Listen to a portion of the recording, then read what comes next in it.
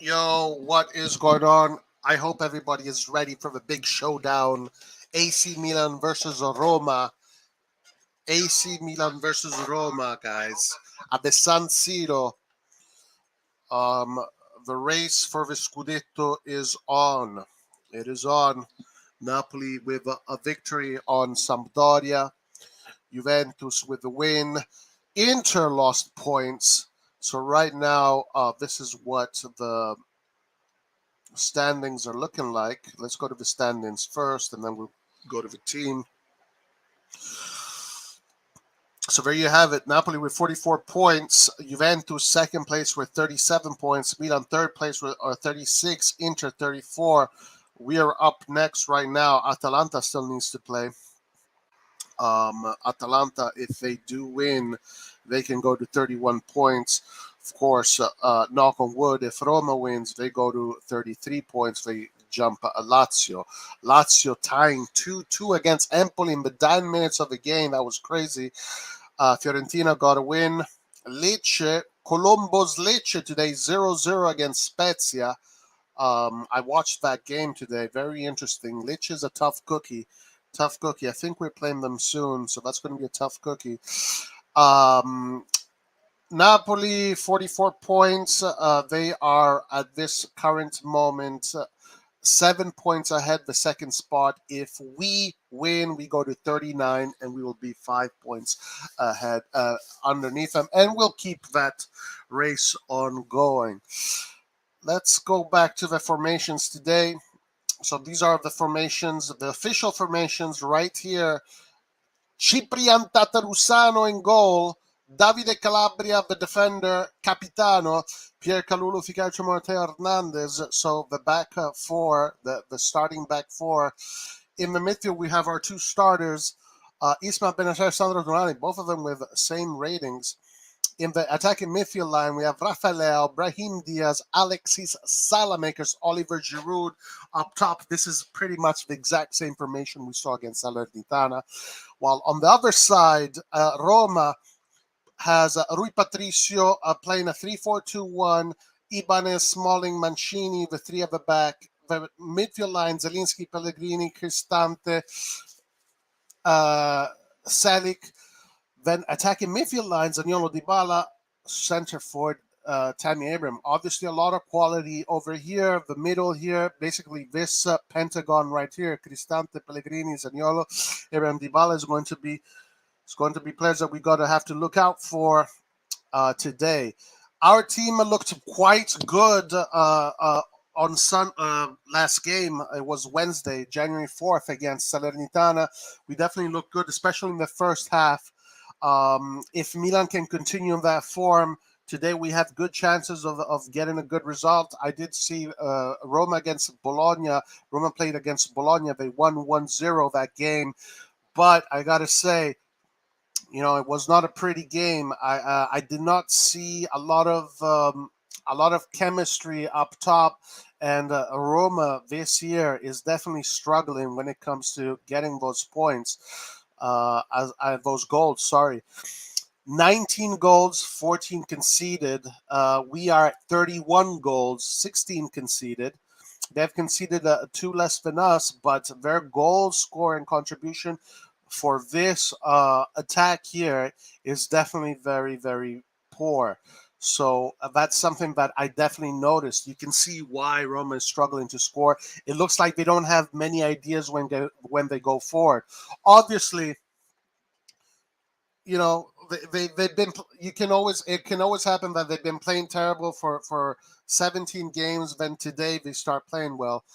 But if you got to just look at the last games, you definitely have to think that Milan today has a good chance to keep this race ongoing. Knock on wood, of course. But it's going to be a difficult game. It's always a difficult game against Roma. Roma always poses difficulties, so that is never going to change. But again, Milan looked definitely like a very good squad on Salernitana. If Milan can continue with that form, with that kind of football today, things should go well. But let's see. Time will tell. What's up, Haisha Montana? We're ready, baby. That's right. Marian Saric, let's go. Emmanuel, Forza Milan, Forza Milan. Yes, sir. Yes, sir. Do, do, do, do, do, do, do, do, do. Let me go back to the formations. Give me a second here.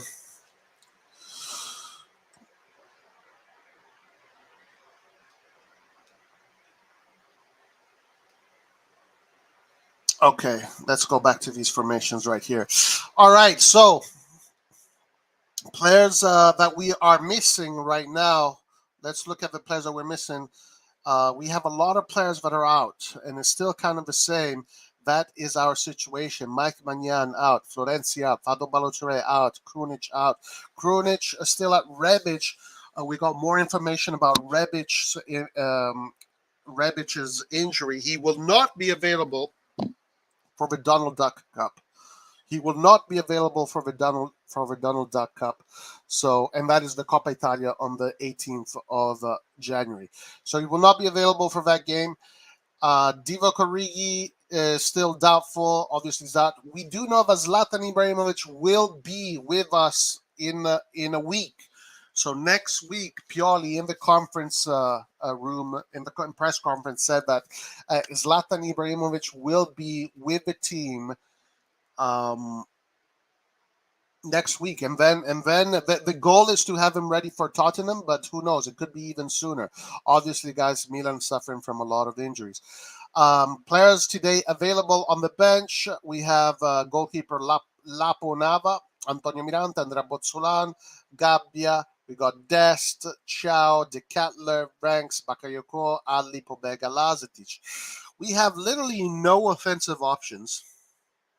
We literally have zero offensive options. Marco Lazetic should be in the only center forward here. The other offensive option you could say is Charles De Kettler, but is he really an offensive option? No, not really. We are definitely. In Italian, the saying is the covers are short. The covers are very short. Offensively, we pretty much have nothing on the bench, but we do have a lot as far as the midfield goes and as far as the defense goes. So this is something that in the long stretch of the game, it can become a problem. We shall see. While Roma, on the other hand, pretty much have their whole squad, only two players missing, Darbo and Wijnaldum. They do have El Shaarawy, Belotti, Shomuradov. So they do end ball there. So they do have offensive options coming from the bench. Hopefully we won't need to look at the bench for scoring goals today. So I'm assuming that Giroud is going to play 90 minutes. I'm assuming Leao is going to play 90 minutes. I'm assuming Diaz is going to play longer. Offensively, it's not looking good today. Offensively, it's definitely not looking good. Let me talk a little bit about Charles De Kettler. I really liked what I saw from Charles De Kettler against Salernitana. He definitely looked good. So I'm expecting to see a little bit more from him. I'm expecting to see some good stuff. And again, Pioli usually is quite honest about these things. He said it in the press conference that De Kettler has grown physically and mentally. I could definitely tell he grew physically against Salernitana. He looked bigger, he looked wider, he looked like bulkier, more muscle, and he even looks taller. But you could definitely tell that he had definitely more ease in doing what he was doing. And Pioli has always said it. He's always said it in his press conferences. These are the players that are looking good, and he's always been right. He's always been right about those players. So we are expecting to have a Charles De Kettler that maybe we did not have this first half of the season. We are going to have. It's almost going to be like a new signing, more or less. Of course, we have Yassine Ali yet to be tested in the deep waters of the San Siro against the big teams. He could provide something offensively, and of course, Marco Lazetic, another player that yet to be tested in the deep waters of the San Siro. If we can score a few goals before the 70th minute, we can close up the team with Pobega, with Ranks, with Bakayoko if you need. We do have Dest and Gabbia. We have Chow available. The first team today has to get the job done. The first team today needs to get the job done. It is a very strong team, though. You got to say that our starting 11 is pretty much maybe the best starting 11 we have, minus the goalkeeper. Put Mike Magnan in there, and this is probably the best starting 11 that we have currently. Maybe you can argue Messias instead of Alexis Salamakers or Krunic instead of Diaz, but essentially the starting 11 is a really strong starting 11. This is a Champions League team essentially. So the starting 11, absolutely no problem. Absolutely no problem. Obviously, the problem continues to remain this right here. Right there. Rebic, Ibrahimovic, Origi, all three of our offensive players out, not available. That is the big issue. As far as not and Messias too, not having Krunic, Balutre, Florenzi, maybe you can mitigate with that. And all, of course, Mike Magnan changes the game. But again, this is going to be a game that our starting 11 needs to get the job done. They need to get the job done today. And then at the 70th minute, Pioli needs to work his subs in. He has to be very careful with his subs because if Pioli needs goals after the 70th minute, he doesn't have many options. It's going to be quite a tactical match. It's going to be a game of chess today. It's going to be a game of chess. It's going to be very interesting. Guys, if you haven't already, make sure to click the like button, subscribe if you are not subscribed yet. And for heaven's sake, Forza Milan, guys. Forza Milan.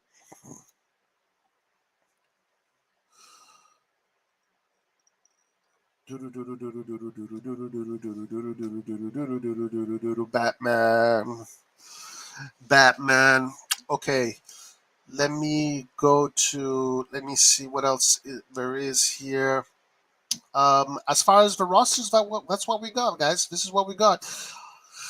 Let's look at the ratings. Tammy Abraham has had a pretty poor season so far in front of goal. I think he only has 1 or 2 goals in Serie A. Nicolo Zaniolo, again, another poor season for him in Serie A. Look at his rating, 6.48, no goals. Paulo Dybala, these ratings can be a little bit deceiving. He hasn't had many games, but he's always a problem. We know Paulo Dybala. We have faced Paulo Dybala many times. So obviously that is going to be the player to look out for, right? This is going to be the most difficult player that we need to be looking at. Got to watch out for Lorenzo Pellegrini in the middle. You know, he can move things around. I think Ismael Benacer, Sandro Tonali is really high level. I don't think we'll have much problem keeping the ball today. If I am to make a prediction, I am predicting Milan to keep the ball most of the time and keep possession and dominate the possession of the game. I am expecting Roma to have chances. Of course, we have to be good at closing down those chances. But I'm expecting Milan to have a lot of chances too, with Rafa Leao, who seems to be in form. Teo Hernandez at the San Siro always has good games. Brahim Diaz, last game, he looked really good, Brahim Diaz. Brahim Diaz, guys, I really believe, when I say this, I really sincerely believe that Brahim Diaz has reached his next physiological level, the beginning of the next stage, pretty much, of his physiology. At 23, now his body, his mentality, just his ability to mitigate the football in area and spaces is good. We saw it against Salernitana. Hopefully he can bring it against Roma. If he does not, if he is struggling, we do have that Charles De Ketelaere card. And I'm thinking Charles De Ketelaere, with the body type that I saw against Salernitana, I don't think he's going to be pushed around off the ball. Salamakers is really good to have because he's going to do all that work rate and all that offensive press. That offensive press is going to be key. One thing about Napoli is that Napoli does not press you high. They allow you to keep the ball. They back up. So by squashing the team into their own half and then pressing them when they do have the ball, Alexis Salamakers is very useful. Oliver Giroud is a player that he's good with the layoff. He's definitely got a little bit better with the layoffs, but he's a player that needs the service. So we're expecting Brahim Diaz, we're expecting Leao, we're expecting Teo Hernandez. And guys, let's not forget, we have Davide Calabria back. Davide Calabria is back. And we saw what a difference it is when our team is fully balanced on the right and on the left. And Calabria looked really good against Salernitana. So Calabria today, being on this right side, is going to be really good. What's up, Andon? How you doing, my man? You're here. I didn't see you. Yeah, just waiting the game to start. Andon. The man that does not want to accept reality. Guys, please like if you're new here and subscribe.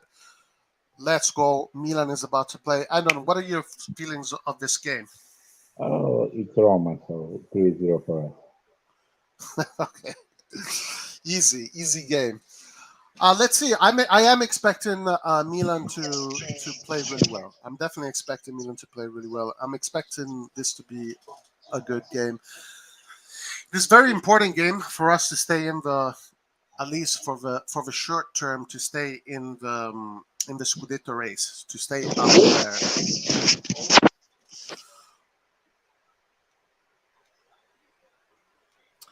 Okay, Oh, guys. and we have some updates on the Benacer contract. Even though he will have that release clause, it will be only valid for from 2024 and for the 2 weeks in July. First of it. Yes. Actually, thank you for bringing that up. Benacer, guys, has pretty much said yes to the contract, to the AC Milan contract. So he's going to be renewing with AC Milan. This is great news. It's also a good signal from the ownership. Continuity is very important for any sports club. Benacer obviously is one of the most important, if not right now, the most important player in the team. Having him renew is a good thing. So he is going to be renewing 4 million plus bonuses, brings it to close to 4.5. That is what he was asking for essentially. And yes, basically he still has this 50 million contract clause, which I'm not a big fan of personally. I think it's not. I think it's cheap. I think he's worth way more. But it won't be activated until the summer of 2024, and all the clauses, including Leao's clauses, all the clauses of the players are only active in the first 2 weeks of the mercato. After the second week of the mercato, all those clauses become annulled, and that is because Milan doesn't want to get themselves in a situation where they lose a player in the last days of the mercato, and they have to, and they find themselves in emergency situations. But all in all, guys, the news regarding renewals is going very well. Benacer looks like he's renewing. Leao looks like he's renewing. And Giroud also is going to be renewing. Moment of silence for Vialli, guys. Let's participate in this. Moment of silence for Vialli.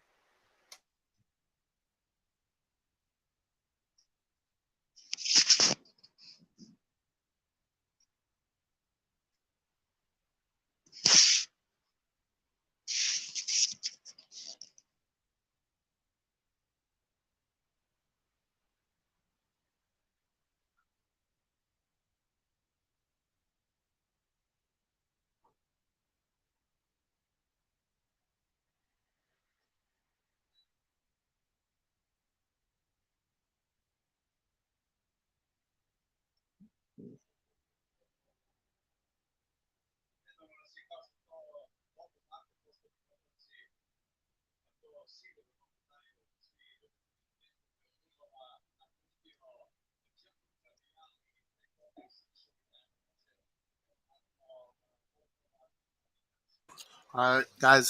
Gianluca Vialli, one of the legends of Italian football, one of the super great strikers of the '90s, got to a Champions League final in 1990 with Sampdoria, lost against Barcelona, and won the Scudetto, I believe, that same year with Sampdoria. Also was participating in the Euro win with Mancini, one of his really good friends. Mancini and Vialli, both striking partners in that great Sampdoria of the '90s.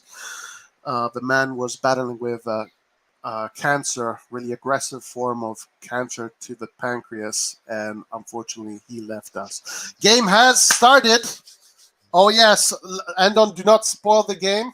Yeah, I know. I'm 30 seconds ahead. Okay, all right, guys. So we I'm have a. just I'm just a little bit worried because it's raining, and with our luck in injuries and our style of play, this could be a problem. Yeah, it's raining all over Italy. Every single field I've been watching, there was rain. It looks like there's a huge cloud over Italy, just pouring down. Milan with the first kit, red and black, black shorts, black socks, and Roma all white. Today, field looks decent. The rain can be a problem. Let's hope not. Let's not hope not. And listen, regarding the renewals and the release clauses, I can understand even Benacer asking that renewal clauses because he also wants to see in what way the club will develop. I think Yeah. if we continue to grow and if we continue to be a factor in Europe to even try to win the Champions League in the next 3 4 seasons, I think even with the release clause, he will just reject offers. I believe the same thing too, Anwar. I think that, and the same thing goes with Leao and the other guys. I think that if the team becomes a team that is capable of winning the Champions League and competitive in Champions League, like why would these players leave? They have everything they want here, unless they want like super contracts that only PSG can offer. But essentially, we are not the contract that was being reported that Manchester City was offering to Leao is pretty much the same as the contract that Milan is offering Leao. As far as the wages, it's pretty much it's close. It's pretty much close. Anyway, We are starting good. We look good. Brahim Diaz right away taking the ball off of Abraham. Very nice, Brahim Diaz looking good. Good pass to Brahim Diaz to Leao. Leao on the wing, dribbling, crosses in the middle. Ooh, right away, Tonali almost met that. Giroud was there as well. Right away. Milan pushing the envelope. I like that I'm seeing more often link up play between Leao and Tonali. Yes, they seem to have a good chemistry with each other, even off the field. It seems like the whole team has really good chemistry. Are you interested in becoming a nurse? No. Whether you want to be an LPN or an RN, Bryant and Stratton College has 4 different nursing programs to choose from, including one that you can finish in as little as 12 months. Bryant and Stratton College's campuses are Okay, conveniently watch out for located in Parma, Roma Solon, and attacking Akron. with Get in, Zaniolo. get Tries out, get to watch out ahead. by Kalulu Find out defending. more by What do you visiting think about Calabria being back? What are your bryantstratton.edu. opinions Get on started Calabria now. being back? Does it give you more Classes begin on security, January or do you 11th. feel like Kalulu was better there?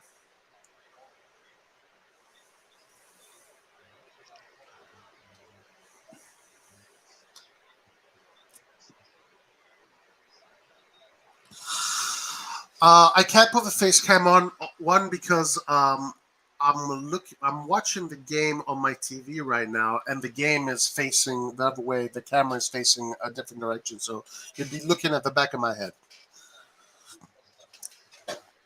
You'd be looking at the back of my head. I guess we had compromised that release clause for Benny. It would have been much better if he was racist. I agree with that, but I guess compromise is part of the game. But listen, that was one of the how do I say the one of the conditions he to renew.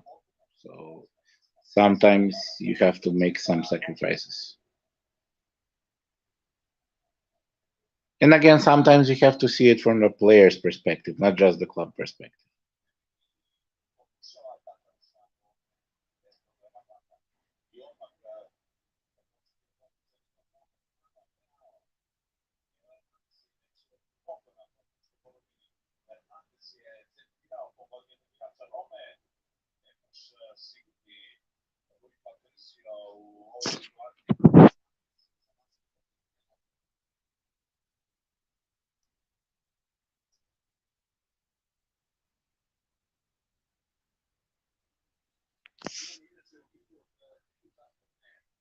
I mean, we won't even have to find a replacement if we continue to grow. He will stay. So that's a way how he can protect himself.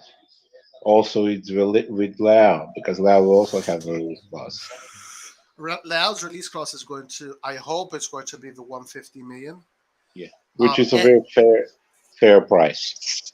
it's a fair price. You know what? Honestly, I'm going to be a little bit controversial. If Bellingham is worth 200 million and Foden is close to 200 million, then Leao should be worth 250 million, my opinion. Yeah, but But that's more due to them being English and yeah, right. registered in But that EPL. to me is not an excuse. I mean, so what? I'm English and I'm worth more. That is, what is that? That is just that's not football. That is, I don't even know what that is. But it is what it is. It is what it is. I mean, I hope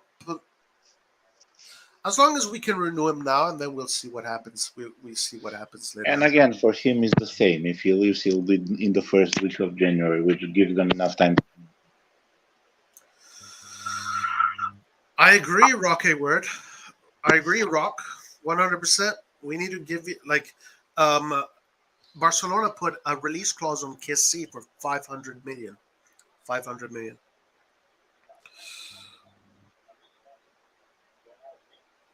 More like 20, 30 million. There's 20% cut for Empoli in case Benny's sold. Oh, wow. That is going to also be part of the new contract? I don't. Why? I don't think so. No, Why, no, why that's would, not a new contract. why will that be part of the new contract? That doesn't make sense. I don't think so. Guys, we have Milan on the offense attacking with Calabria trying to put the cross in. Right now we're 7 minutes in. It's been a 50-50 match. Milan looking good. Really good pass from Brahim Diaz, guys. Brahim Diaz is looking very good right now, especially that last game. He came off a really good game. Today he's starting off really good. It looks like there's space for him to play today.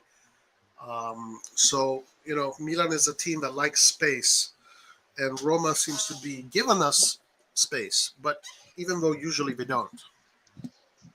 Usually Roma likes to close back. Well, yeah, they are. If you guys look at Roma, they're not really pushing up. They're all running backwards, essentially.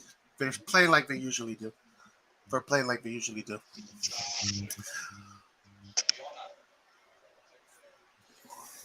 I know. What's up with Napoli, huh?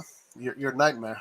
Napoli has become your nightmare. Nah, they they more or less did what I expected. It wasn't an easy victory because You said they're going to lose. No, I said a draw, not lose. I said a draw. You said first you said lose, then you said draw. No, I said draw against Sampdoria and lose against Juventus. But still, they were playing with men up for like 50 minutes, and they needed a penalty to score a second one. Guys, we have the situation here. Cristante. Looks like we have a situation. Would you like Kessie back? I read he wants to leave Barca. Would I like Kessie back? Listen, I don't mind having options on the bench. I don't mind. For me, players is equal solutions. So the better the players you have in your depth, the more solutions you have. That's what a player is. A player is a solution. So I wouldn't mind if that happens. But I don't think it's going to happen. What about you? But I think it's more beneficial for us, for example, to push somebody like Ranks who can be even better than Kessie rather than to bring back Kessie who is totally out of form. And let's say we don't have much luck with bringing players back at Milan. Yeah, I don't disagree with that. I think it's water under the bridge right now. Kessie chose his bed, and he chased the money. He chased Barcelona's money, and now he pays the price. The financial offer was not that different from what we It was like offered $1 million more, but the difference was the agent. The difference was the agent commissions. Milan, I don't think Milan. Well, first of all, Kessie was happy with what Barcelona wanted. Guys, we have a cross coming in.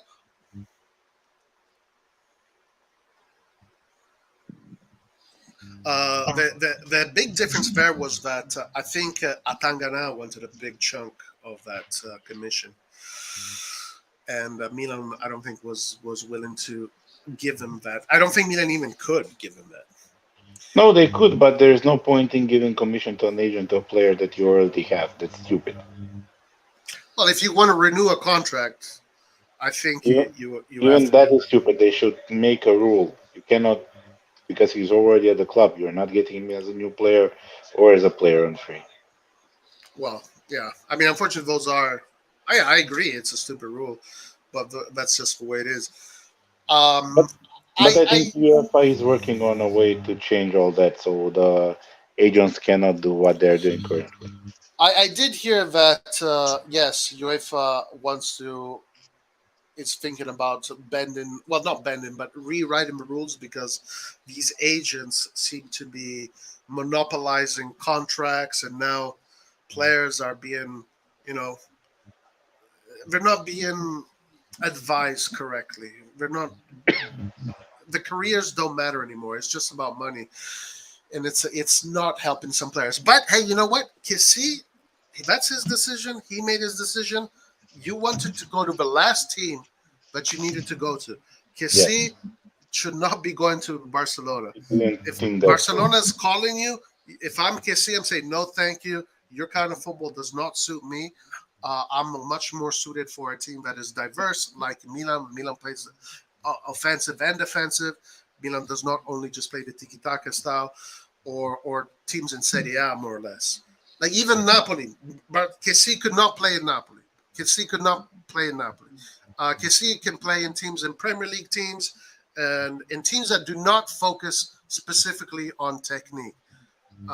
Casey Kessie, would be perfect for the EPL. yeah, he's a good player for the EPL because he does both phases, offense and defense, in a balanced way. Um, but not good enough technically to be a Barcelona player. Anyway, he hasn't. Barcelona has played a few games now, and I've been looking at that, and he has not played a game. He has not played any minutes since He the played season has now. He started. played now in the cup Ah, okay, he when did they play now. The when two they pre- drew a fourth division team. the two previous games, he did not. He did not even play a minute. Even now he's on the bench. Right now, he's on the bench. Yeah. They're playing against Atletico. Milan squashing Roma, by the way. A lot of the ball is being played in Roma's half. So Milan looking good. Milan pushing the envelope. Milan playing with a verve, with a certain electricity. We like to see that. Hopefully they can convert and make it count. Close the Kessie chapter. He left, so we move on. I totally agree, Lucas, at this point. Branks is going to be better than Kessie. I believe so, too. I definitely believe so as well. I think we all agree with this, that Branks at this age is better than Kessie at when Kessie was 19. Branks has good qualities. I don't know if we're going to buy him in the end. We shall see. But he's definitely got decent qualities for sure. Roma on the offense. Calabria does a really good job of winning the ball back to Salamakers. Salamakers on the right. Salamakers pushes the ball to the middle, gets fouled by Zaniolo. Milan get to reset the game.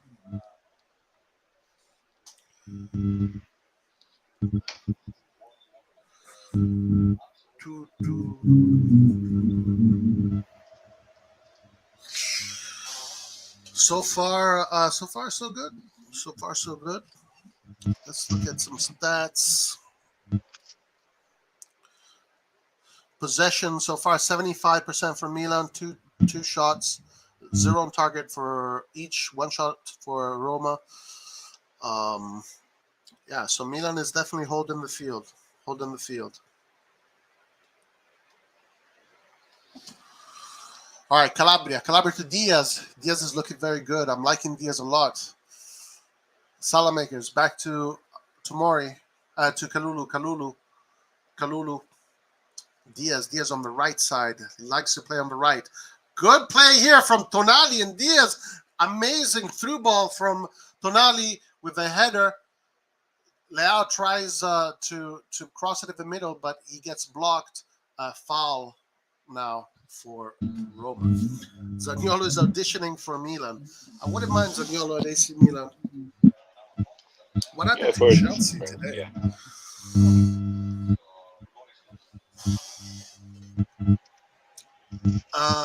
Hey, Anna, there's something going on with your sound. Say something? Can you hear me now? Yes, I'm hearing some low frequencies coming in. Let me check. Just 1 second. Diaz with a really good tackle on Dybala. It looked good to me, but the referee decides to stop it.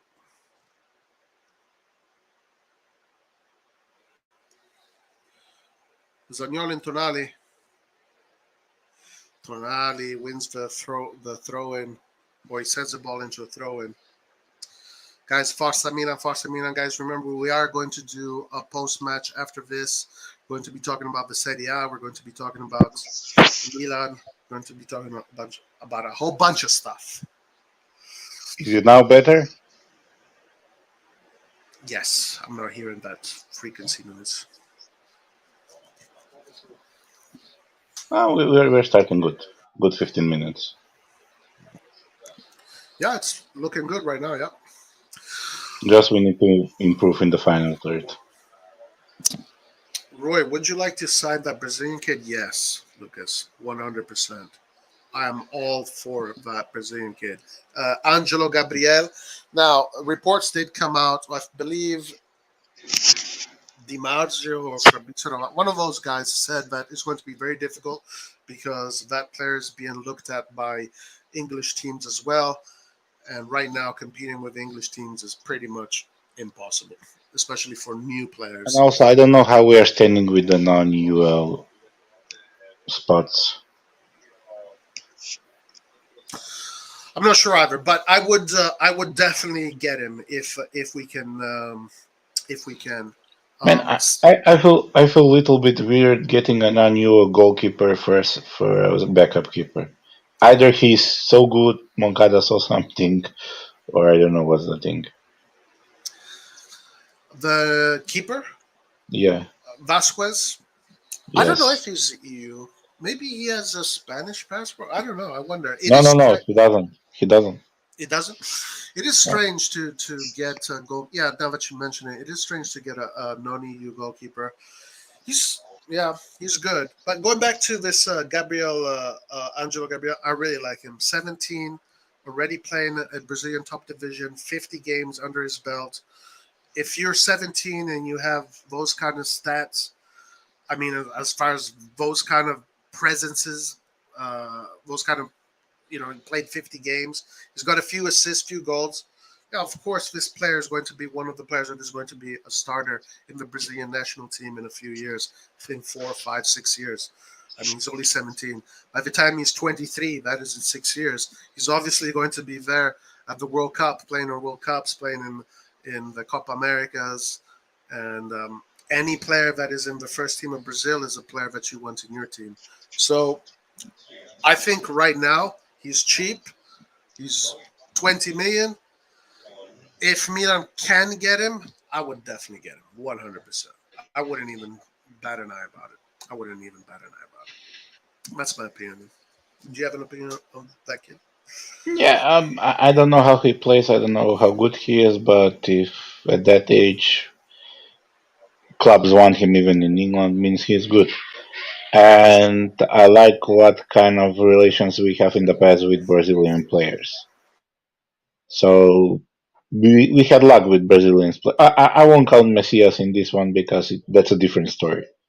But getting young Brazilians almost always paid out for us, especially in the attacking department. So if I get him for 20 million, 15 million, that would be great. Yeah, Milan has a very good history of Brazilians, and of course, Brazil produces excellent footballers. So, yeah. I'm very excited. I'm very interested to see what the future brings as far as these youngsters, but also being developed. Because I really want to see the youngsters being developed. Like, okay, let's say we don't get this Brazilian kid, but we get Chaka Traore in the team. I'm happy. That's a win. Colombo, or Lazetic. Lazetic can finally become a first team player. Or instead of having Rebic as a backup, give El Halili a chance. Or El Halili, right? The other player who Yeah. scored a beautiful goal against Napoli in the Primavera. Yeah, so we definitely. I'm very curious to see how we develop our players. I really want to see them. Okay, guys, I can check the individual stats. In the meantime, Hans is here. What's up, Hans? Hey, what's up? What's up, Hans? Not much, just watching the game. What minute are you guys in? 21st. 21st. Oh shit, my stream is way behind then. All right, these are Salamaker's stats. He's got his 13 touches, accuracy passes 8 out of 9, 89%. Dribble attempts 1 successful, ground duels 1. He's pretty good stats so far. I feel like we're dominating, basically. He's lost possession twice. So yeah, guys, you tell me what player you want to see the stats of. I got everything here, guys. We are loaded and charged here. But 2A, Hans, 2A. We're loaded. Speaking of Salamaker's on the ball, trying to look for a cross. He does cross on the ball in the middle. Ooh, Giroud tried to square the ball to Diaz. Yes, we definitely are holding the field for sure. Hopefully it translates into something. Well, so far I count 3 times. It's been 2. We're not creating many chances. Roma really are there for the taking. Giroud in particular is having a bad game so far. We're playing 10v11 at the moment. Now, Lab Gorilla is the most negative person in the world. I don't think we're playing a bad game. I think we are eventually going to break this down. But I don't know, man. I don't know. I don't know. I don't want to be overconfident either. What stream I'm watching Paramount. Rome Van Dijk. What's the Dutch player? What's his name? Virgil van Dijk. What you can do is get a VPN.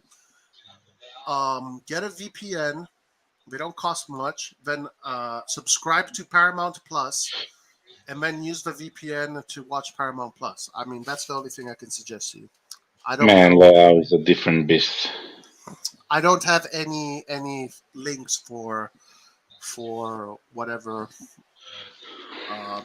pirate streams. I'm sorry. Leao on the run. Leao using his power, going all the way, coast to coast for Leao. Leao coming forward.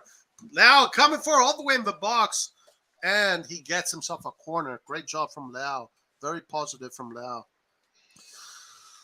I counted his chat for, of course, lose possession. Okay. Alexis is just not good enough. Guys, his stats are pretty good so far. And one more loss. Let's check. Let me check. He ground duels 1. He's won 3 out of 5. Possession lost 4. It's 4 now. It's 4. So it is 4. So far, ratings, it looks like for us, Sandro Tonali, according to the SofaScore algorithm, is having the best game so far, the most efficient game with 7.2. He is right now the player with the highest ratings on the field. Corner kick for AC Milan, Benacer. Low corner kick. Ooh, chance here for Milan. Cagey game. Guys, any comments on the game so far? Give me an in-depth analysis. Well, we are playing good. We are controlling the ball. We are not letting Roma have any kind of chances. As I said, the only thing we are missing is more composure and more to be more clinical in the final third. They need to somehow find a way to get that ball to Giroud, which is lacking right now.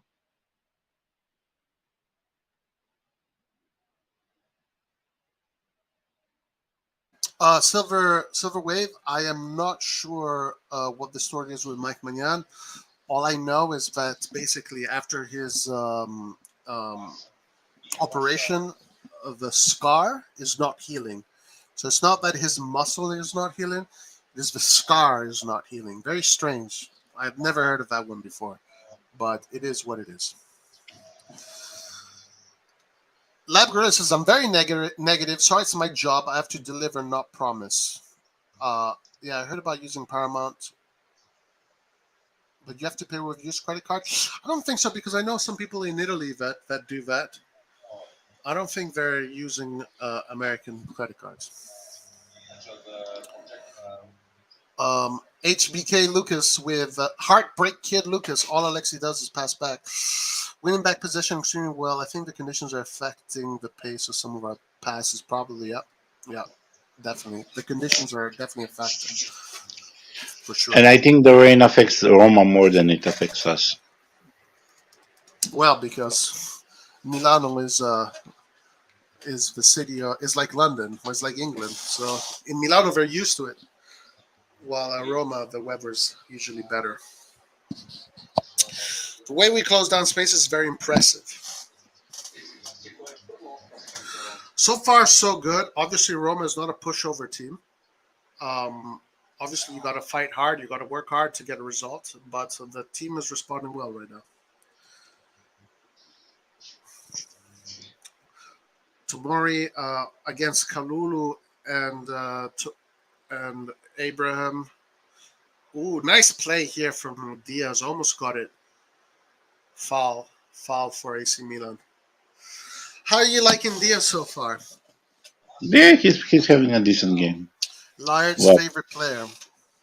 What you can expect from Diaz, this is fairly dead. Because people also forget this is Diaz's third year, right? Something like that.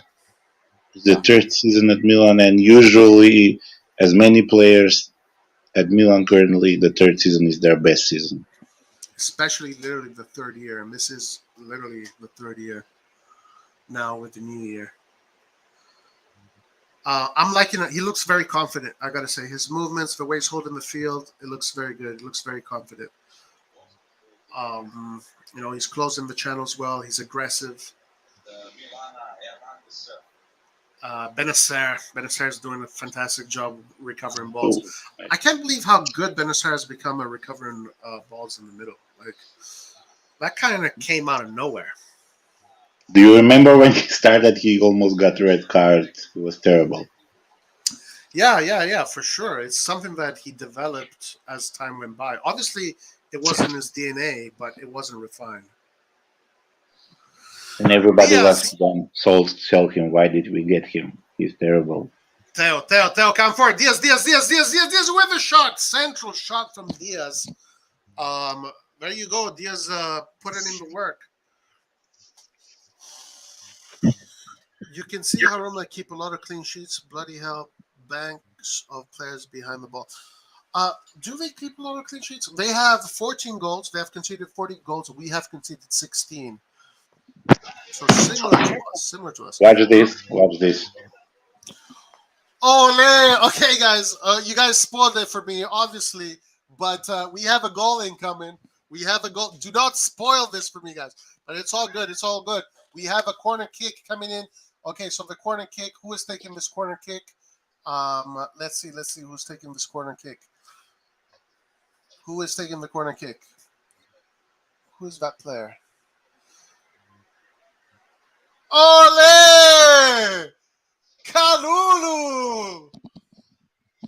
No way, guys. Kalulu. Man, how Tonali improved on those corner kicks. That's amazing also. I was Tonali. Okay, I couldn't tell. So Tonali with a really good corner kick right there in the middle. Guys, this is what we want. We want to get the goals with the first team. We need to get the goals with the first team. Because remember, the bench, there's not many goal scorers on the bench. So getting the goals right now, the first half, this is exactly how. And now, if we are smart, we're going to continue pushing, get a quick second. Yeah. And then relax a little bit. Guys, what a goal by Kalulu. Diving header right there in the middle. Got himself off the marking from number 3. I think that is Who's number 3, Mancini or Ibanez? One of those two. I'm not sure who it is, but he gets off the marking, dives in like Inzaghi, guys. Inzaghi crime. Kalulu with a great goal. Grande Kalulu. Bravo. Bravo, Kalulu. I want to remind everybody, 500K. That's how much we paid for him. 500K. First headed goal of the season. And we scored from a set piece, which is really guys, rare for us. don't worry about it, guys. Don't worry about it. We got this, Paisa. Wait, Paisa, we got this. The Milan fans are happy. Everybody's happy. So let's keep it up. I agree with you. We should try and get another goal here. At least try to keep on pushing for another goal. And Yeah, just keep the pressure on. Keep on pushing, and then if you get it, good. But definitely keep the pressure on. Definitely not, not sit back and protect the because Dybala has a release clause of 20 million if Roma doesn't make the Champions League. Will you take him? Wow. I gotta think about that one. Ooh. I would, I'm going to say something that I'm probably going to get a lot of heat. I would try and continue with Diaz instead. Yeah, also, I don't really like much that Dybala, but we can take him for a striker. For As a second striker? A backup striker? Yes. If the opportunity is there, of course, if Dybala joins me, I'm not complaining. Not for the camp, because I believe in Diaz and CDK. But for a second striker, yes. So what is the situation with it? Repeat it again. If Roma doesn't make the top 4, he has a 20 million release clause. 20 million release clause. If Milan has the money to afford that and his wages, then all good. What can I say? He wouldn't be my first choice. He wouldn't be my first choice. I actually agree with you, Rock. I would actually go with Raspadori over. Raspadori is too late now. Shit, look at what Abraham did to Benacer. Ooh, Benacer, man, that's a ugly twist of the ankle. Diaz has been here for 3 years and hasn't exploded yet. I'm telling you, Lucas, physiologically, now Diaz, this is the beginning of his explosion. Let's put it that way. Physiologically, I think he has like 4 goals and 3 assists this season, which is very good. Yeah, he does. Red card. Rock calls for a red card. Let's see if it goes to. No, it doesn't. Did he even get a card? It looks like he didn't even get a yellow.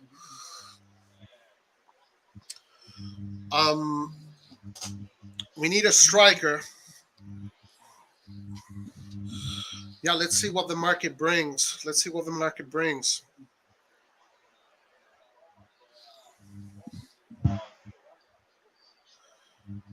Well, Diaz is playing. Oh shit, Dybala trick a little shit. I hope you.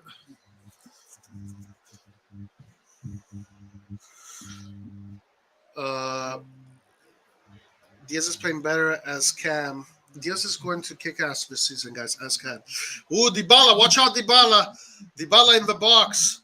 Luckily, he kind of tripped over his own feet right there, and the ball now is out for nice play by Abraham. Lucky nutmeg, but it is a goal kick. Overall, decent defending, but yeah, you got to watch out for these players. They have quality, and we have to defend with caution.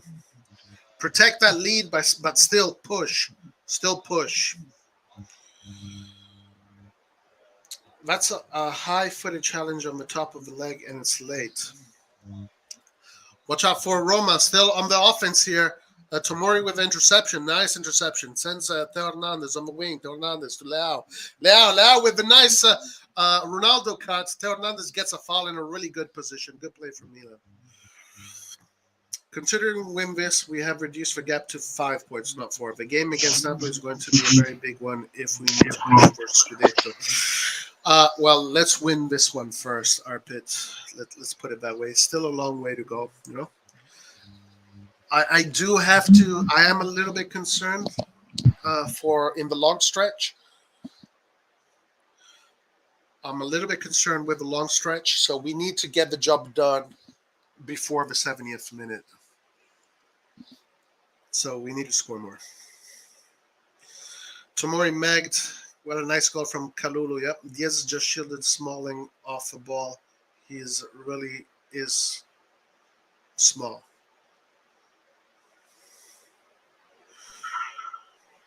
Maybe Inter need Kalulu that striker. All right, Tomori. Oh, look at this. Let's analyze a little bit of tactics. Milan playing with 3 at the back right now. Calabria, Kalulu in the center, Tomori on the right, and the pivot up top, the lone pivot, the lone regista Benacer. So this is usual Milan, the way they build. The Hernandez goes on the wing, and Leao in the middle right now. Leao in the attacking midfield position, Brahim Diaz on the right. Leao and Brahim Diaz working well on the right. Leao with the super feet from Leao. Mamma mia. Leao, what feet? Leao now goes back to the left, finds his buddy Theo Hernandez. Theo Hernandez back to Leao. Leao looks for Giroud. Giroud with the layoff to Salamakers. Salamakers with his shot. Interesting. Good play there. Good tactics from Milan. Good tactics from Milan. Small and swall. That's right. Oh, I get it. Small. I get it. There you go, Lab. Come on. Let's do it. Was Mourinho suspended for this game? Are you talking, Andrew? Yeah. You sound far away. You sound really far. Was Mourinho suspended for this game? You know what? I don't know. Because I don't see him on the bench. Salamakers with the cross gets himself a corner kick. Too bad it wasn't Benacer that volley. Yep, recreate that goal from last season with Giroud layoff. All right, against Cagliari. Was it against Cagliari? I think so. Yeah. Corner kick from AC Milan, guys. If they score, do not spoil it, please. But I'm sure you won't be able to resist that. It doesn't matter. Don't worry about it. It's all good. But here we go. Corner kick from AC Milan.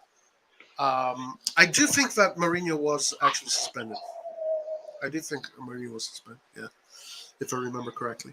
So Tonali with another corner kick. He takes the corners on the right side while Benacer takes the corners on the left side. It looks like since Benacer took the corner on the left side earlier.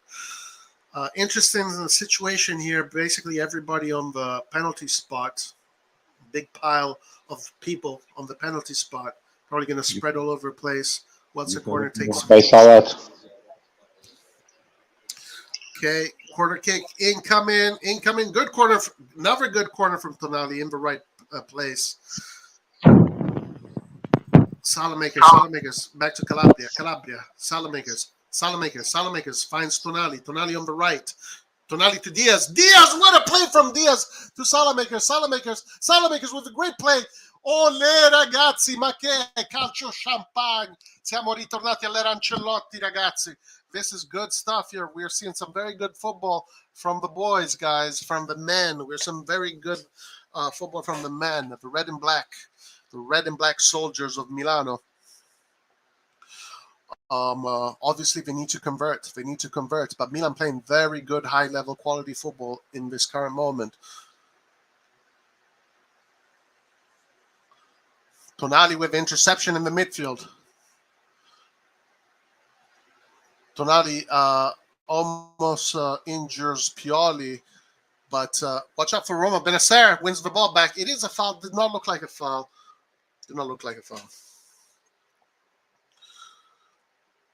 We need another game. It's becoming stretched suddenly. We need another goal. Great play, Salamakers. That was a very good sequence here. Very good sequence. Look at Kalulu still in the area from the corner kick.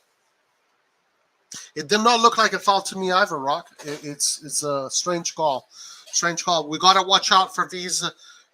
We gotta definitely watch out for these kind of situations here. The set pieces always uncomfortable. Always uncomfortable. Good trajectory here from Dybala, but Tomori with a great interception does a great job. Diaz pressing Pellegrini. Diaz pressing really well. Salamakers pressing. Diaz and Salamakers, the two youngsters. Press. You guys are young. Run. Now is the time to consume all of your energies.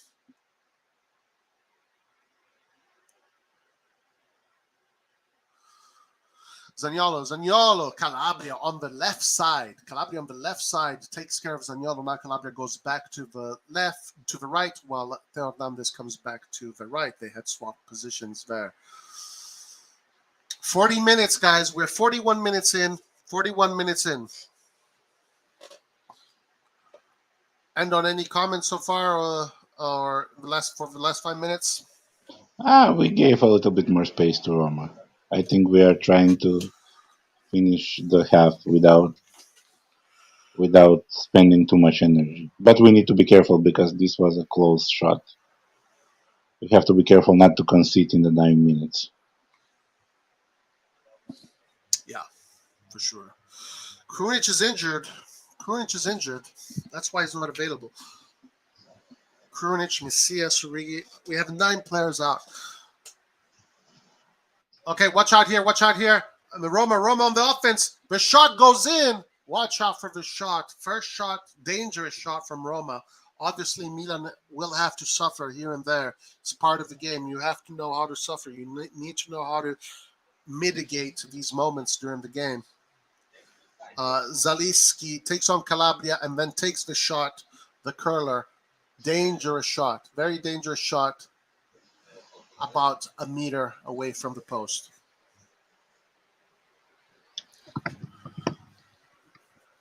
Obviously, right now, it's very important for Milan to at least try and keep the clean sheet,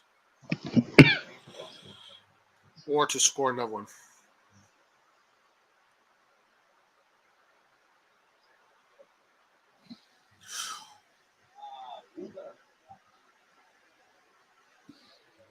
Yeah, just we need to be a little bit more careful because one mistake. Watch out for the players who want to make a name for themselves against the mighty Milan. That is always one of the curses, right? Players always get motivated to play against Milan. Watch out now. This is time to defend. Now. Calabria, no nonsense, puts it in the corner. Corner kick for Roma. Now is the time to defend. Let's go.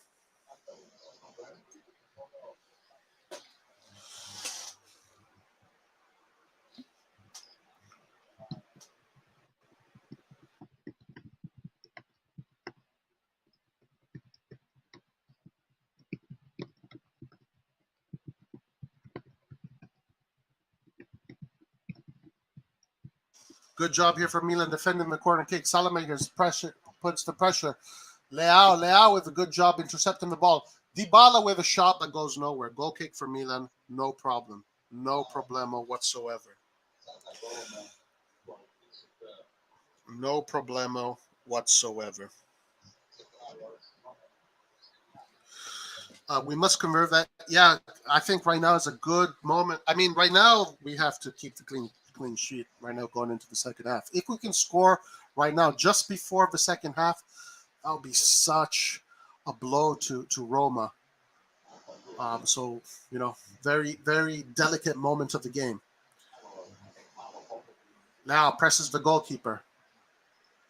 Giroud takes Leao's position, covers for Leao. Leao now the center forward. Giroud the left wing. Tomori looks at Tatarusano, goes back, resets all the way back to Tatarusano. Tatarusano, a lot of space to slow the game down now. Kalulu, Roma's not pressing, so Milan can slow the game down at walking pace. This is exactly what Milan wants. Roma just playing into Milan's tactics. Kalulu back to Calabria. Calabria can easily go back to Tatarusano. This is exactly what we want right now. Just let that time go by. Tomori spreads the ball to Calabria. Calabria on the wing to Salamakers. Salamakers looks for Giroud. Giroud back to Salamakers. Calabria with the run forward with the ball. Nice play by Calabria. Calabria, Diaz. Watch out here. Calabria is all the way up. Got to watch out for these counterattacks. Luckily, Roma messed it up. Milan, possession back with Milan.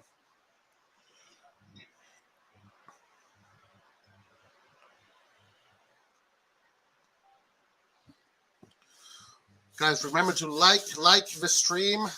Like it, like. Subscribe if you're not subscribed. Do all that good stuff.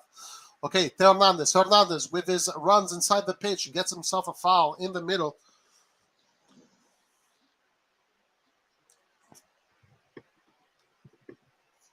So far, we're almost half is almost finished. It'll probably be finished for you soon, and I'm assuming.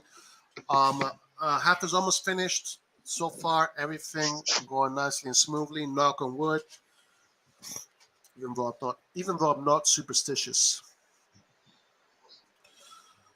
Rock says Kalulu pocketing Abraham, Tomori pocketing Dybala, and Theo pocketing Zaniolo. This is what they have to do. Those are the three main players they got to watch out for. And Tonali and Benacer got to watch out for Pellegrini, their playmaker in the middle. All of these are players that we got to watch out for. 71 possession. Set piece for Milan. Benacer with the ball in the middle. Nobody is there, but ball keeps Milan keeps possession. Go. That's correct. All the way back. Benacer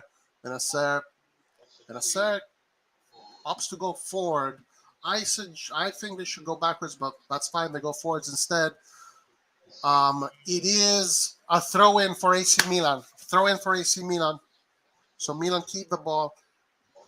Second half is almost upon us. I mean, first half is almost finished. Tomori. Calabria. All four defenders now in the back, not risking anything. All four of them in the back. No need to do three at the back. There's only a few seconds left, so all four at the back. Benacer, the usual lone pivot. Tomori to Theo. Milan slowing the game down, walking pace. Very smart, tactically, strategically. Benacer with a bad touch of the ball. Dybala with not many options. He does spread the ball to the other side of the field. That's it, guys. First half. Andato. Woo! Good game from Milan. Milan looking good. They looked good against Salernitana. There's definitely something there. There's definitely a certain zest, a certain electricity that we saw against Salernitana, and we're bringing it to this game too. And obviously, the San Siro this year has been a fort. It's been a fortress. I'm very happy with what I'm seeing. We're going to go to the player ratings, talk about the players so far. I'm going to see what you guys think in chat. I know what you think. And but so far, so good. We'll take the 1-0. I'm just going to say this. I repeat, just looking at our bench, we don't have many offensive options. I mean, Lazetic, do we really consider Lazetic an offensive option? I don't know. Charles De Candler could be. And that's it. Maybe Yasinadli.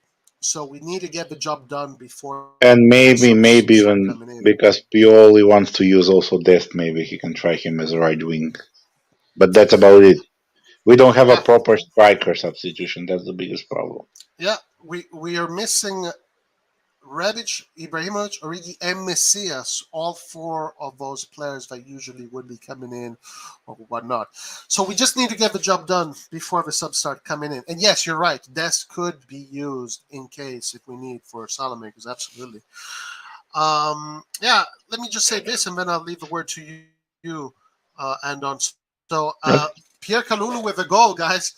Incredible. 7.6 ratings according to SofaScore. So the algorithm is putting him as the best player so far. Right after him, it is Sandro Tonali with 7.5. Brahim Diaz 7. Isma Benacer 7.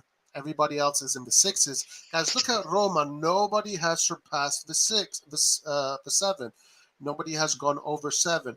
So obviously, you know, the ratings which basically counts the statistics, passes, XG, whatever, whatnot, are saying what the eyes are seeing. Right now, we're dominating. We have the advantage, but there's always a trap around the corner. You got to be careful of, right? What do you think? Yeah, well, it was more or less what I expected. If it wasn't raining, I think we could have scored at least one or two more. The rain makes certain things difficult, but based on that, it was a good goal. We are looking solid at the back. Kalulu scored that goal. Tonali and Benacer, they're looking more and more. As time goes, they're looking more and more better. They slowly are learning how to control the game completely, which gives us a lot more options even for the attack. I'm happy from what I'm seeing also from Calabria and Salamakers. Don't forget they're coming back from injury, and the way they're playing is very good, especially after that prolonged period of time. Leao tried something.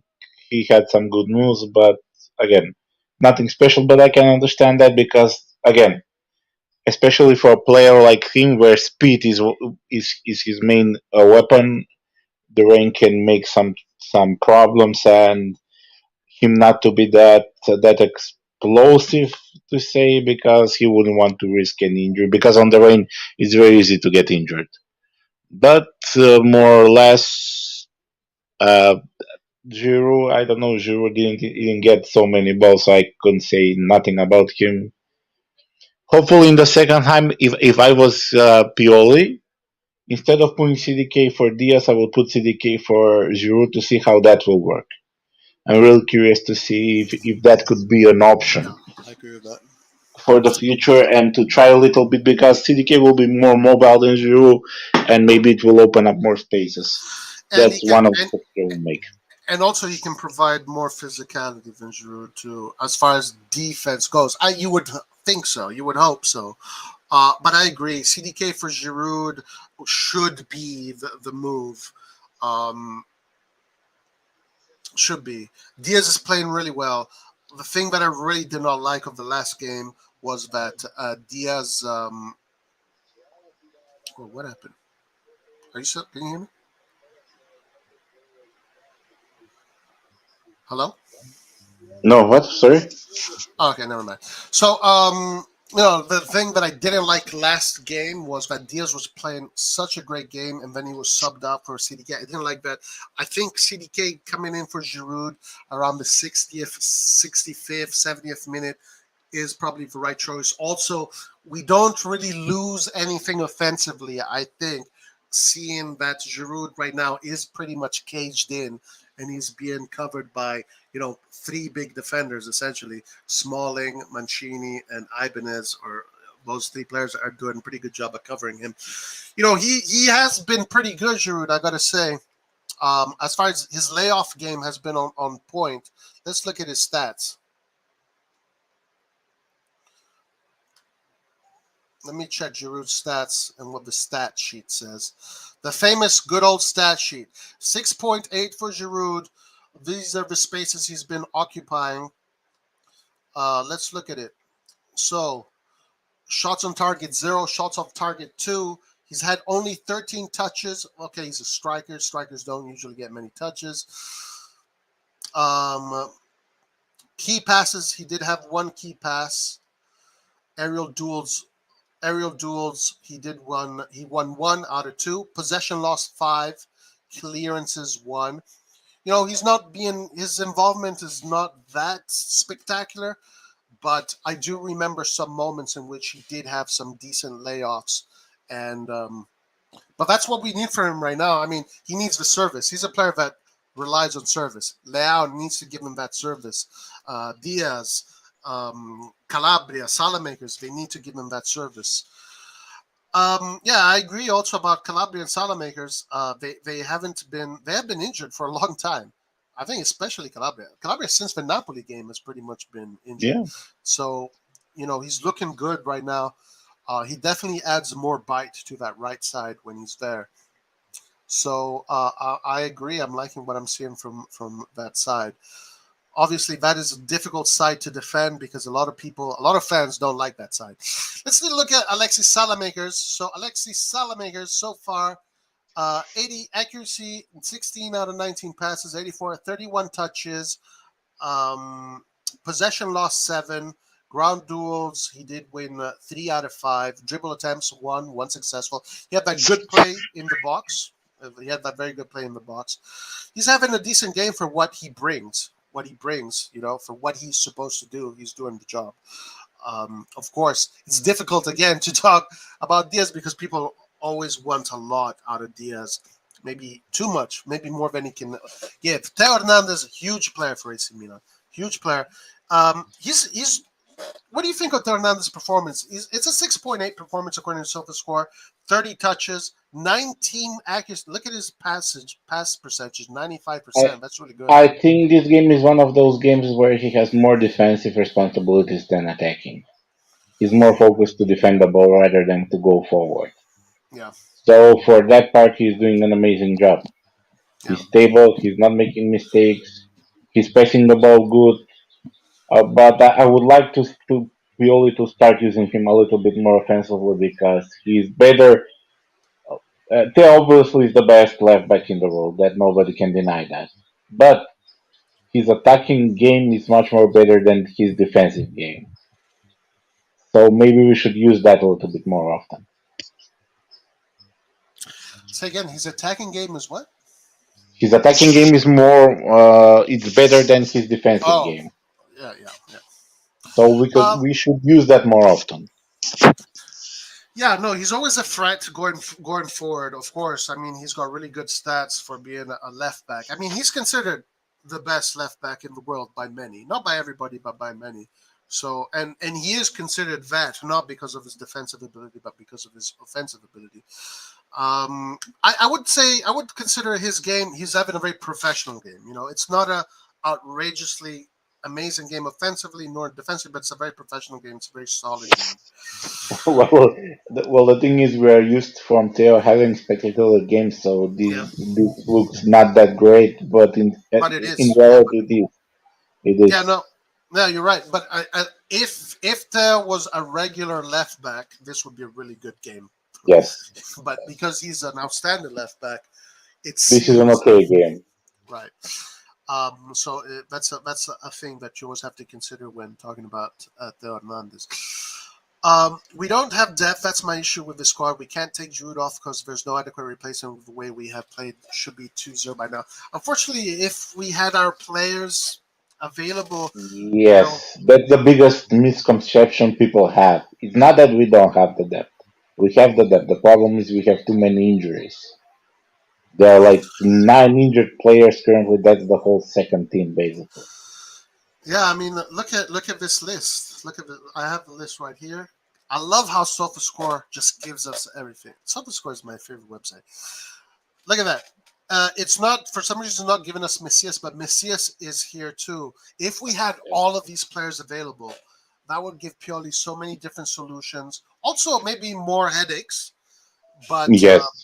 But definitely more solutions. First of all of these options are more important for the attack because let's say we have them healthy, especially for the right side. Here we have a perfect backup for Calabria in Florenzi, where he can cover that game. And also you have Messias who can cover for Salamakers, but also Origi can play at the wing as well. He can be an option there. Also, Rebic had put some in good performances on the right wing. In the so those are like 3-4 options that we cannot use. Yes. So obviously, right now the injuries is causing the situation. Let's look at the stats. 70% ball possession for Milan. 30% Roma. And this is about this possession. This is something that we are not used to see from Milan in the past. We never had that percentage of possession. Are you sure about that? I don't know about that. Not especially against bigger teams. Not against Roma. I'm not so sure about that. Against Roma, I believe that our possession stats are usually pretty good because Roma is a team that does not. They give you the ball. They essentially give you the Yeah, lead. but not this much. Not because this first half we basically closed them completely, Yeah, except for the last 2-3 you minutes. can argue sometimes it's in the 60s. 70 is a pretty high number. It's Yeah. definitely a pretty high number. Total shots 6 for Milan, 4 for Roma, 2 on target for Milan, 0 for Roma. So Tatarusano has had to do no saves so far. Hopefully they can keep it that way. Corner kicks 3 for Milan, 2 for Roma. Yellow cards 1, and I think this is what Lev Gurley was talking about earlier. He was saying Malau has a yellow card. Is that so? Yes, Leao has a yellow. Mm, mm, mm, mm, mm, mm. Oof. What to do if you're Pioli? What to do if you're Pioli with Lau's yellow? But there is no need because Leao doesn't do that much in the defensive part. It was a stupid tackle. He won't repeat it. So it's rather safer. The problem is when the defenders and midfielders have a yellow card rather than an attacking part. Yeah, the thing about Lau, though, that sometimes he can, let's say, go into a tackle a little bit, what's the word? Um, discombobulated a little bit, like not so composed. And Yeah. he might get himself by mistake a yellow card, like a harsh yellow card. So it's definitely something that maybe Pioli needs to consider, but I don't think we have the privilege to do that today. we don't have anybody on the wings to replace them. Yeah, Everybody's injured. I don't think we can. I think he has to risk it. He has to go all the way.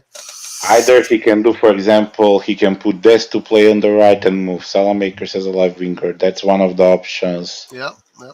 Other option is to try to use Adli as a left winger, which is terrible. He's just not a left winger. So basically, we don't have any kind of options for the wings. Yeah. Yeah, today there's no options. So yeah, there it is. Or put Dest as a left back and push Theo forward. That's another thing that maybe sometimes he can try. Mm.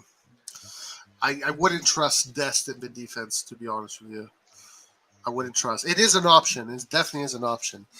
But yeah, so let's look at Diaz. Someone asked he wants to see Diaz's stats. Diaz has really good stats, especially for being in this area where there's a lot of action. 90% accuracy passing in this area. That's very good. 27 passes out of 30, 38 touches. Long balls, Look 4 at the out of long 4. balls. That's 4 out amazing. of 4. That's really good. Yeah. Dribble attempts, 1, 0 successful. Ground duels, 6. He won 3. Aerial duels, of course, he's not going to win those. Possession lost, only 4 in this area. It's not easy to have these kind of numbers. That Brahim Diaz is growing. He is definitely growing as a footballer. I'm very curious to see how further he develops. And look at this tackles, 3 tackles. You know, you can see it. You can even see it. The eye test, right, or whatever they call it. You can see it that he puts in the work.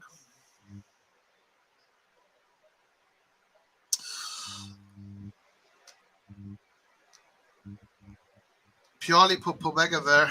Pobega is an option that you can use to close up the game for sure. I mean, we don't have many options. We really don't have many other Around the options. 70 minute, maybe they can enter. Yeah, maybe like if you want to close a game, if you're 2 goals up. And if we're 2-0 up. Other Yeah. than that, I would. Yeah, me too. I wouldn't risk it. 1-0 up, I wouldn't risk it either.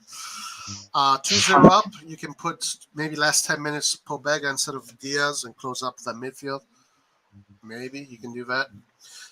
But Charles de Kettler obviously is going to be the guy coming from the bench that we are expecting to see something from him today. Let's see if that does happen.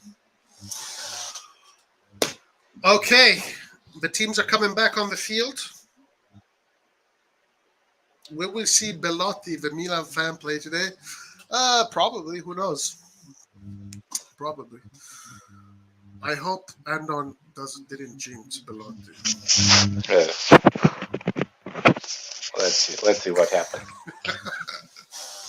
Let's keep Bellotti on the bench and let's make sure he doesn't score any goals. How about that? Milan for life. Milan for life.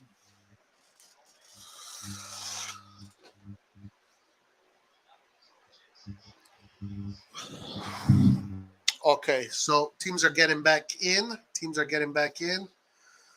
Looks like no changes in either team. There are no changes so far. Yeah, no changes. Still raining at the San Siro. It's been raining faster than future Milan players than Yolo. Hey, maybe, let's see. It's been raining all over Italy, man. Every single stadium, it's been raining. I guess it's the north has been raining. I don't know if the south was raining. I wonder, it must be cold out there too. Yeah, it's like raining and cold. What's the temperature like in Europe right now? In Europe, here is around 4 degrees. Let me check. Oh shit! Yeah. Yeah. Oh, it's a little bit Serious less. weather out there. It's 1 degree currently. All right, Milan kick off. Second half as kicked off. Same teams. Calabria with the ball. Looks for a long ball in the middle. Smalling intercepts. So now Milan builds in from the back. Usual strategy. 4 at the back right now, but it's always Benacer in the middle, waiting to be that regista, the pivot.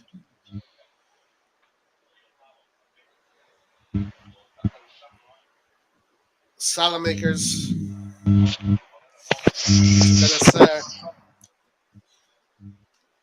Milan playing a smart, intelligent game right now. Methodical.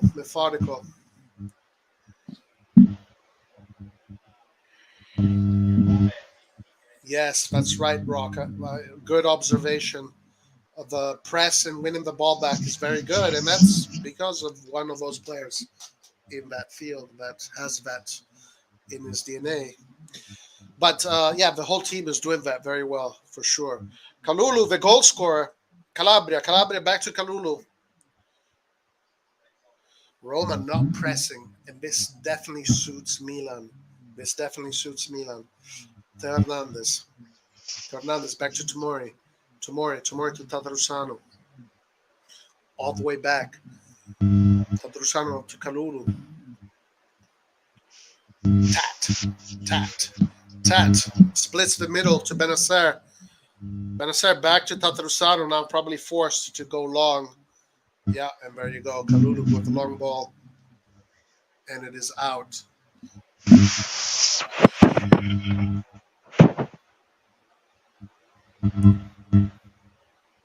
Is the temperature in Europe degree or centigrade or Fahrenheit? It's a centigrade.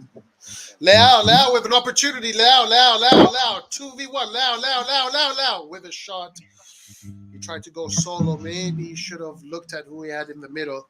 He did have Giroud there. He knocked knee on knee. But Calabria, good job intercepting Dybala's back heel. What a beautiful long ball there. I believe that was Benacer with a beautiful long ball to Leao.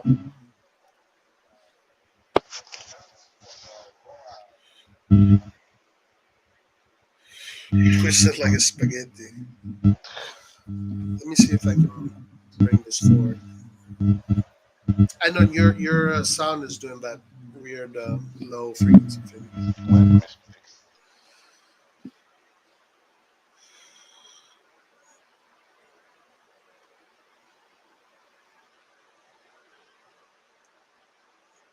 Forza lotta, vincerai, non ti lasceremo mai.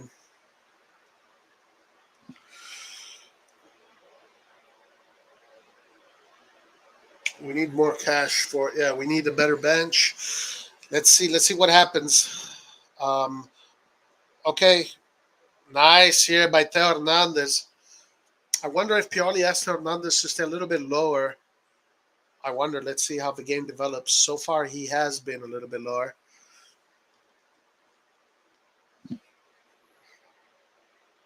We need government approval for the stadium. Imagine if Salamakers had Messia's left foot and shot. It would be nice. Maybe he can borrow it. Definitely would be nice. Calabria to Salamakers. Salamakers back to Kalulu. Kalulu to Benacer. Benacer turns around, scans the field, finds Leao. Leao, a little bit difficult in controlling the ball.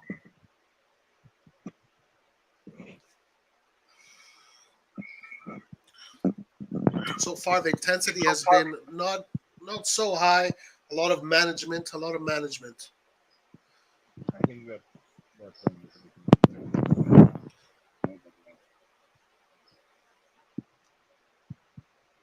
but Roma should open. If they don't do it. Did you see Man City beat Chelsea, 4-0 today?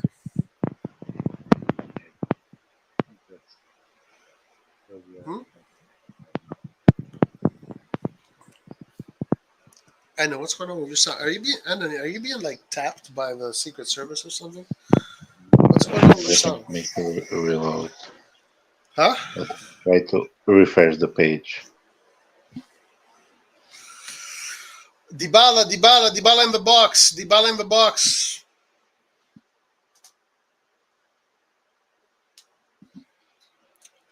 Our positioning for the second and third ball is incredible. Guys, a ton of audio feedback. Are you hearing it right now, Lab? Are you hearing it right now?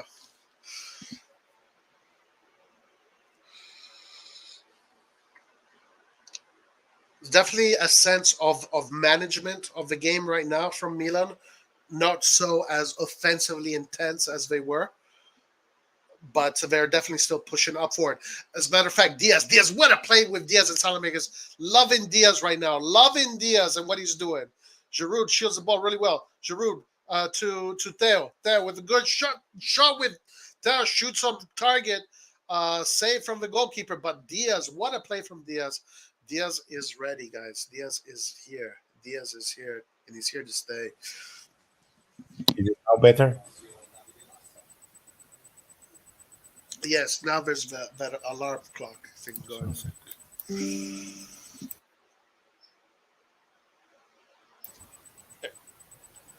You just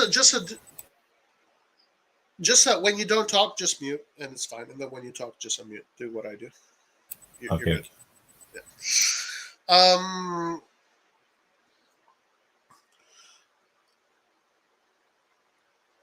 Yeah, what a play! Did you see Diaz's play, Andrew? What did you think? I didn't see it because I was fixing my mic. I saw the shot from Theo. I think it was. Yeah, Diaz is looking good. It's definitely looking good. Pioli needs a Rock on his coaching staff. Rock is happy with Pioli's work right now. Benacer to Calabria to Salamakers controls the ball. Good play by Salamakers. Dribbles his way through. Nice play by Salamakers. Sets up Calabria with the cross. What a play here by the team. Calabria, Salamakers, great tandem right there.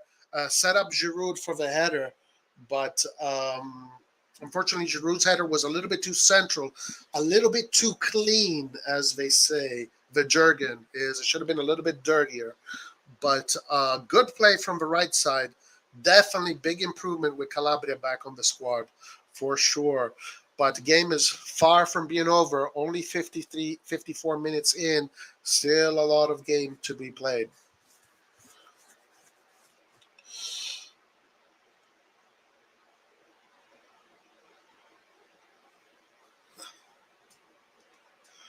I would do it with organization, but would I be able to handle the Milan lifestyle and Brazilian? Oh, yeah, definitely. The Brazilians are famous for the Milan lifestyle. Tomori on the ball. Theo. Nice ball from Theo to Diaz. What a ball from Theo to Diaz. Diaz again. Diaz is looking like a proper cam. Leao with across the middle too long. Guys, notice how Theo is being asked to play a little bit lower. He's not. When Milan, so there's been, it looks like up until now, there's been a tactical change. Milan is not building with 3 at the back anymore, but they're building with 4 at the back. Theo is staying there as a 4th player. He's not joining the midfield up. So a little bit more conservative from Milan tactically, but still focusing on trying to score another goal. Everything is breaking down when it gets to him. Kalulu better at headers than Giroud.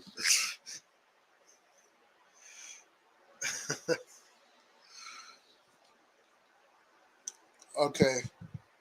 Watch out here for Roma with a decent space.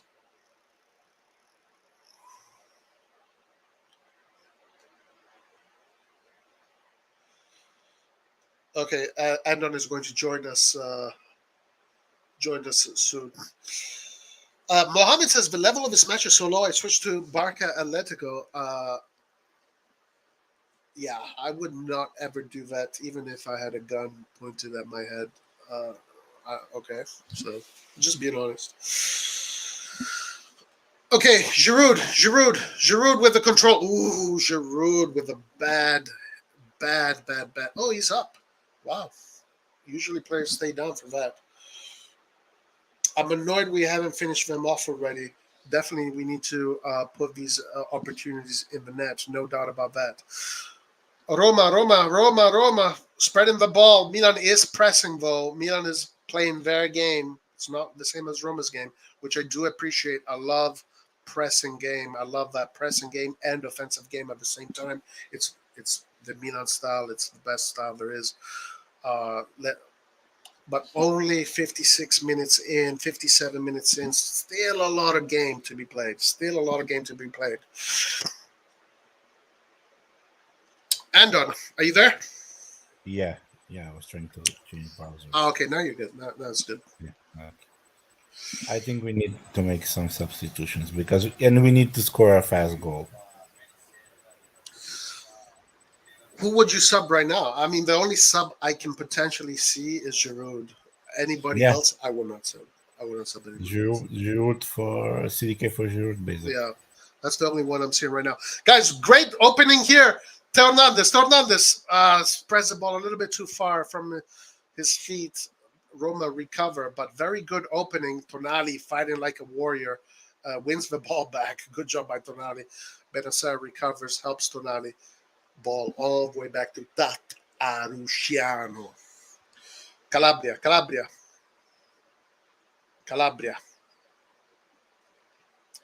In this current moment right now, no, look at Hernandez. He's going back to the 4. So, yeah, that's been the orders. Pioli has asked Hernandez to stay in the line of 4. So, Milan not being a little bit more conservative. Got to protect that lead. Giroud.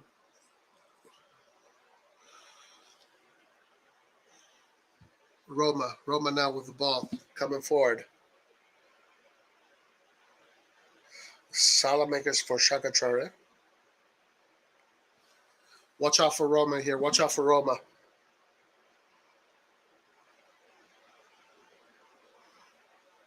Uh-oh. I think there's bad news coming in. Is there bad news coming in?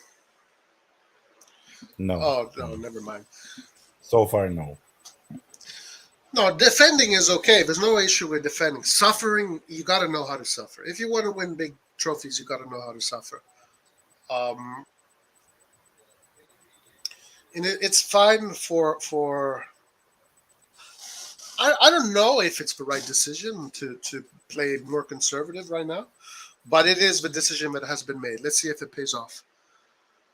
Ooh, nice shot there from Pellegrini, but it gets blocked by Diaz, I believe. Hernandez. It's a throw-in for AC Milan.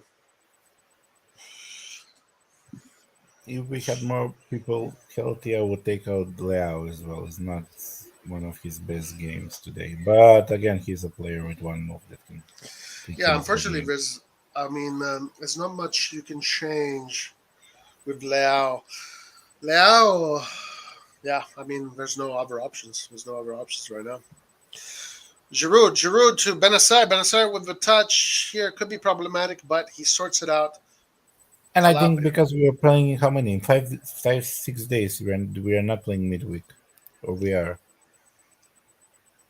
I'm not sure. Let me check. Diaz. Calabria comes forward.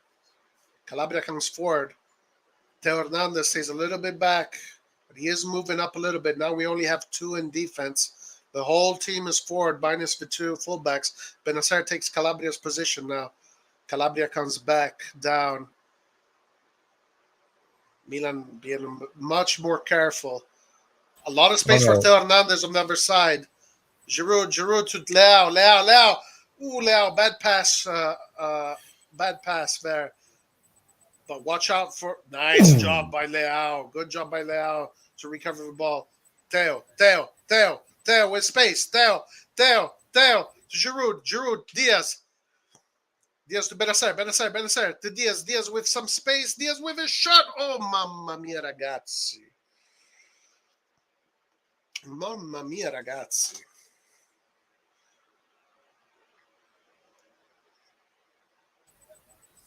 We are playing midweek against Turin in the cup. Oh, we're playing Coppa Italia.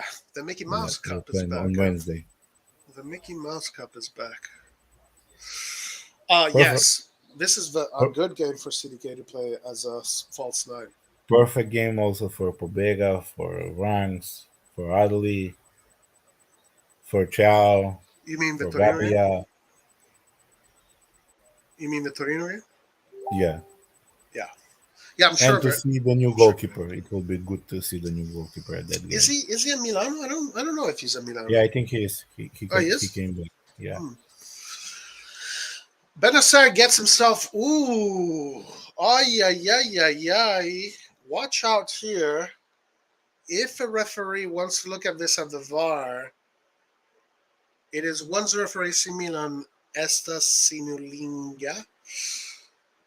Watch out here. It is a yellow card. Depending on the mood of the refs, it could be worse. How does Spinazzola...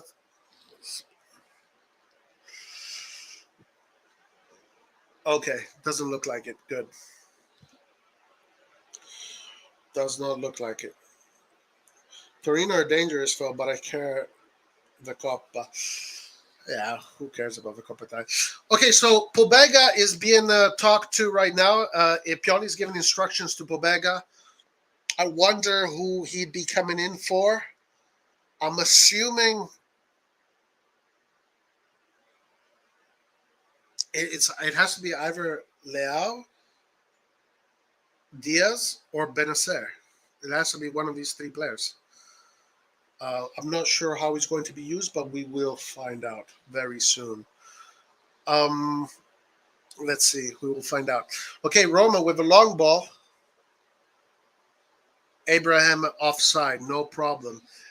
One good thing of this second half so far is that Milan has not given Roma any rhythm. That is definitely a good thing.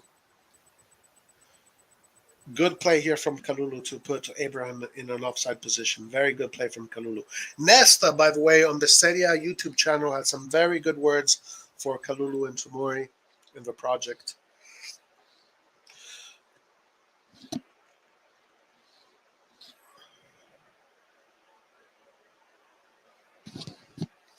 All right.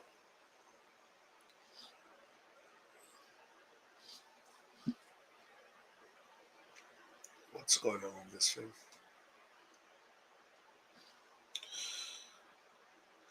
Milan, long ball.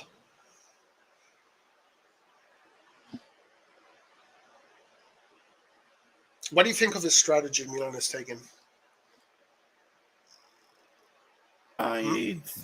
They're, I don't know, they're trying to end it slowly without spending too much energy because of the heavy schedule that we have. They're not pushing too much in the second half. They just I wouldn't say it's because of the schedule. I think it's just the approach they took for this game. Do you think it's the right approach? To be a little bit more conservative, keep Teo Hernandez lower? This is a little bit dangerous because it's only 1-0. I would have gone for the second goal, then play like this.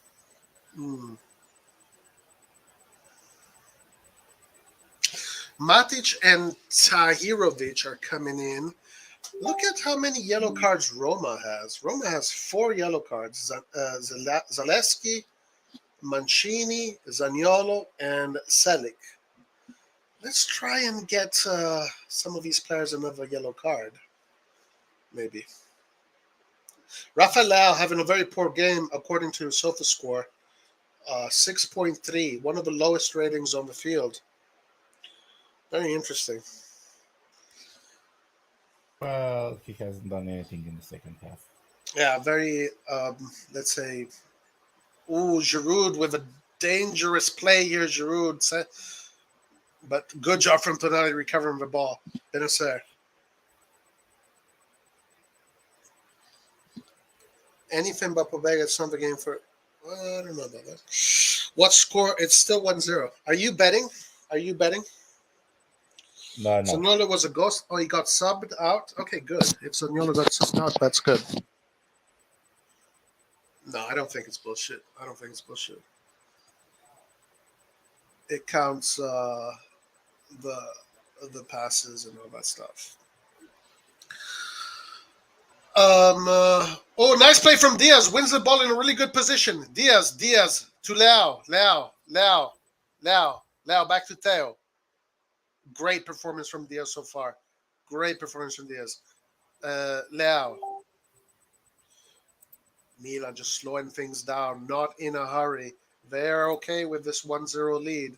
They're not in a hurry to push the envelope. They're going to manage the game.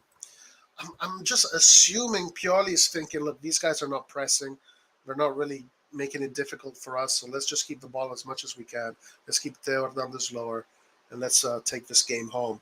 A little bit of a risky solution, but,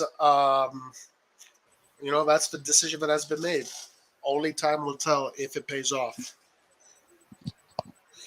Yeah, Milan is winning 1-0.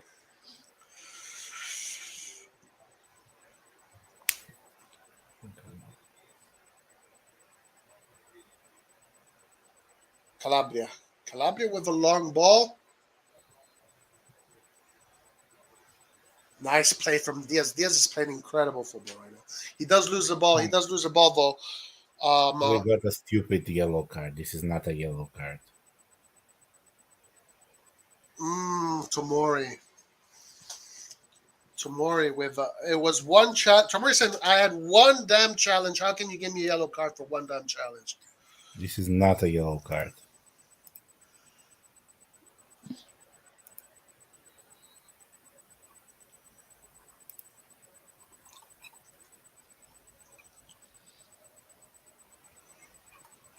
If that is his first foul, it shouldn't be a yellow card. It's not that dangerous of a tackle. And his first major tackle. Only 2 tackles in the whole game.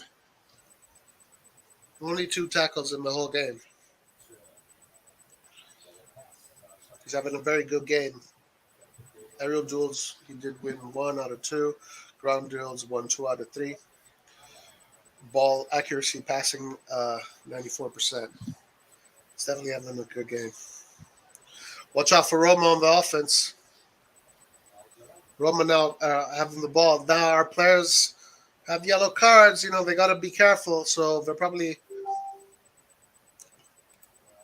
playing with a little bit more caution. 70th minute coming up soon. I'm sure we're going to start to see some subs.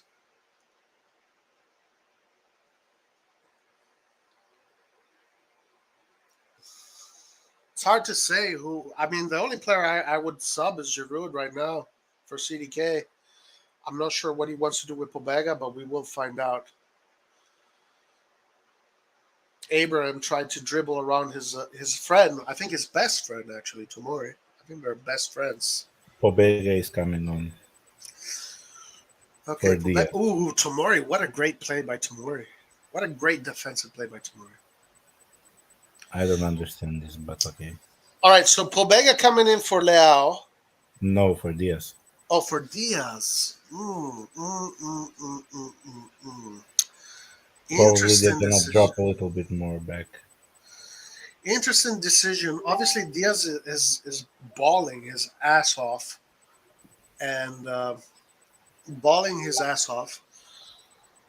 So let's But see. it will be curious to see Pobega in that position. Obviously, the team is going to lose. Man, come on! What is with these stupid calls for fouls? Obviously, the team is going to lose something in quality there, but is going to add something in quantity. Maybe better pressing. We'll find out. We'll see how this game changes.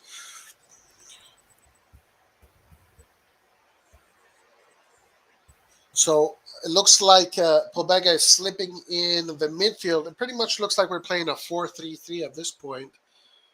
I'm not sure if he's going to be deployed as a cam. This is what I don't like about the Serie A sometimes, because they call every contact, every single contact, and they're slowing down the game. A lot of time wasting, yeah. It is foul for AC Milan now in a decent area, though.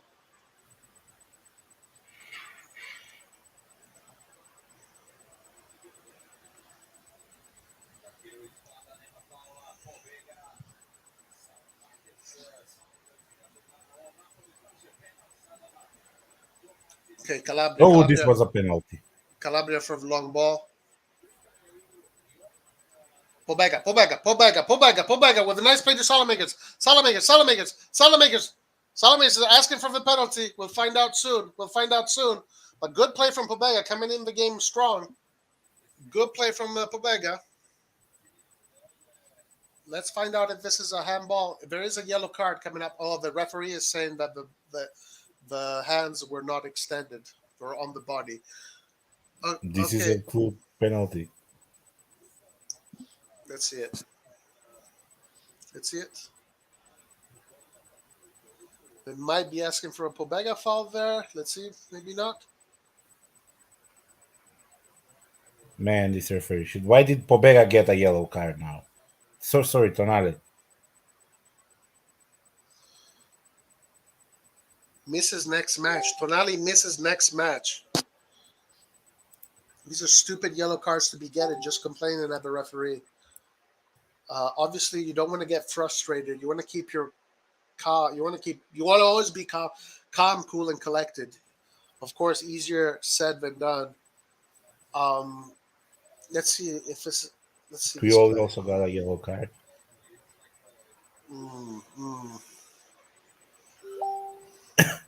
He's giving yellow cards. He has to bring right. He lost control. He has to bring the intensity down. I have to relax. Looks like Vrags is getting ready also to get in. I mean, both our midfielders have yellow. Everybody's having a fucking yellow card. The referee is giving yellow card to everybody. Every single person in the stadium has a yellow card at this point. Milan must not fall into the trap of getting nervous and all that and all this stuff.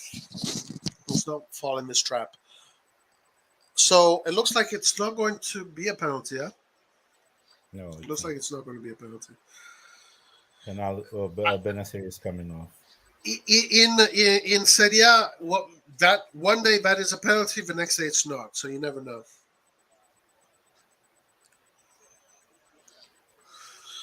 Okay, Benazir coming off. Benazir with a fantastic performance today. Superlative performance. If they are doing this now, I would even put Adli instead of Tonali and drop back Pobega.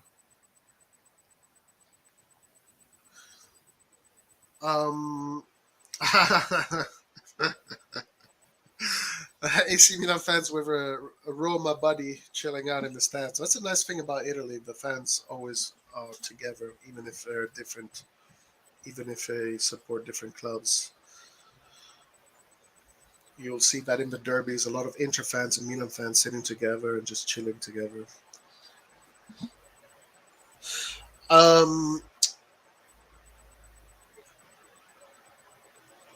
If it's Juve, it's a penalty.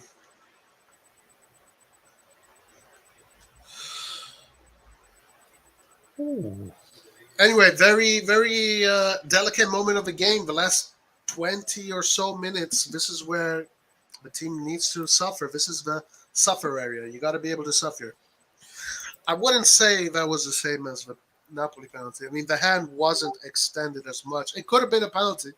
Could have been a penalty. Like, I've seen worse penalties being called. I've seen freaking Tomori getting a red card for a non-existent foul in the Champions League and a penalty too. So, sure.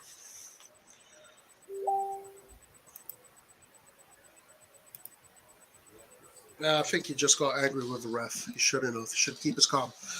Okay, Tomori to Teo. Both Teo and all defense, all back. Everybody back. No messing around. Vranks.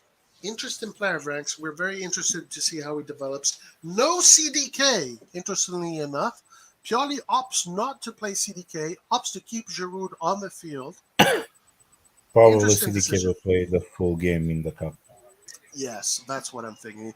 CDK is probably going to be playing that full game against Torino, yeah. Calabria, too. Nice play here from Salamakers. Tries the layoff.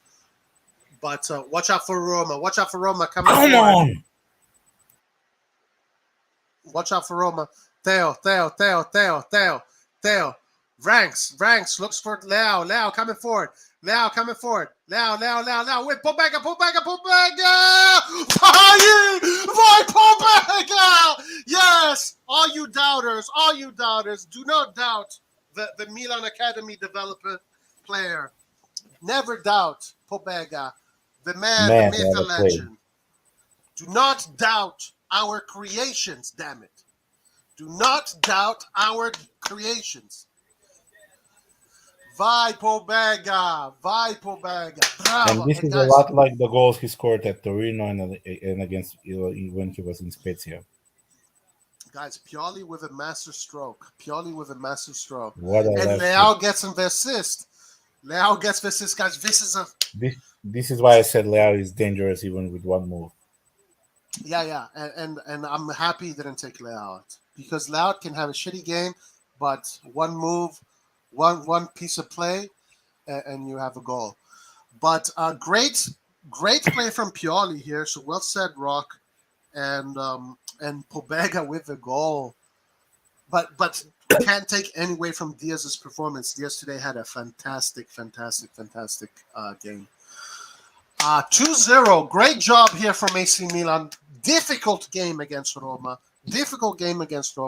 But we're getting the job done. It's not over yet. There's at least 15 or more minutes left in this game. Okay, it's around 15, maybe even 20 minutes. Depends on the added time. Yeah, it could be up to 20 minutes left. So a long time here before the end of this game. A lot to play for still. How many subs do we have left? How many did we do so far? 2. Pobega ranks come or 3. We did Pobega, Vranks. And that's it. That's it? Yeah. We only did Pobega and Vranks so far? Yes. Wow. So there's 3 subs left. Okay. Let's see how Pioli manages this game. But I guess Tonali probably the next guy to come out. Again, I like what I'm seeing from Vranks. He's playing again a very good game. You know what? I gotta say, I like what I'm seeing from Vranks too. He's got the quantity and the quality. He's got a good balance. Hope he also plays a full 90 minutes in the cup. Yeah. How much do you care about that game, by the way? Just it's not that important. I never like the cup specifically because I don't know. It doesn't have that much meaning. I would love it in a season that we cannot win any other trophy, yeah. But now it's not the end of the world if we don't win. Yeah, right now no CDK just yet. Let's see, maybe he might come in. I mean, it's the 80th minute. I'm assuming there's going to be 5 or 6 minutes of stoppage time. So probably 15 minutes left. We might see a little bit of CDK towards the end, but I do think we're going to see a lot of CDK in the next game, yeah. We need to sign Vranks. Yes. Yeah, you're convinced. If he continues like this, Yeah, it's a no-brainer for 10 million, 11 million. I mean, This could be honestly, I'm sold. I'm sold. this could be a Kalulu type signing. I think also Chow. I think Chow also as Chow. well. Chow as well. I think. Look, I've said this many times. You've heard me say this. The summer market is not necessarily for today, but it is for tomorrow. But tomorrow is looking good. You know Yes, what I'm saying. yes, I agree with that. Maybe at first the summer market looks terrible, nothing special, but next season in the two season, maybe this will be the key signings that will take us to Yeah, yeah. that level. Um, I'm definitely sold on Chow.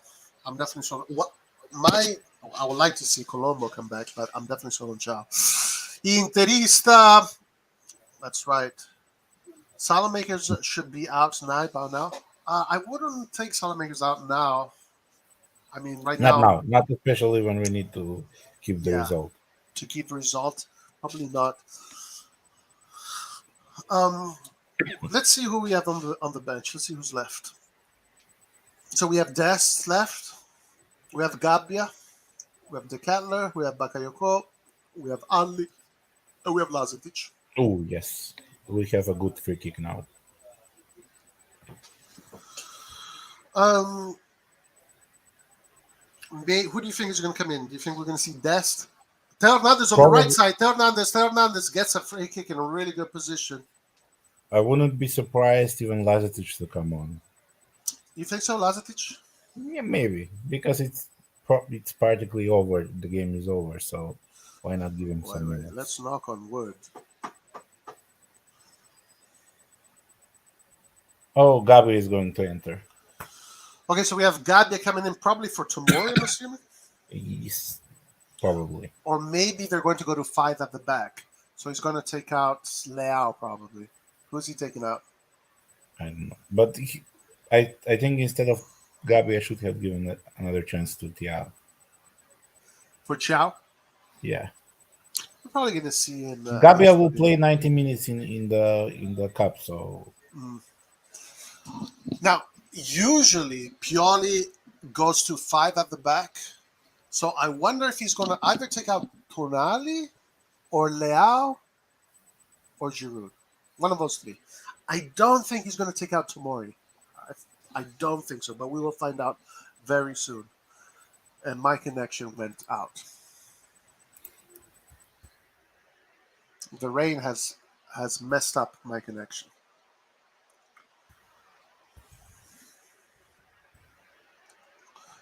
Are you there? yeah, I'm here. Um, hold on. My tell us what's going on. At least tell me what's going on. Well, Roma is now taking a throwing. We're at their half.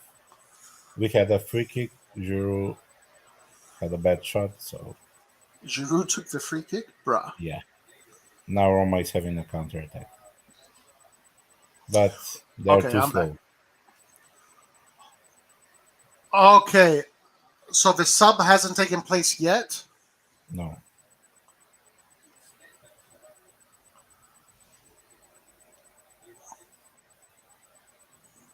Okay, Ed Sharawi with the ball, cuts in.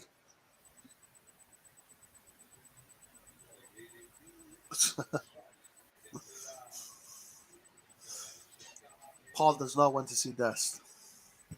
Pioli gives the players so much freedom to take different positions. Most coaches don't do that. Are rigid. I don't speak Italian, but I understood that.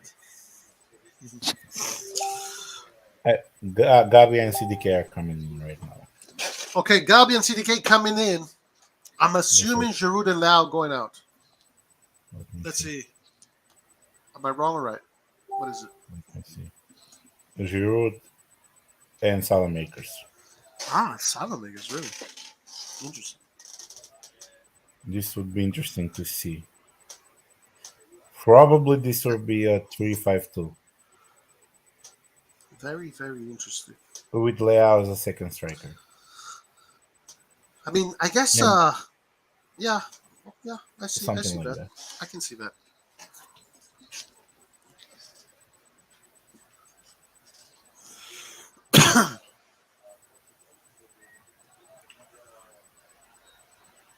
because this is By the way, Salamaker's fantastic game today. You know, he did a very good job. So he definitely deserves an applause in my book, at least. I think people now can understand why him and Calabria are very important for that right wing. Yeah. Look at Pierre Kalulu. And- Pierre Kalulu looks like he's going to win player of the match with 8.1. Sorry, I know I interrupted you. What were you saying? Yeah, and people don't understand that it's not just to attack. Sometimes you need that balance that those two bring. Yeah. Okay, Pobega looks for Leao. Leao loses the ball in the middle. Pellegrini. Watch out for Pellegrini. Watch out for Tonali. Tonali cannot afford to make any fouls. He is missing the next match anyway. Matic coming forward. Matic with a cross. Watch out here. Good job by Tata Rusano. Secure. So Salamakers ends the game with 6.7. Good game from him. Diaz came out. Very good game from him. Benacer was fantastic today. Giroud did his part. Pobega came in. Yeah. Leao 6.8, but he got that assist. You know, he was important. Trying to get every last drop out of Leao before he leaves. Giroud was very bad. He wasn't very. I wouldn't say he was very bad. He did his job. He didn't score. Did his job. Yeah. This is how he usually plays. You cannot blame it on Giroud. He didn't get any balls. Maybe What one only. What is going on? No, come on. It's a goal? Yeah. Okay. Napoli. Fuck. Roma score. This is going to be some very, very, very difficult last minutes. Ibanez gets the goal in. Tomori very angry. Very angry. We have to be very careful here. This is Tomori's fault. We got to be very careful now. We got to suffer till the But end. come on, Tatarushan, it's next to you. You can catch this. What the fuck is this?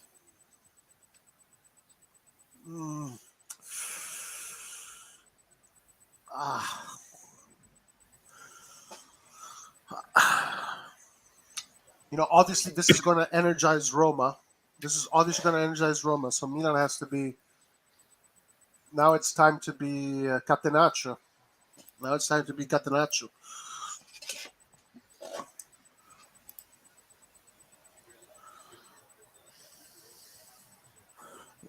Ranks on the ground. We can see so many goals from box to box. It's actually insane. And here comes Belotti. Knock on wood, Belotti. Do not.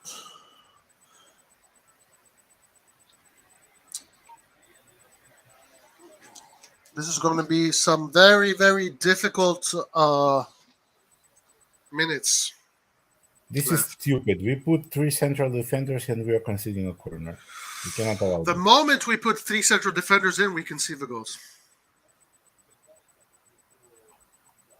That's just insane.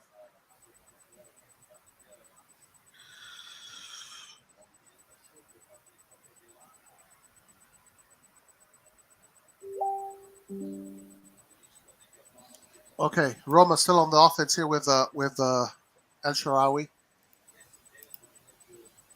Dybala. Selic. Watch out for the crosses going in. This is a throw-in for AC Milan. Gabbia wasn't needed, in my opinion, says John Smith. Yeah, I think also it wasn't. We cannot defend crosses. But again, this is not his fault again. Okay, Belotti coming in for a defender. So Roma playing with a defender less, more space up front. So that's something to take advantage of. Mancini coming out for Belotti. Press. Come on, guys. Let's go. Let's press.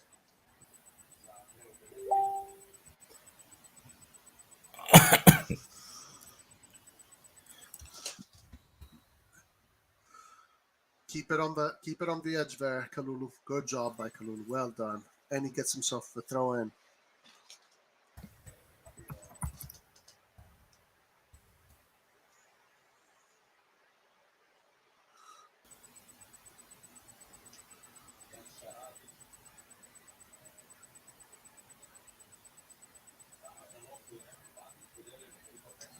That was Roma's first shot on target. Ooh, 5 minutes at a time. 5 minutes of suffering, guys. 5 minutes of suffering. We've done it before. We can do it again. Let's go.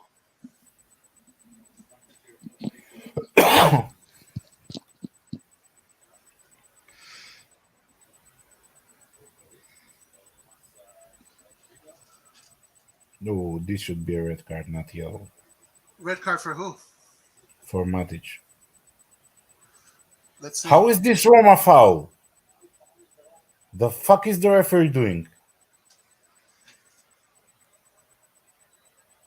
Wow. That went to Roma. That's crazy. Oh, no.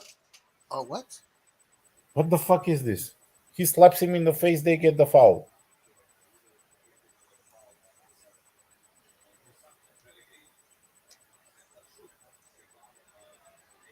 What the hell is this?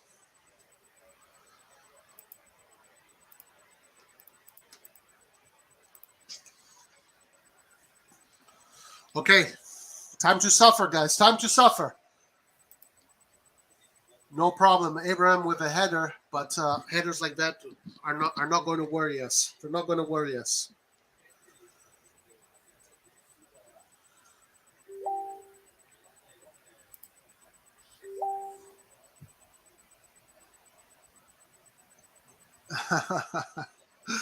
There's a couple.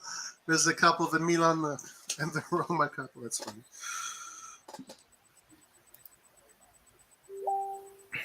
Yeah, this is time to suffer, guys. This is it. Now you suffer. You got to be good at suffering. Come on, guys. Oh my God, Lab Gorilla, you, bruh, Lab Gorilla, dude, what the fuck, man?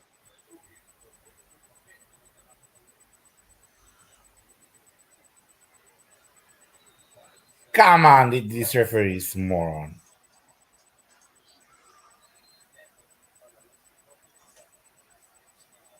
Okay, Franks. Throw in for Roma. Throw in for Roma. About 2 minutes or so left.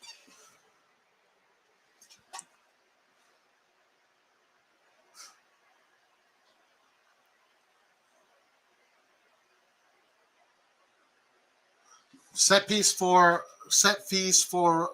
Roma in a they scored. Roma scored.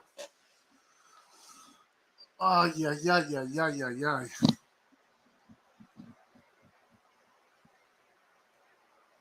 That hurts. That really hurts.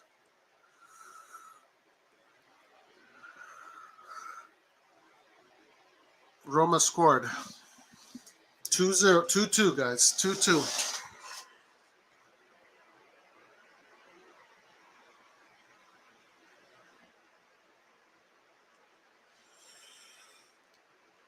Painful.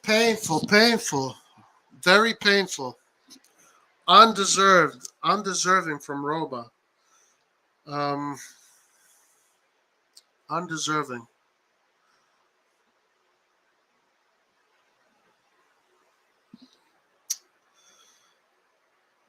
Very, very, very painful. Juventus is celebrating right now. Napoli is celebrating right now. And the fucking Roma is celebrating right now.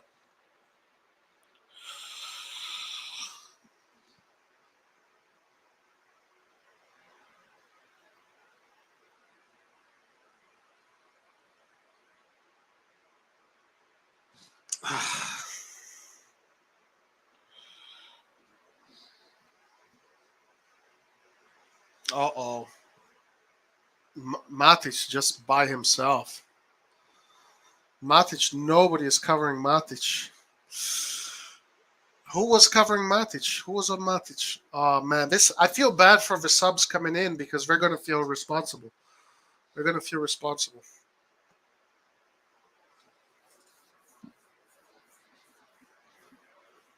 Tough. Harsh and tough.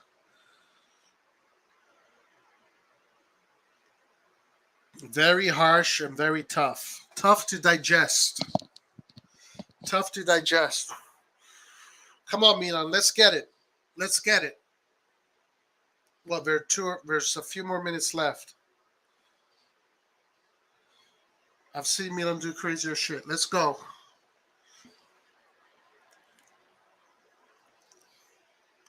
Come on, guys. Get it done.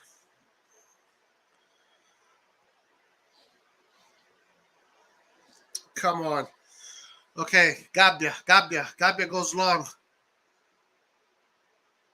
Pobega. Smallings.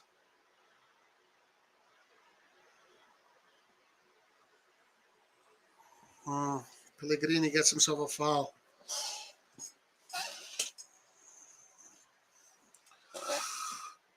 This is painful. Very painful. This hurts. This is very, very, very painful. But we shall come out of it.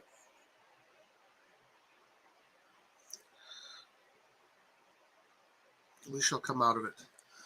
Very painful, but we shall come out of it.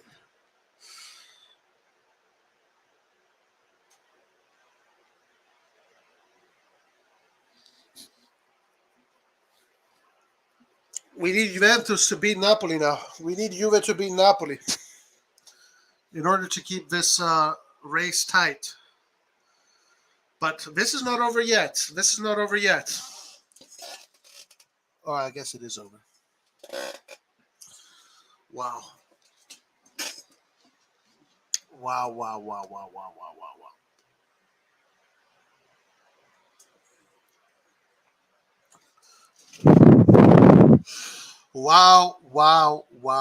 Wow.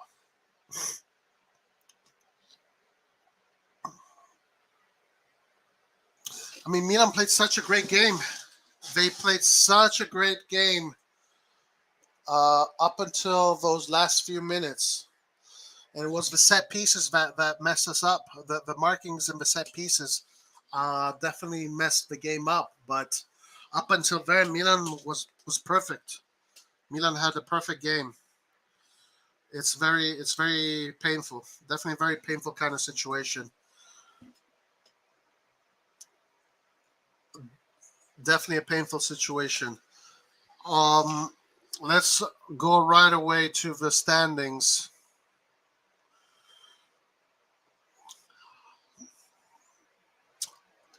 Unfortunately, guys, these injuries are hurting us. The standings as of now, Napoli 44 points, Juventus 37, and we are third. The goal difference puts Juventus above us. We're third at 37, Inter at 34. Both the Milan teams lose 2 points in this race. It's becoming it's difficult. It's difficult to digest this one because we were winning this game. We were dominating. Everything was correct. We're doing everything perfectly. The set pieces got the best of us, and unfortunately, not having a bench, and not being able to use these players here, such as Mike Magnan, Alessandro Florenzi, but especially, let's say, Origi, Rebic, Messias, especially those three players. Not having those three players really restricted Pioli's decision-making. And in the long stretch, I definitely saw it as being a problem, but it looked like we had it under control. The set pieces messed us up. The set pieces messed us up.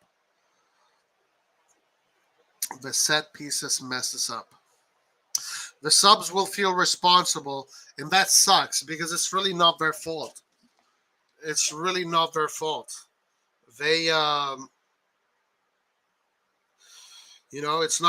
their fault. You can't blame it on the subs. You can't really blame it on anybody here. It's just poor defending of the set pieces, which is something that it's been an issue. But the issue here is Milan and its injuries. They need to figure this out. They need to figure out the injury situation, because not being able to, not having those resources obviously makes things more difficult. This game, Milan deserved to win this game. Milan dominated this game. Milan played this game really well. I did question the conservative approach that Milan took, but it looked like it paid off when Pobega came in and Pobega scored. But anyway, guys, I wouldn't be so discouraged. Remember, we are not even halfway through the season. Let's not get confused on the fact that because we had the World Cup and we had the break, there's this feeling that this is the second. We're not in the second half of the season.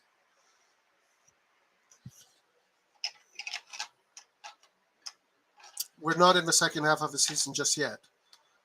So all of these things are to be considered. I believe there is 2 more games, and then that will be the first half of the season will be done. At the 19th game, that's when the second half of the season will be done, if I'm not wrong. And I believe those 2 games are, let's check them right away.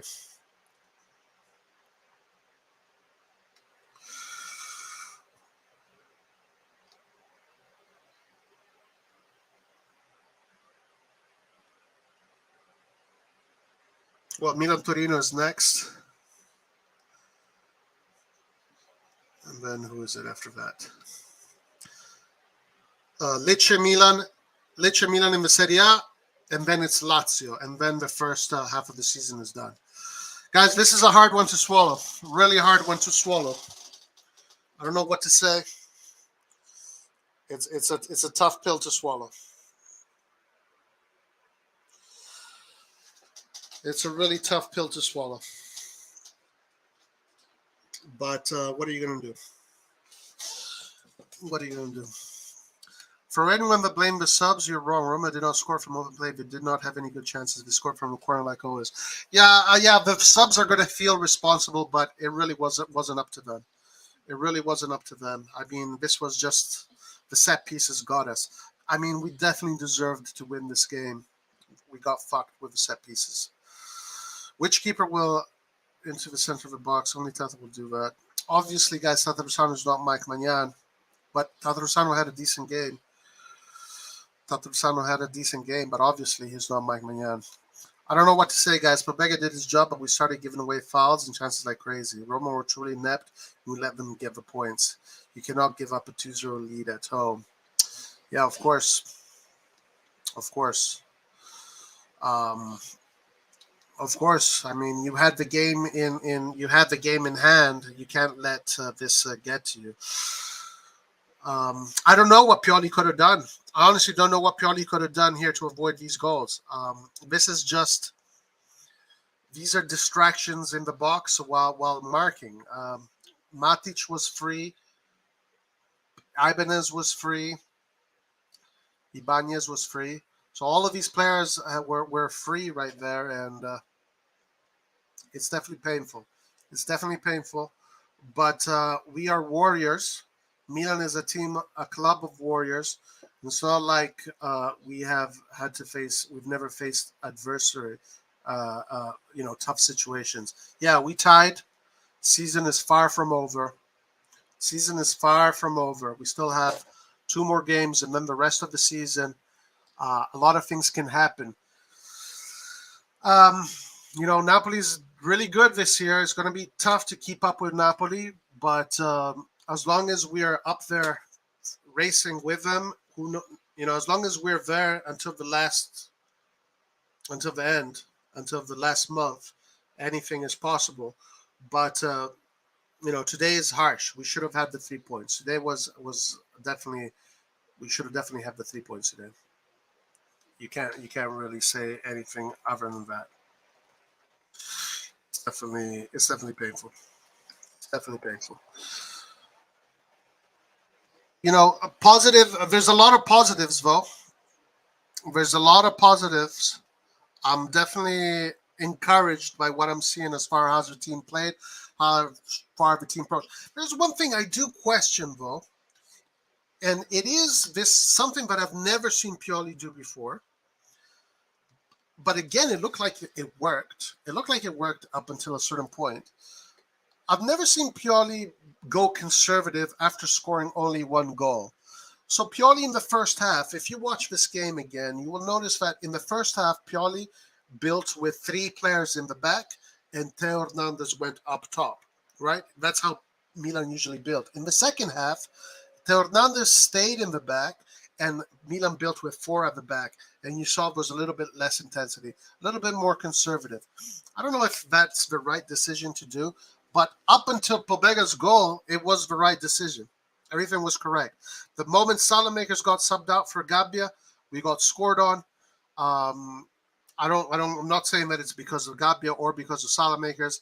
It was just a casual goal. Roma today did not deserve the draw. They did not do anything to deserve the draw.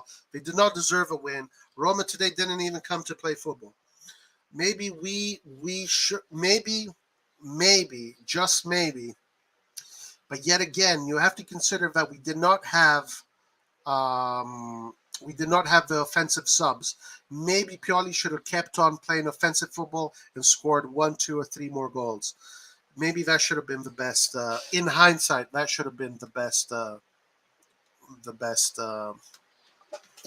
solution. We needed aerial ability. I mean, that is definitely true. That's why we went to Botman. And Chow is there for this reason, but obviously Chow didn't play. We decided to play conservatively and chuck the ball upfield and give Roman possession wide. We were playing fantastic at the ones who decided to complete switch. You know what? It up until Pobega's goal, you can't. Yeah, I thought that was a weird decision by Pioli. It's unusual, but up until Pobega's goal, it was all good. It was all good. Man, I hate Roma the most after Juventus. We need Juve to beat Napoli if we want to stay. If Napoli beats Juve, then this Scudetto race is going to be very, very difficult, and we will be fighting to be in the top 4. But again, it's so early still. There's still about 80 points left to be fought for.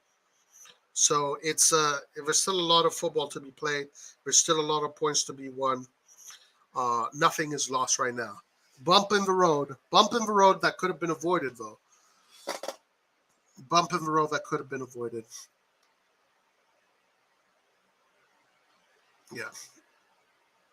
Bump in the road.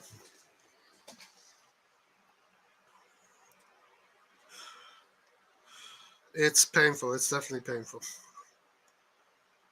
It's definitely painful. What are you going to do?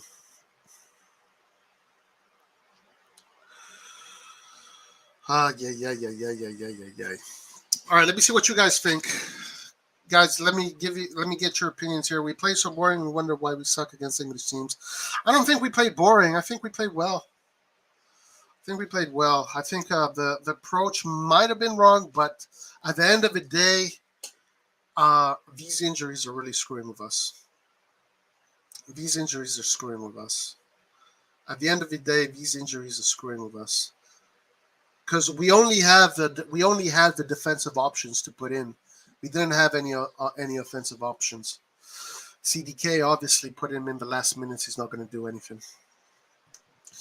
Hans, what's up, my man? Oh my God, it is a madhouse in the WhatsApp group right now. Jesus Christ, that phone call.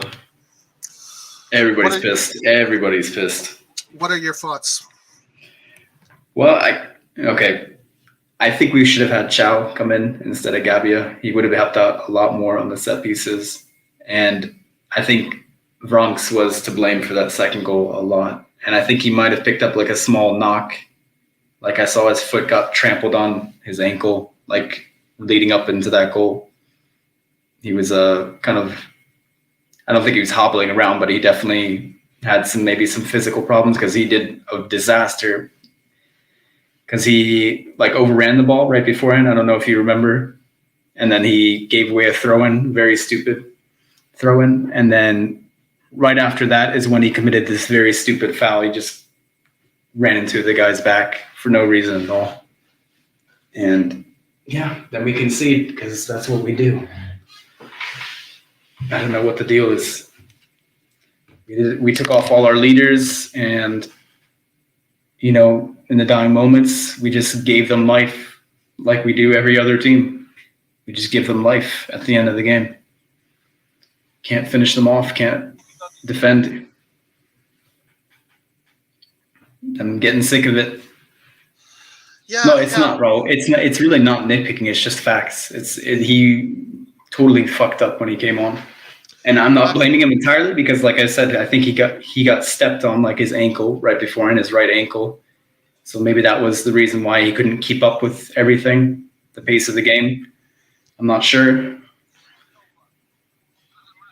Yeah, everybody's blaming the ref, but I didn't see anything wrong with the referee. Honestly, it was a foul. It was a foul beforehand. I don't know what the deal is with blaming the referee. Guys, like the stream. Even though we lost today, we tied today. Like the stream, at least do that. That's gonna help. You guys should really rewatch like the last, like right before the goal, like the 3 minutes, and watch Bronx. What happens? Watch him get his ankle stepped on. He's like, ow, ow, ow. We're waiting for a play to start. He gets up again, gives away a stupid throw in. He overruns the ball. We could have had like an attack going on, basically. Like it was in their half, and he lets the ball come back into our half, and then he has to slide in and give away a throw in. I don't know what he was thinking of. I don't know if he thought he had time or something. I don't know. He was going to go do like a pass backwards instead of going forward to Leao. Gives away the throw in, and then afterwards, it's the free kick play, basically. Right after that, there was no reason to do any of those things, and I guess it's just nerves and having a young midfielder in there. I still like the player. I hope we buy him for 10 million, but yeah, he's got to shore those things up. Pobega did excellent when he came on. He was doing all the right things. I saw him covering the far post on like a cross. He did a great job, and then he was getting Matic, I think, booked with the elbow, right? Matic got booked for that, I think. He was everywhere. Yeah. No. And obviously had the goal. I mean, up until the first goal that Roma scored, everything we were doing was perfect. I mean, that goal happened exactly as soon as that sub happened. I agree that maybe Chow is better for these kind of situations. Yeah, maybe Chow. Yeah, that's why I said Chow. Yeah. Yeah, maybe Chow would have been the better. He's got like 8 centimeters over Gabia, basically. And no, I would give Decathlon the same kind of shit, Raul. The same kind of shit. I did after Sassuolo when we drew that game, and he wasn't pulling his own weight. Honestly. So I don't know what you're talking about. And yeah, the comment about, let's see, where was it? About Botman. Yeah, Lart has been talking about that a lot in the group chat, and you can't blame him too much, but at the same time, it's like all we had to do was put Chow in. He's the big man that can win headers on the set play. So I don't know. I don't think we needed to spend 40 million on a defender. I think it wasn't just get Botman instead of CDK. It was CDK and Chow, because it was 40 million to get Botman, basically. So you have to throw away CDK and Chow, and I don't think. I'm very happy with Chow, by the way. Yeah, I think Chow is a super signing. No, I do think you're correct. Actually, Chow. Maybe since Roma actually does have a good history in this particular season of scoring his set pieces. And they have big players too. They got Abraham is like 6'3", 6'4". Matic is like 6'3", 6'2". Yeah, but it's such like a small detail. I don't know. It's hard. Well, I think he did the right thing, like taking off Benacer, getting him off, because I think he would have got a red card, honestly. And Tonali was on a yellow as well, so you need somebody there to be able to foul. Yeah, it's against Lecce. Hopefully we can survive. Yeah. We got Rock in the house. What's up, bro? What's up, gentlemen? Tough loss. Yeah. Well, it feels like a loss. It feels like a loss. It does. I mean, we were winning up until the last minute. It does feel like a loss. You can't argue otherwise. It feels like a loss. Yeah, I think the leadership in the back. Maybe even if you had the player, maybe like Pierre, who could give people instructions, tell them who to mark, how to mark, and just a larger presence in the box. Yeah. You could tell people didn't know who they should mark, and you need a leader back there that's telling people where to be, who to mark, and what to do. And we absolutely. didn't have it. Hey, Rock, you're a little bit low in volume. Oh, my bad. Let me hear. Yeah, I agree. But that's a good shout out, Kjaer. Kjaer, that's another player that we're missing today. That he wasn't even in the list. Kjaer would have been perfect to come in. And do we really spend 40 million on a defender like Botman, and then we have Kjaer there as well, and Kalulu, Tomori? I think we did the right thing getting Chow. That's what I wanted, like a 10 million defender, and I think Chow is doing great. Yeah. So I'm happy with Chow. I just don't know why we didn't see him. Rock, say something. Can you hear me better now? It's a little bit low, but it's fine. And Tata, before everybody gets on Tata's back, I think he had a great game. I think he did well. He was coming out for a lot of crosses, claiming a lot of balls today. I think he did fine. It was just in those last 5-10 minutes, I don't know what the fuck we're doing. Yeah. We do have the Guardiola of YouTube pundits in the house. We have Lucas on mobile. What's up, bro? How you doing? Yeah, I'm good. We do have the Guardiola of YouTube pundits. Oh, I think one of you has the YouTube open. What's up, Lucas? What are your thoughts? Rock, come back. Just try to see if you can get a louder volume. I think it's purely for going to defensive. We allowed Roma to get back into the game. He brought in very defensive substitutions. So basically, Roma just had the luxury of attacking. Yeah, you could argue that. We went 3 at the back, took off Salamakers, but I mean, we don't have any other right wing. Messias is injured. That's why we need to sign a right winger. That's my point. Either that, or you play like Traore, or somebody from the Primavera. Just bring him up. Yeah, exactly. Because Roma didn't have a single shot on target until that goal, and if we just kept pressing them, trying to score another goal, exactly. Yeah, I agree. We wouldn't have considered those 2 goals. The offense is sometimes the best form of defense because you're playing in their half, you're keeping possession, and it has been Milan's. You tire them out. And it has been Milan's strategy ever. It's demoralizing also. Sorry. It's always been Milan's strategy except for today, which is very strange. Maybe the reason why we drew this game is because maybe the reason why we drew this game is because we didn't have like strong attacking players on the bench. Yeah, he didn't have the ability to do that. Yeah. I'm not completely against that strategy, but I disagree with how early we switched to that strategy and it being only 1-0 up. I mean, I get the switch to that strategy. I understand it. I just don't know why we switched the strategy so soon into the game. And if you're going to do that, I think you got to put on somebody that's with more height. You got to go all physicality because the set pieces are where they're going to try and hurt you. That's the only way they can hurt you, basically. I mean, that is why you got to go for Chow instead. He put Gabia in there for that reason, I think. But Gabia is like 10 centimeters shorter. He's like 10 centimeters shorter. Yeah. I don't know. It was just like a seniority thing. Gabia's been in the squad longer. I think Pioli just wanted to reward him with some playing time. And yeah. Well, I agree. The being a little bit too conservative is really not our style, and it didn't work tonight. In the end, it didn't pay off. I hope the locker room stays intact. I do hope the locker room stays intact. We have these key renewals, and a game like that. I hope it doesn't sour things in the locker room because we are so fucked if Leao and Benacer don't renew. We're at this point. Yeah.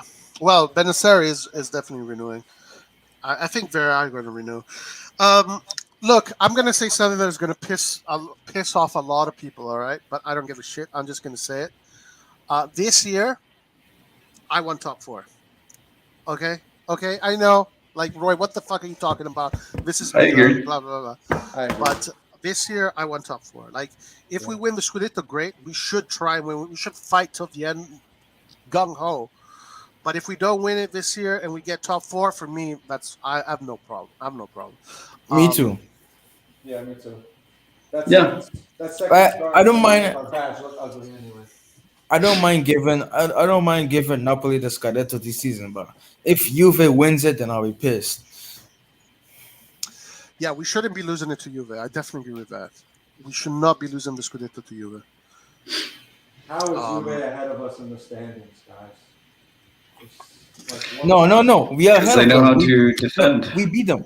We beat them, so we have a better head-to-head. Our goal difference, though, right? That's why No. they're ahead of us on goal. Yeah, the difference. goal No, difference. it's just a bug from like a source that doesn't know how Serie A works. No. Their goal difference is why they're in second. No, Yeah. Serie A does head-to-head though. They still do this season? I wasn't sure if they were getting rid of that this season. Let's see the Serie A website. Let me see the Serie A website. Well, the good news is that Lazio, they drew after losing back-to-back games, so top four is basically Out of the question. it's kind of in the bag. Yeah. Wow, guys, come on. For us. Well, I mean, if we just say, hey, we got to keep up with Napoli, just try and keep up with Napoli. I don't see us falling out of the top four at all.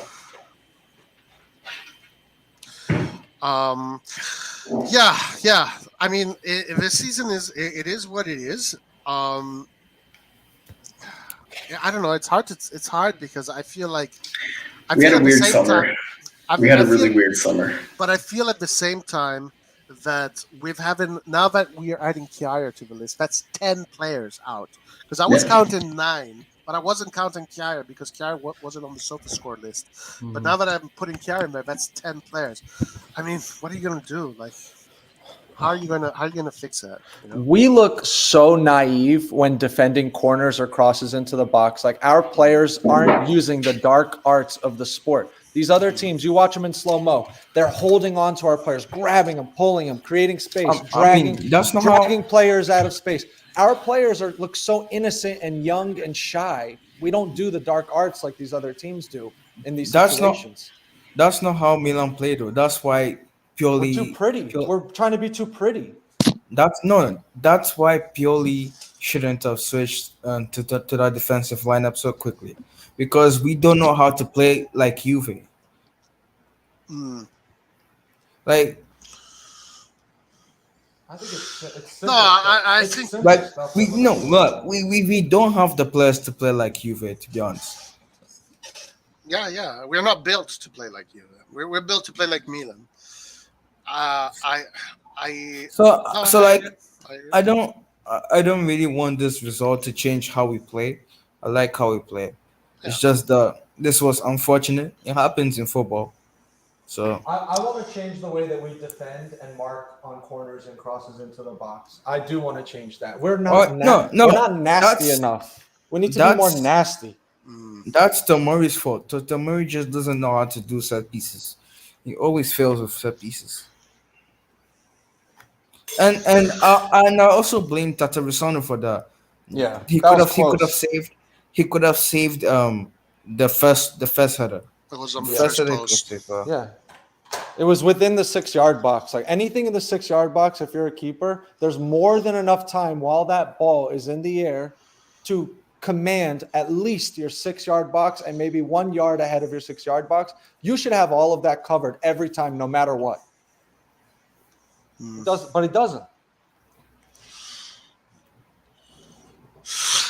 Yeah.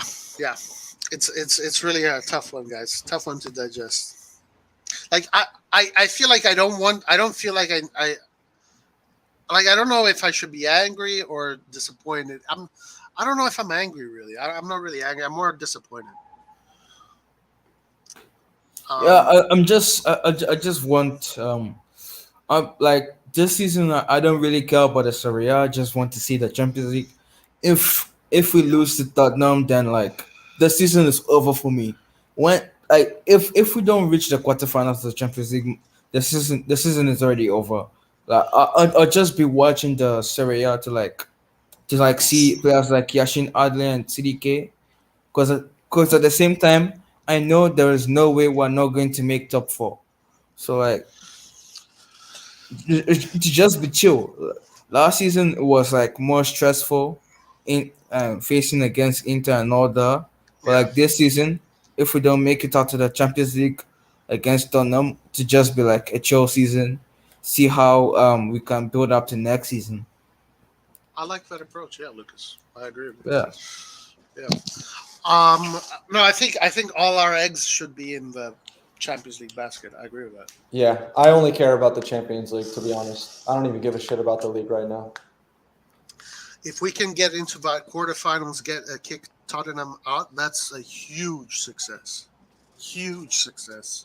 Tottenham likes to get crosses into the box. They play Conte style. They like to arrive late at the far post on crosses. Like their style of play is not good for us with those crosses into the box, winning free kicks. Like we're really gonna have to get our shit together before that game. Yeah, they're basically like a Roma, but a bit better. Yeah. Well, but there's also pros to that because they do give the ball away, right? And they kind of defend. And if Milan has a full squad by then, if because I saw Tottenham play against Marseille in France, and I think the game finished with Marseille something like 75% of possession. Marseille. So Tottenham is a team that will give you the ball. It's Conte, it's the Italian style. So they'll give you the ball. That kind of suits Milan. So there is advantages to that, but we saw today that if we don't take care of these set pieces, Like that guy Horberg or whatever. That the guy, midfielder. no one's gonna mark him in the box on a corner. I swear to God, none of our players are gonna be able to mark him. Like maybe Giroud, like maybe someone who actually like has balls in those situations will be able to mark him. But the rest of our players they have so much fear when they're marking up on corners. They're not gonna be able to stop that guy in the box. Do you guys think we should bench Tomori for Malik Tel for like at least a few games to see how he can improve? No. I actually think Malik Chow is a possession-based center back. I know he's great in the air and has great aerial ability, but he's so composed on the ball. He picks the right pass. He has some vision. So I actually think he has more qualities than just his size and aerial ability. So I'm not sure what Pioli's cooking up with him, but I see those characteristics in him. Yeah, he has those kind, but I wouldn't because like Tomori is like he's I mean, aside from if we want to blame him, I don't know if we should be blaming him, but aside from the last 7 minutes of those set pieces, like, Tomori had a really good game. Roma's set piece, the first goal was their first shot on goal in the whole game. So Yeah, and I also agree. Sorry. Also agree with is it Hans? I'm not sure if it's Hans. He said something about our players now playing dirty. Like during those final minutes, none of our players tried to waste time at all. I didn't see any like wasting time or like delaying. I just saw quick football, launch it high to CDK, play it to Leao. I don't know why they did that. To be honest, I felt like they should have wasted more time. Exactly. That's what I was saying. The dark arts. We don't do the Even dark arts. yeah, exactly. Wait, I'm still confused about the Pobega, the Matic and Pobega incident. Did Matic get the yellow card no, Pobega got the yellow card. for what? I think because the referee thought he was pushing him in the back or something, but it looked like I thought it was a bad call. I thought it was a bad call. Oh, Maybe that's why the fans are angry. I feel like that changed the game too. Yeah, we don't protest enough. I'll be honest. You look at Inter, you look at Juve. They protest to the death. They surround the ref. We don't do that. We're so nice. Like that Pobega call was ridiculous. We barely protested, and we let Roma get the free kick off quickly. We backed away to mark up and gave them, like, we allowed them to play the ball quickly with very little time left. That's a point where you need to delay, you need to protest, you need to use the dark arts a little bit. We don't use it enough. We're too nice. Yeah, tonight we definitely, for sure. For sure. What do you guys think this is going to do to the players? Do you think they're going to have a good reaction from this, or do you think this is going to bring him down? I feel like the players that were here last season won't really care about this. They already won the Scudetto. This season is like, I don't know. It's a bit strange. Like for me, if this result happened last season, I'd be way annoyed compared to what I am right now. But like it's this season, I just don't feel like there's a need to win the Scudetto, and especially how our market went. I don't feel like we did like I don't feel like we were the favorites to begin with to win this to win the Scudetto. We didn't spend that much money, so like it doesn't really matter to me. And I feel like for the old players too, for the players that were here last season, it won't really matter to them. But like for people like Tiao, Franks, it's going to be PTSD. It's going to be a learning curve too. Yeah. Actually, these players like Branks, like CDK, and the players that got subbed in today, especially, they're going to. It's going to hurt them. They're going to feel like they're responsible because that's normal. When you get subbed into a game and then you get scored on, it's always like, oh shit, like was it my fault? Is it because of me? You always ask those kind of questions, and that does kind of put fire, up their ass pretty much for the next games, the next season. It's the young guys; they become hungry out of these situations. Those are good points. Yeah, I think the reaction is going to be good, actually. I think it's going to be positive. I think they're going to be very disappointed and angry, and they're going to want to prove themselves the next time they step foot on the field. I think they're going to feel that they let the supporters down, and it's definitely going to light a fire underneath them. They're going to be very hungry in the next game. I expect a very positive reaction. Yeah, and look, again, it's not like Milan right now is going through a rough patch of form. They're not. Actually, the contrary. Milan is going for a pretty decent patch of form. Like we saw the players, they played really well. Again, we all agree that maybe Pioli went conservative too early. But when Milan was asked to play the game, they played the game, and it was against Salernitana they played the game. Today they played the game. So against Lecce, we cannot be losing any point. Well, against Lecce, it has to be a statement win. And then we have Lazio at the Olimpico. One thing that I want to ask you guys, I want to know what you think. Milan has played most of its games, big games, at the San Siro. San Siro this season has been a fortress pretty much, opposite to last season. But in the second round, we're playing Inter away, which is, it's still in the stadium, but most of the stadium is going to be Inter fans this time. Juventus is going to be away. Roma is going to be away. Napoli is going to be away. Lazio is going to be home. Atalanta is going to be home. And those are the bigger teams. And Fiorentina is going to be away. So a lot of big away games. What do you guys think? Do you think we'll be fine with that? What do you guys think?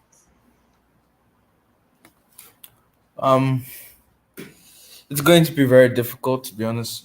I feel like with the San Siro crowd, the players are more motivated. Going to the other team's crowd, the players will be less motivated.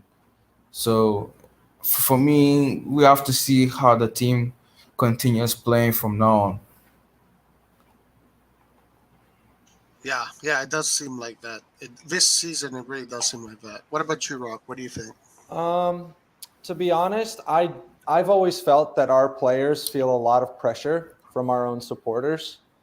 I think there's a little bit less pressure when you play away, not to disappoint people, and maybe to be the agitators, to be cocky, to go in and kind of use the hatred of the away fans to fuel you.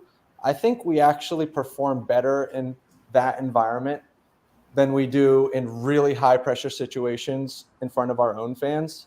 That's just my opinion.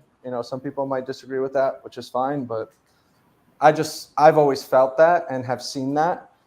So I expect us to perform really well away, because of the less amount of pressure from our own supporters. That's just my opinion, though. Yeah, no. This season in particular, the results have been better home, as opposed to last season. But yeah, let's see what happens. I am optimistic. Alan says we lost 3-1-1 and draw one. Doesn't look like a good form. But we're playing well. Like we did play well. We did play well today. Like, I mean, what do you guys think? I mean, we did play well in the end.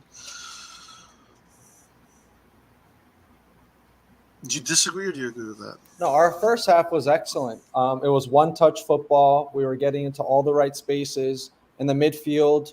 We were creating the triangles. We were releasing players down the wings.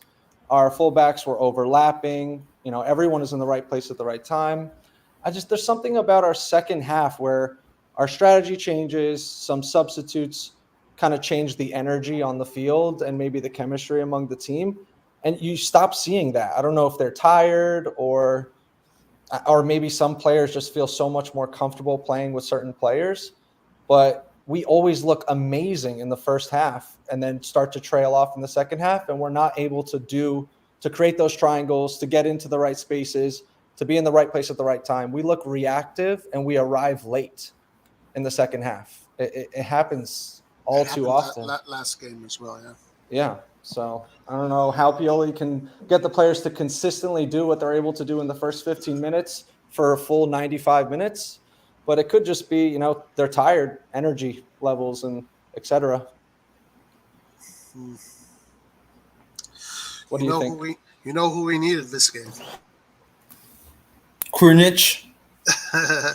I wasn't thinking about Krunic, but it does start with a K, the name. Kiaya. Yeah. Another one. Oh. Kissy. Oh, okay, yeah. We need a Kissy to close down that midfield in the end. Whatever. It's all good. Were you satisfied with the way Milan played, Lucas? Like, I mean, up until they got scored on, essentially. The first time. No, I really wasn't satisfied how we played. Giroud wasn't good today. Brahim Diaz didn't create many chances.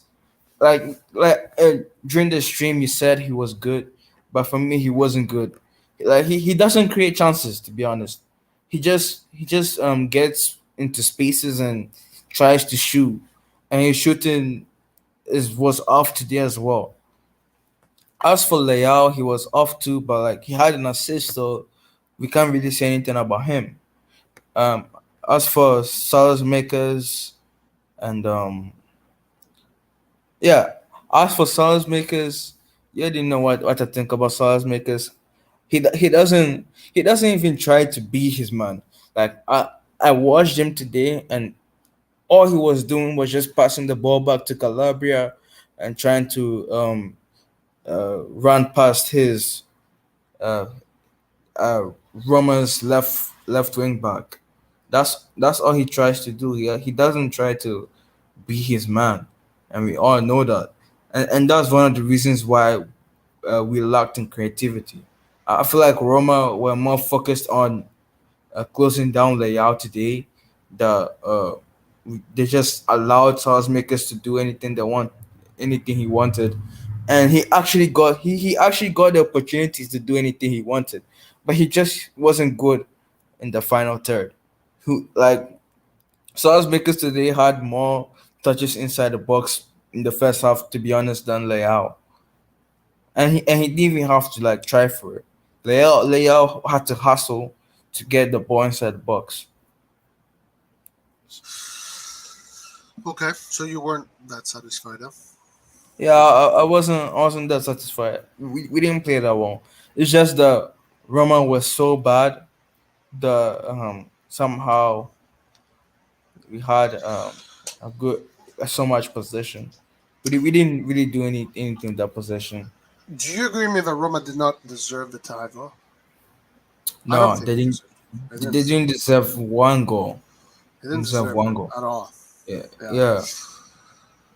I just think the problem is that when Leao when Leao is being marked, when Leao is locked up, we don't have anyone else in that attack that can create chances.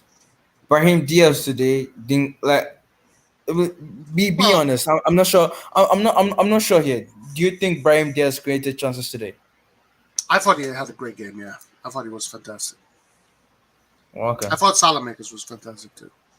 Yeah, yeah. You can say that, but like my question is the chances created. Do you think Salzmakers and Brahim Diaz created like chances, dangerous chances? Uh, I remember a few of them, but Diaz. I'm not looking at them. I'm looking at the way they play make. Especially Diaz has become a very good playmaker in that middle. He's not losing the ball. He's bringing the ball forward. I thought he had a very good performance, Diaz, actually. I have nothing against Diaz today. Salamakers, of course, he makes more mistakes because he's less technical. But Salamakers also, had a really good performance. I mean, Salamakers, I don't expect him to create chances. I expect him to create some chances. What I am expecting from Salamakers is more his work rate, his ability to connect the midfield to the offense, the defense to the midfield, and to cover all those spaces. That's what I'm expecting from him. I thought he did that very well. Of course, if we had Rebic, Messias, Ibrahimovic, um, we would have other options, to create to have more creators. Messias, even though he's not freaking Messi, but he does create. Origi is supposed to create. Rebic is supposed to create. But when you don't have these guys, that's what you have. You have Diaz and Salamakers. Yeah, and that's the problem. Like that's your expectations for like Salzmakers and Diaz, but those are not your expectations for a number 10 for AC Milan and the right winger for AC Milan. I feel like when Leao is having an off day, the whole attack is having an off day as well. We Well, yeah, just Leao is the most important player for sure. we just need someone that can give Leao a break, to be honest. And if we don't have the money to go and sign that Brazilian kid, I'll just advise Pelly to bring in Chaka Traore from the academy. Well, okay, all right. I think he's ready. No, I You think think he's he's ready? ready. Yeah, Maybe, because maybe. because We'll because see. Makers. Wait, let me check Makers' age right now. It's 22. Makers It's 22. Let me just check. Let me double check. Let me double check something. Okay, Makers. He's 23 years old. He's turning 24 this year, and Okay. he has been on AC Milan for like since 2019, Since he was 22. 2020, 2020. Yeah. Yeah, so he's been here for 3 years, and he was 20 years old when he came to AC Milan, Yeah. and he hasn't really improved much. He hasn't improved his physicality. He hasn't done anything to improve his game. So I feel like with Chaka Traore, even though he's 1 year or 2 years younger than Salas Makers at that time, I feel like he's more ready um to play than Salas Makers. Listen, I'm all about bringing the youngsters to the first team. I'm super sold on doing that. I really want that to happen. I really want that to happen. I don't know. I mean, we kind of disagree on Salamakers, but it's fine. But I really want Chaka Toure, Colombo, all these players, El Halil, Kubis, all of these guys. I don't know their names, Cuenca, all of these guys to eventually make it into the first team. I would rather we do that than spend 60 million on players that aren't going to do anything for us. Let's go to chat a little bit. Let's see what chat is saying. Chat said, Marshall says the only thing Origi brings to the team is sick notes. Pioli gave any ability to keep the ball in midfield with subs. We couldn't create. I saw a good. Okay, here it is. Worst vote of the day goes to Pioli for me. His subs were very defensive. Do you think the worst vote goes to Pioli, or do you give it to a player? It's purely because cause every single player out there, I didn't think anyone had a terrible game, so it's purely. Okay.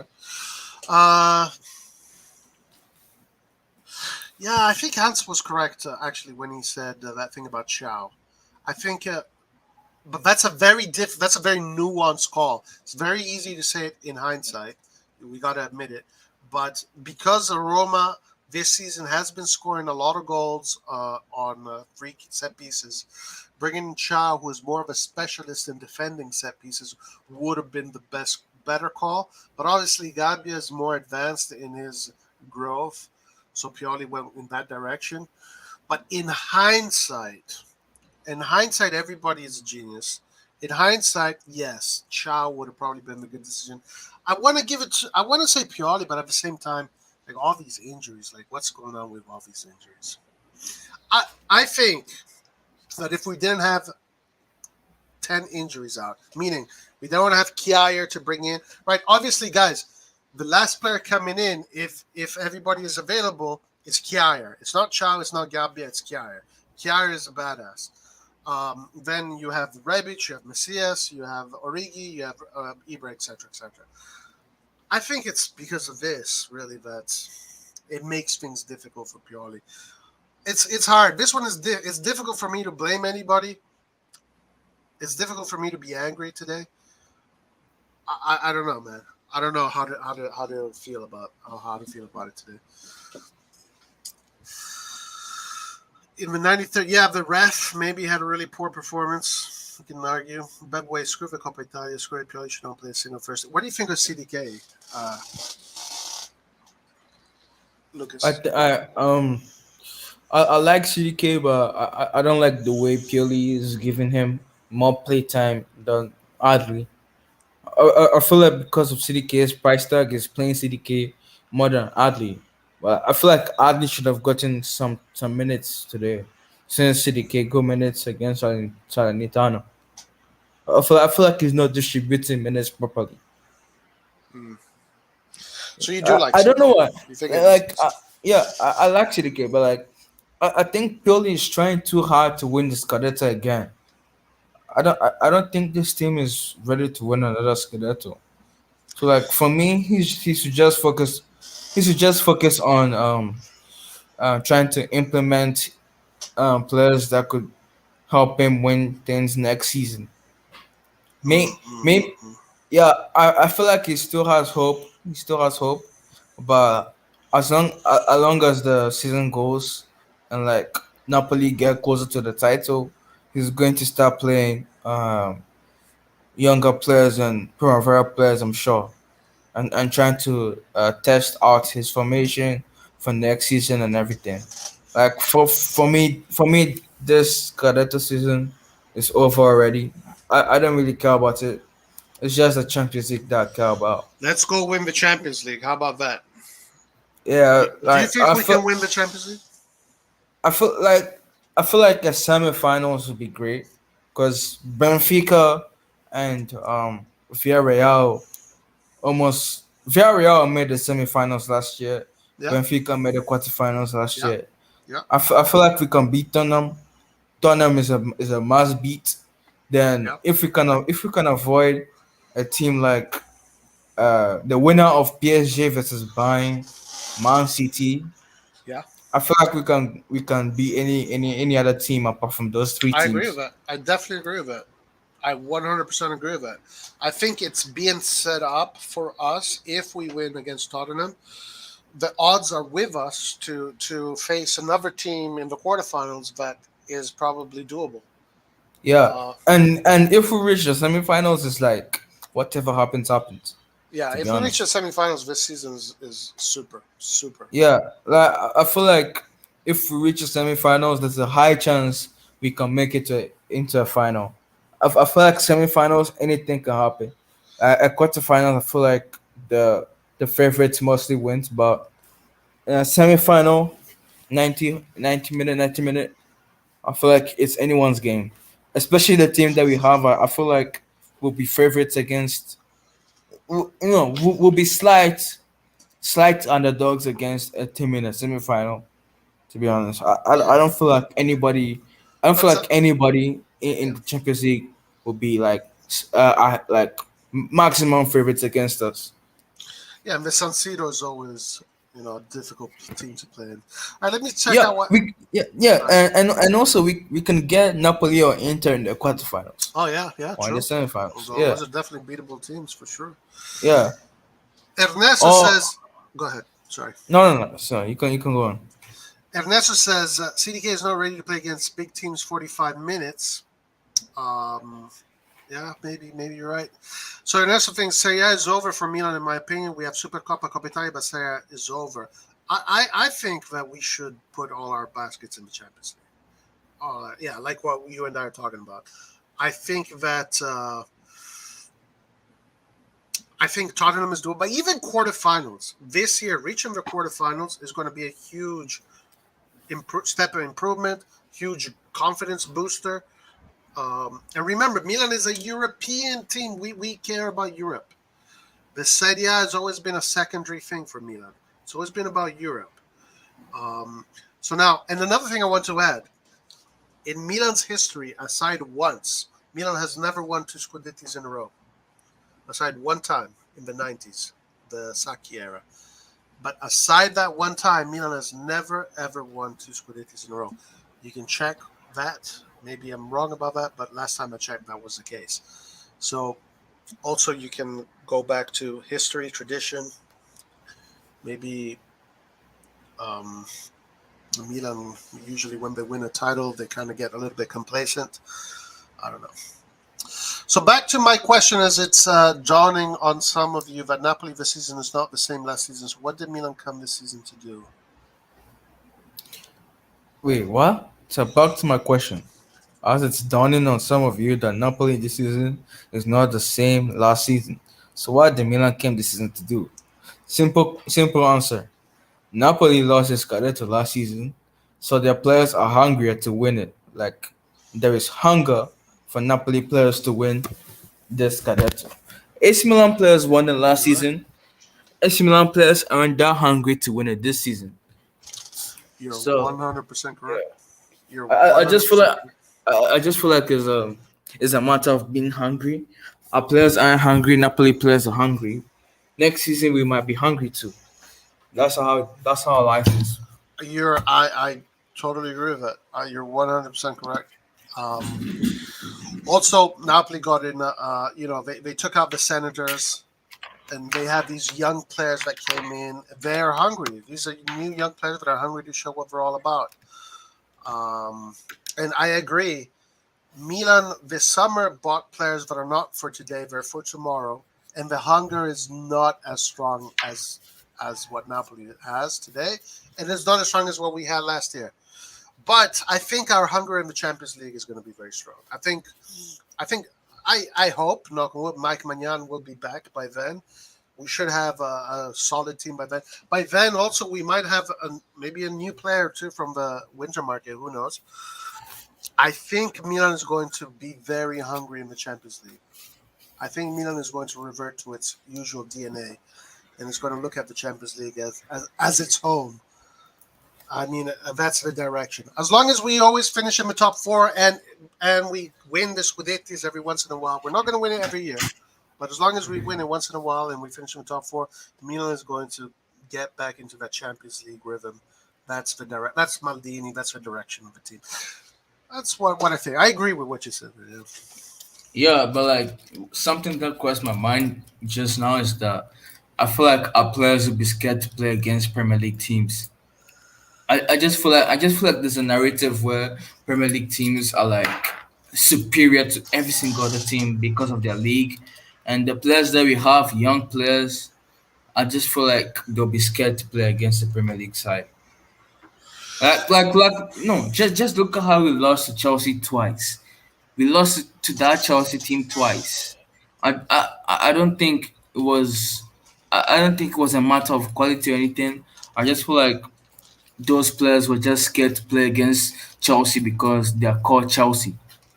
But in truth, that Chelsea team is not even better than the Salzburg team that we beat 4-0, to be honest. I don't think Chelsea were able to beat Salzburg. I'm not sure, but no, yeah, I think they beat Salzburg in the first leg, and they drew in the second leg. Yeah. So for me, that Chelsea team wasn't even a challenge, and we still managed to lose both games. So no, you bring up a good point of this stigma that that the English teams have with them, and it's just a psychological thing. That's all it is. Because it's not; these teams are not superior. To me, it's literally just a psychological thing. I'm optimistic that Milan will be able to override that, and there is that possibility of them having that issue. Okay, these guys are the Premier League, but again, I think once you start kicking the ball around and they notice, okay, like this team is not that great. Like Tottenham will not control the ball. They will not dominate the ball against us. This will not happen, guys. You can put money on it right now. Tottenham will give the ball to Milan. Tottenham will play back and they'll try and hit us on the counterattack. And Milan likes that. Milan likes holding the ball. And this, I think, will give them confidence, and the San Siro will give them. I'm quite optimistic that Milan will be able to overcome that psychological hump. yeah, and that's when I feel like we need a right winger, to be honest, because I don't think Salesmakers and Messias would be able to do damage on that right wing against Tottenham. That's why I am dying for that Brazilian kid or like a Chaka Traore. Okay, but I don't think it. Okay, all right. I don't think my opinion. Yeah, Chaka Traore nor this young Brazilian kid is going to be the solution for the Champions League. I think if you want a player for the Champions League, it has to be more like a Ziyech, like an experienced player. Yeah, I understand that, but like the point is, any right winger would do a better job than Messi's or Salesmakers. I'm not talking about I'm not talking about goals and assists. I'm just talking about creating chances and being dangerous and just dribbling past players. Like dribbling past players makes such a huge difference in football. If you're able to dribble past the player, you can create space for so many of your teammates to score goals or create chances for themselves. And, Okay. and that's what Salesmakers and Messias can do. If we have that Brazilian kid, if he can dribble past one player at least, the whole crowd goes nuts. He has so much space in front of him. He can decide to pass it to Leão, he can decide to pass it to Tonali. Tonali does the rest of the job. But the problem with Messias and Salesmakers is that they can't dribble past the player. They can't create those types of opportunities for the team. Look, we're not going to agree on this one here. Like, I think Salamanca is going to be really good for us in the Champions League. But let's see what happens. Let's leave it at that. Let's see what happens there. Yeah. If they get a player, let's see who they get. If the right wing is going to be Salamanca's or Messias, I have no issue with that. But let's see. Let's see what happens. UCL is too hard for Milan. When Milan playing UCL, every player tremble because they don't have the experience. I think that, I think that this game, Milan is going to dig in deep in its DNA and really put everything into it. We might lose, we might win, but we won't. I think we will approach it the right way. Gray says Milan is finished. Yeah, I agree with what Lab Gorilla said. Roma is like the Tottenham of Serie A. Those two teams actually played each other in a friendly during the summer, and Roma dominated Tottenham.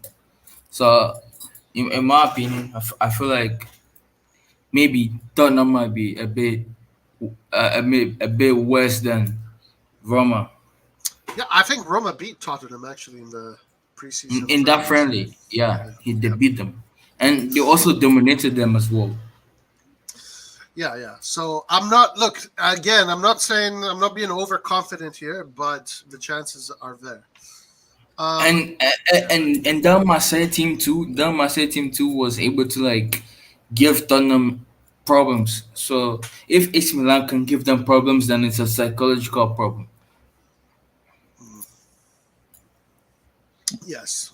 Yeah. I let's see. I'm convinced that's not going to happen, but let's see. Natasha, who I can't remember this guy's name, but Tottenham will beat Milan home and away. That's optimistic, man. That's very optimistic. None of those players except Giroud have CL DNA. Pioli's actually awful against PL teams. Technically, he gets chef. But no, you don't. The PL DNA, the CL DNA, is not something that you have or you don't. It's something that you acquire through the traditions, first of all, through the objectives, and through the, let's say, the ideologies of institution that you play for. Milan is a team that will give you that DNA. Milan will give you the DNA. It's not the players that... The players are going to feel that DNA when they're in the stadium, when they're playing for 80,000 Milan fans. They will feel that DNA. They'll feel that sense of responsibility. And it might work, it might not work. But I think they will feel it. And you have to acquire it through time. By playing in the Champions League over and over again, you acquire it.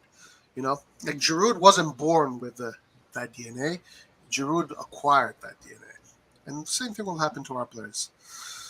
Premier League is the best competition in the world. Every team from there can be a problem to Milan. Every team? No, not every team. Maybe the top teams, but not every team. I mean, I'm assuming you mean the top teams, but not like the bottom teams. Let's see, what else? We got robbed today. That was a penalty. Oh, did you think that was a penalty? If I was given if I was playing and they give that to me as a penalty, I'll be pissed because that was like close to my body. I agree with you. That's Lucas today is on form. I don't agree with Lucas regarding Salamanca and Diaz, but everything else, Lucas, you've been on point. I've been learning a lot about football during my hiatus. So. You have. Yeah. I was always good, but like Lard just Lard being Lard. Yeah, Lard is crazy. They're just screaming and yelling right now in the WhatsApp chat. I read that. Let's see. Salzburg beat Chelsea once, and Dynamo beat Chelsea at home. Milan lost both. Chelsea 5-0 aggregate. Yeah, exactly. Even Dynamo Kiev beat Chelsea. Wait, I don't think Salzburg beat Chelsea though. I'm not sure about that one. But the fact that we lost to Chelsea, that's crazy. That's crazy, man. As soon as Tomori got that red card and was sent off, I didn't watch the game again. I haven't even seen the second goal. But we were robbed in that game with the Tomori red card. Yeah. Oh, it's crazy. I feel like it was a penalty, but it shouldn't have been a red card. Would you bring? Would have you brought your compatriot CR7 to Milan?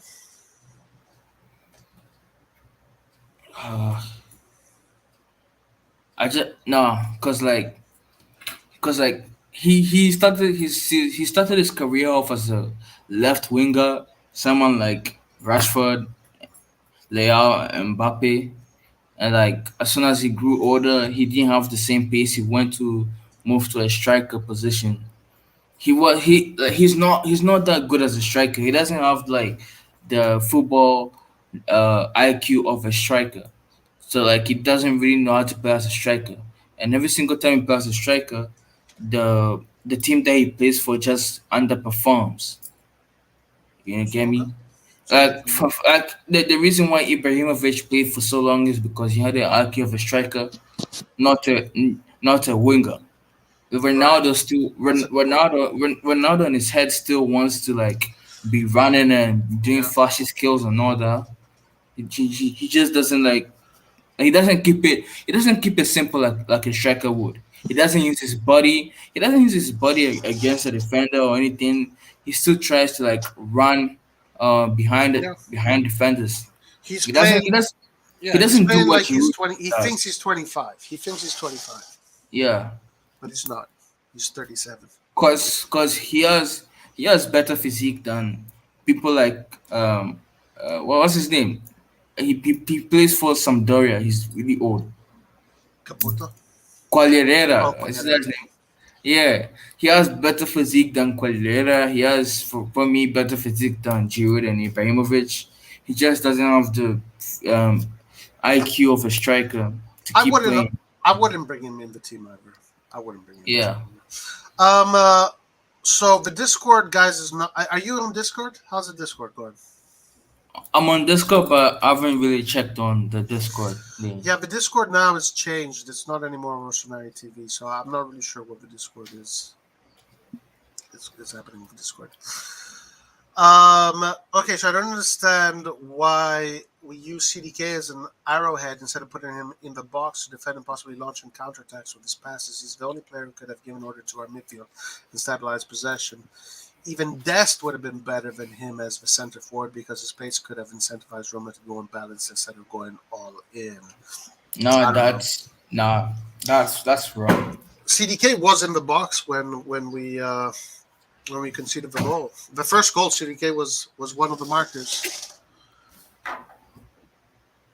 But yeah, I think the Juve approach it's not us. It's not us. Pioli maybe looking at his bench, thought to himself, I just don't have many options, so he took that route. But whatever, it didn't pay off. What are you gonna do? I think in 93 minutes, it wasn't a foul. Right, the 93 it wasn't foul. Milan taught us today how to lose points. Set pieces. Yeah, I don't think it's to be honest. I think it's Pioli's fault. I think Pioli deserves all the blame for today's Oh yeah, he's performance. gonna take it. Because Of course, he's gonna take it. this team doesn't know how to play like Juve, and decided to do that. I think that was the right choice. What do you think is going to happen between Milan and Juve and Napoli next game? I have my opinion. Yeah, I am really interested to watch that game. It's on Friday, right? I believe so. Yeah, it's Friday night. The other leagues aren't really playing any high level games during that time, so I'm sure everybody will be watching that game. Almost everybody will be watching that game. It's going to be very interesting. Juve are eight. Juve have 8 wins in a row right now.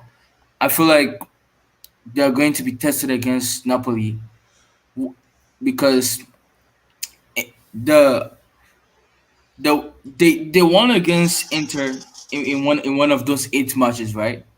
Yeah, But then 3-0, I think. yeah, Or no. no, it was 2-0. 2-0. But then Inter totally dominated them during that first half. Had most of the possession, had most Oh of the yeah, shots. Inter could have won that game in the Yeah, first half. yeah. But then I think Inter players underestimated them because of how Juve were playing, like how Juve were so bad back then. But now, like we see how Juve are. They're coming up. I feel like you know Napoli would have that fear factor of Juve inside them, and will try to finish the game early. So this is going to be Juve's biggest test. this is going to be Allegri's biggest test so far. Yeah, I'm really waiting to see that game because yeah, it's gonna be feel like really. I feel like they've had it easy. I feel like they've had it easy so far. Those games against Cremonese and Udinese, they made it hard for themselves. I don't know why they made it hard for themselves. Look, This is my opinion, right? This is my opinion based on the football experience that I have. The way Napoli plays and the way Juve plays is a big mismatch. I think Juventus is going to have a lot of trouble in this game. I think Juventus is going to have a lot of trouble. I don't know for sure, but I have a feeling that Juventus is going to concede a lot of goals in this game. It's going to be a big defeat for Juve, like 3-0 or like a really heavy defeat. Maybe it's not many goals, but it's a really heavy defeat. I don't think Juventus style works well against Napoli's style. I don't think so. I think if you want to beat Napoli, you have to attack Napoli. You have to overpower them, kind of like how we did, even though we lost. Kind of like how Inter did and Inter won. Kind of like how Liverpool did in Anfield and Liverpool won. You have to attack them. You have to put pressure on them. You have to make them defend. But if you give Napoli the game, they're going to destroy you. They're going to just destroy you. So my opinion is that Juventus is going to lose this game pretty badly. But let's see. Maybe I'm wrong. Maybe I'm right. Yeah, I agree with you, but like your opinion also depends on how Napoli's attack is going to perform. Because against Inter, of course, they didn't really do well. So yeah, they didn't do well because they didn't do well. Inter out tacticked them for sure. Inter was really rough against them. But Inter attacked them. No, it is definitely possible that Juventus can stop them. I have a feeling that's not going to happen, though. I have a feeling that Napoli is going to put just so much pressure on them because Juventus is going to invite that pressure, and it's going to Juventus is just going to break down at a certain point. And also when it comes to the subs, right now Napoli is just in front of everybody when it comes to the subs going in. So let's see what happens. Let's see. And I want to add one more thing. I saw Lecce play against Spezia today. Lecce is going to be more difficult than Roma. These guys run like crazy. They're running like crazy everywhere.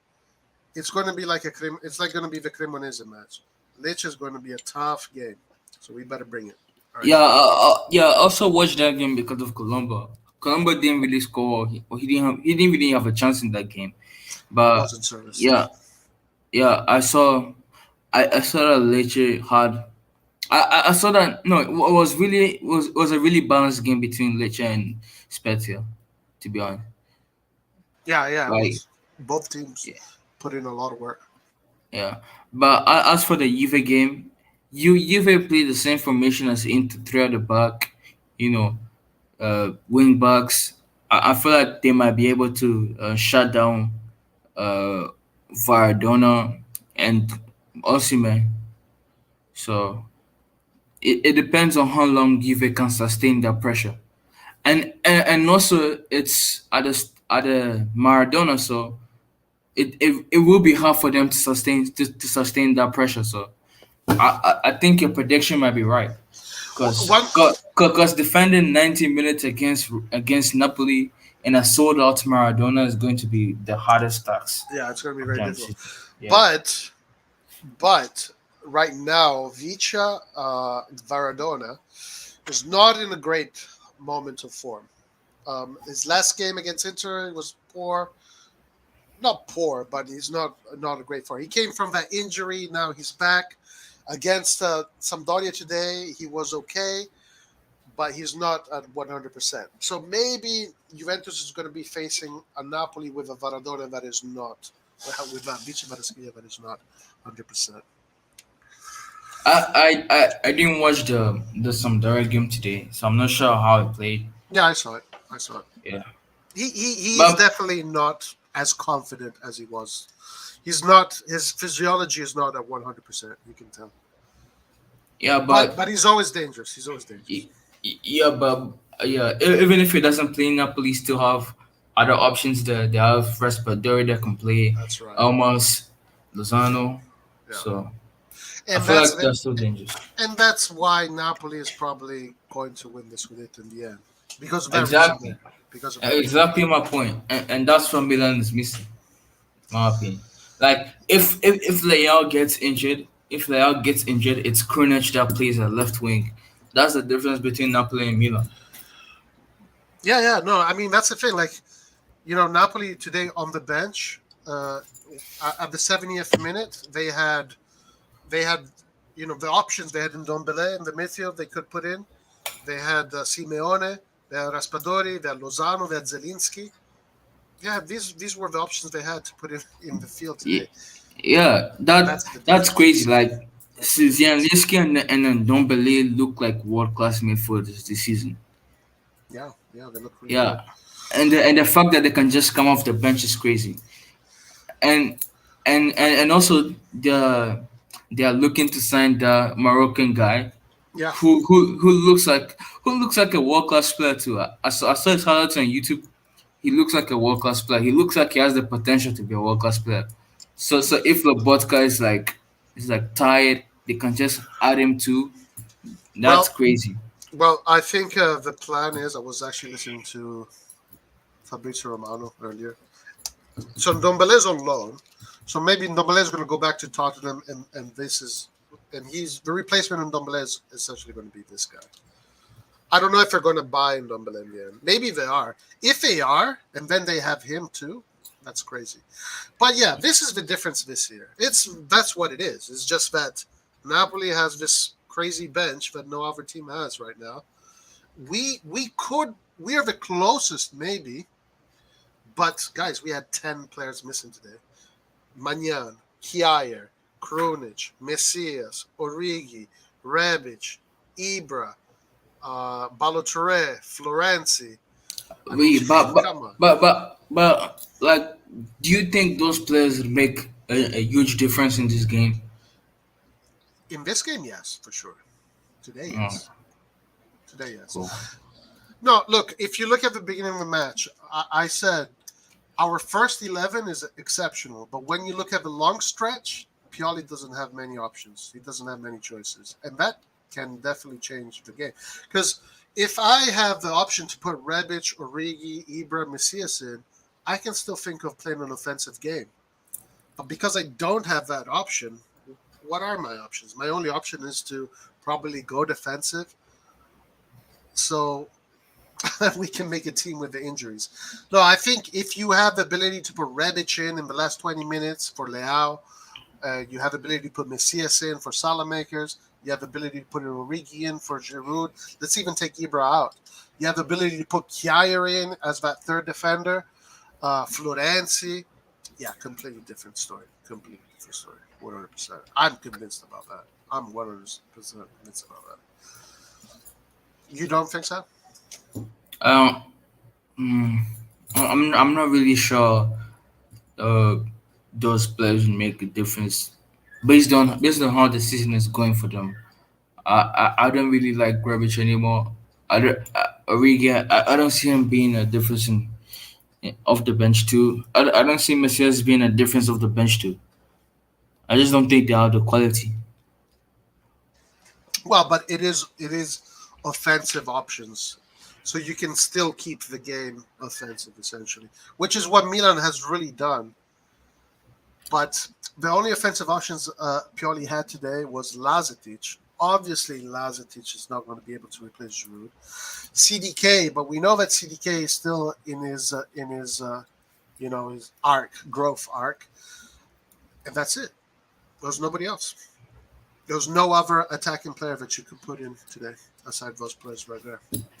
So it's really bad. Our injury situation is screwing us up. But I do continue to say this. Even if all our injuries are together, I think Napoli still has a little bit more than us. Yeah. Just a little bit more. Not that much, but just a little bit more. And that little bit more is maybe just the quality of, let's say, the bench players. Even I feel like Juve have more than us this season. Cause right now they're playing without Pogba and Vlahovic. That's a good argument. That's a good argument. Imagine if Pogba and Vlahovic come back. Like the play with a 3-man midfield, and the midfield is the midfield depth is Rabiot, Locatelli, what's his name? Fagioli. Then they have Miretti. They have Pogba. They have McKennie. Yeah, They have so many they have a solid midfielders. solo. In my opinion, right now, my opinion, the best rosters in the Serie A is Napoli 1, Juve 2, Milan 3. And I think last year we were behind Juve and Inter, but we had the most hunger, we had the better team, essentially the better football team. Not the better roster, the better team. Those are two different things. This year, I think we are the second best team of the league. I think we are Yeah, the second best team. yeah. I just think it's because of hunger. Because last season against Roma, we had like most of our players injured. Leao was on the bench. Salzmakers was playing left wing. Well, Brahim hold Diaz, on, hold on. yeah. Last season, the first game that we played was against Roma, and Leao was available for that game. No.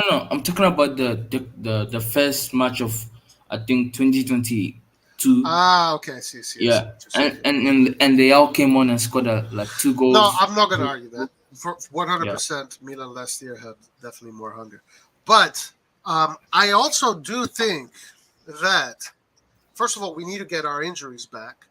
If we can do something in the market in January, we can be right up there. We can be just as good, maybe even better. Doesn't Jerry see Todd Bowley spending so much money and like not having like the hunger of Say just what? trying to Say this. Say what? doesn't Jerry see Todd Bowley spending all this money and not having like the fire inside him to like Who? give Todd Bowley. yeah Who's that? Ch- Chelsea's owner. Oh, okay, that's it. Todd Bowley. That's his name. I'm not sure if that's how you pronounce the Okay. boy. Go. Yeah. I get it. Yeah, but like, doesn't Jerry see Todd Boehly spending all this money for Chelsea and not having the fire inside him to like spend at least a bit of cash? Well, Milan. I'm not- He doesn't even attend the games. He just attended the Inter game. I think is that the only game he attended. Well, listen, I have a different opinion on this. First of all, Chelsea, the way they're operating, I think is pretty bad. I definitely do not want to operate like Chelsea. That team is okay. Yeah, they beat us. I get it, but first of all, that team is 10th in the Premier League. They lost 4-0 to Man City today, and they're spending crazy money on players that makes no sense. The thing that I like about Redbird or Jerry is that he's not in the way. I like that. I prefer that Maldini takes care of everything. As far as the money thing, we got to find out. I don't know. Yeah, Lucas. but my question is, when was the last time you was in the stadium? But why does that matter? Because like, it matters because like, I feel like we need a passionate owner, even even what's it called the Elliot fund, the Elliot guys, they they were still able to attend matches. Well, some games. Yeah, they were able to attend the Champions League games. I don't think Jerry even attended the Champions League games. I know he did attend some games, but I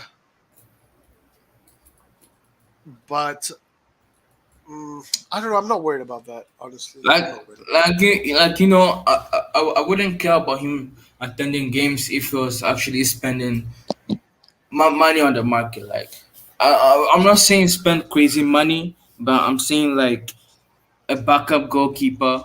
Like we couldn't spend 15 million on Vicario. We couldn't. And it's not just Vicario. We just can't spend money on a goalkeeper. We can't spend money on a right winger.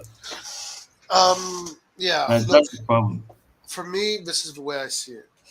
Okay, we know what the situation of the club is. We know that the club is working on this sustainability thing, and we know that that is going to take time.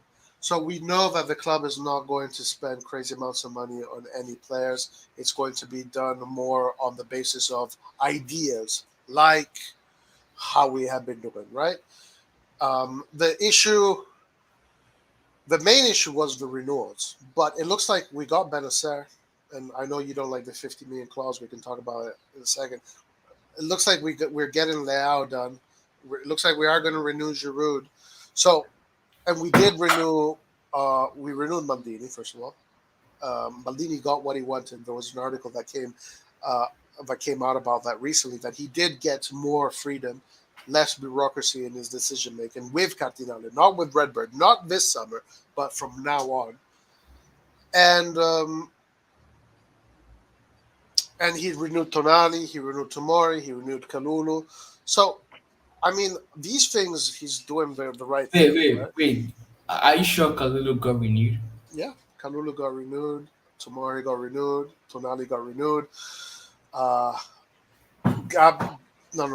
Pobega also got his contract retouched. Who else? Well, okay, now Benacer, then Leao, Giroud. Then I guess the next one was going to be Magnan, Hernandez probably again soon. We already dealt with Salamakers. Diaz, we're going to find out. So as far as maintaining continuity, it looks like that's what he's going to do. If he can put in some, if he can, it depends how much the club has how much capital the club can spend.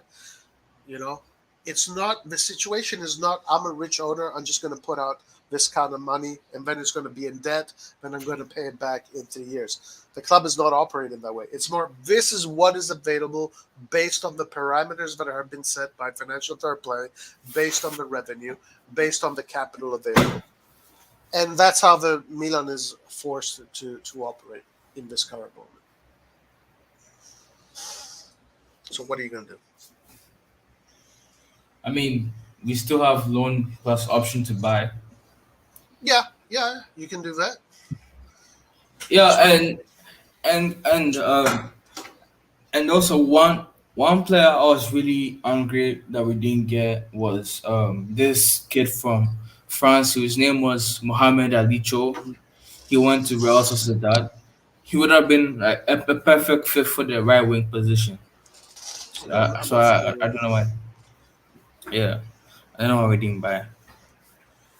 Yeah, I'm not familiar with it. Yeah, but talking about the Benacer renewal, I didn't like the fact that it was 50 million, but as soon as I saw that it was only active until 2024, and only like the first 15 days of the transfer window, I I appreciated it. I appreciated it more.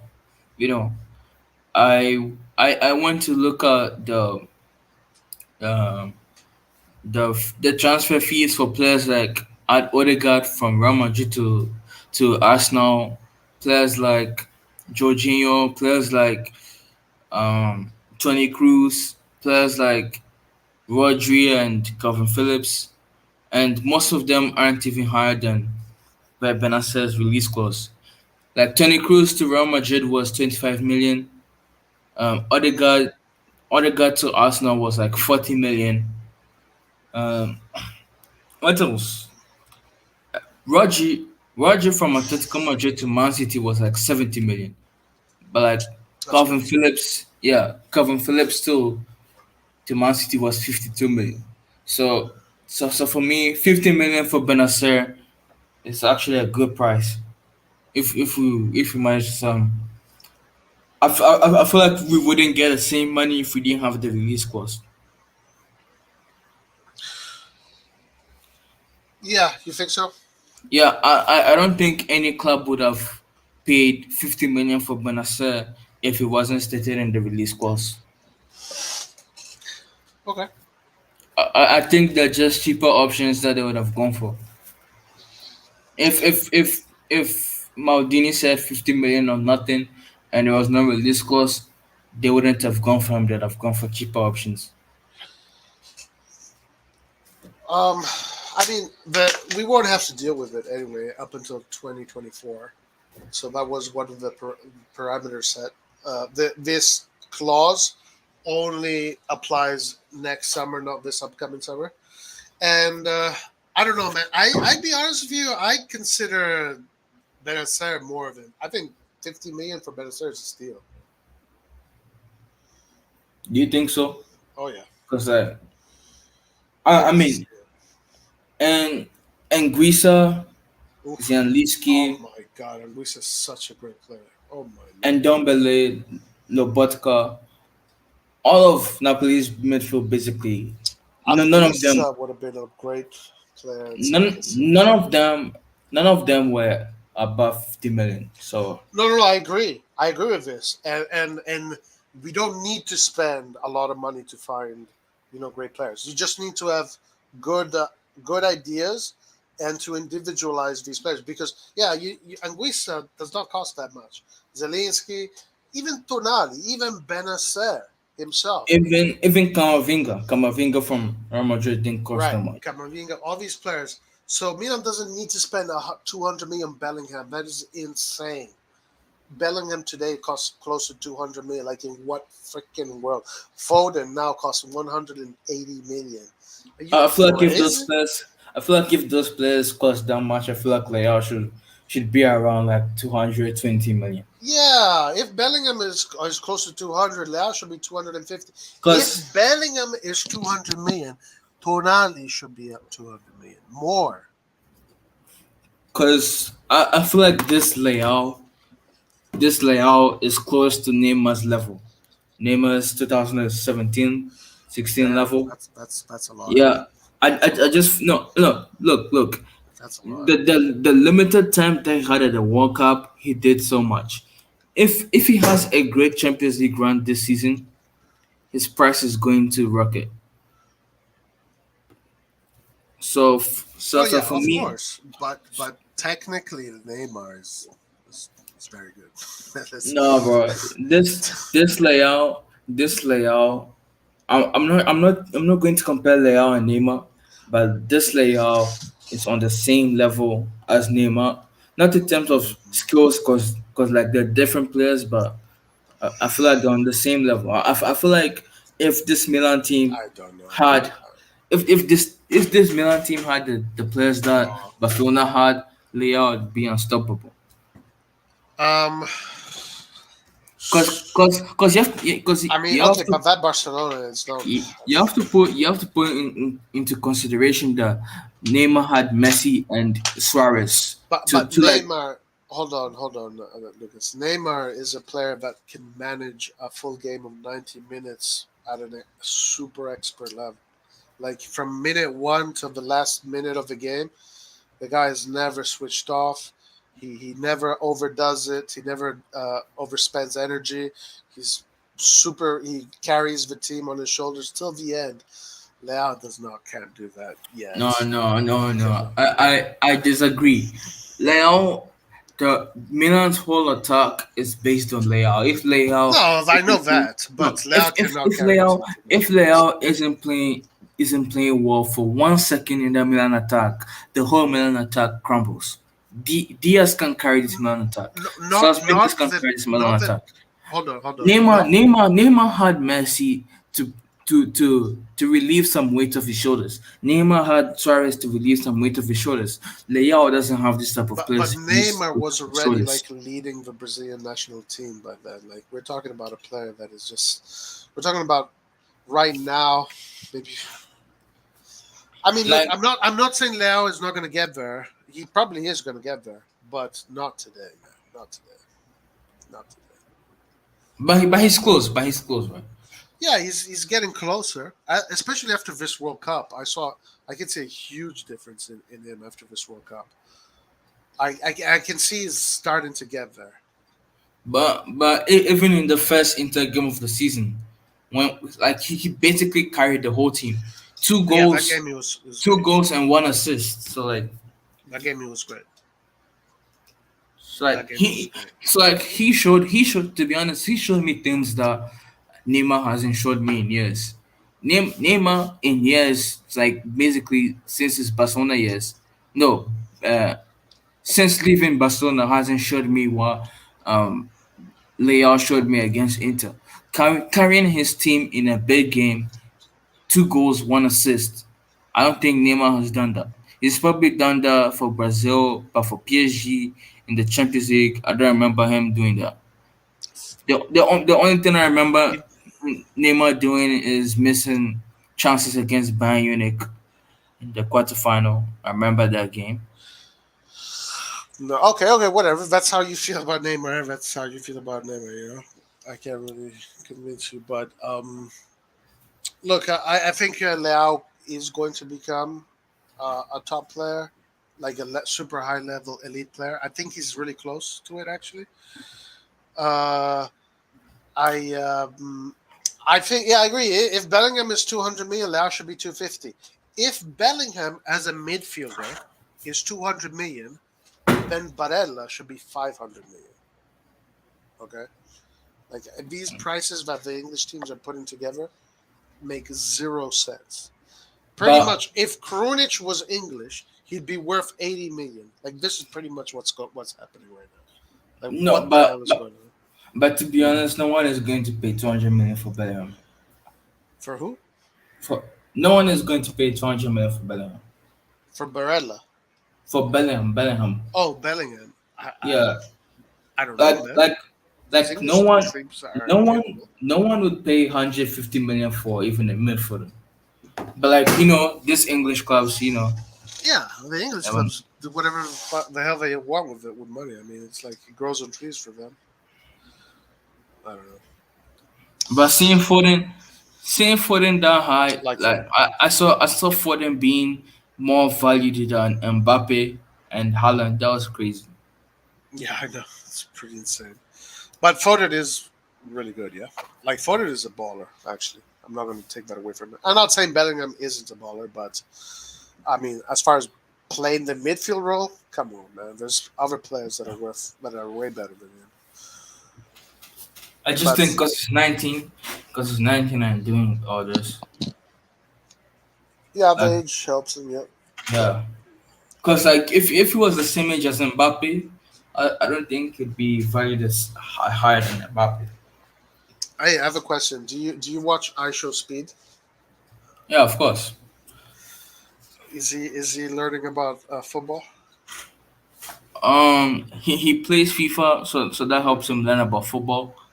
He also I don't think he watches the Premier League anymore. He used to watch the Premier League just because of Ronaldo, but now that is not there, I don't think he watches football like that. I don't think he watches football.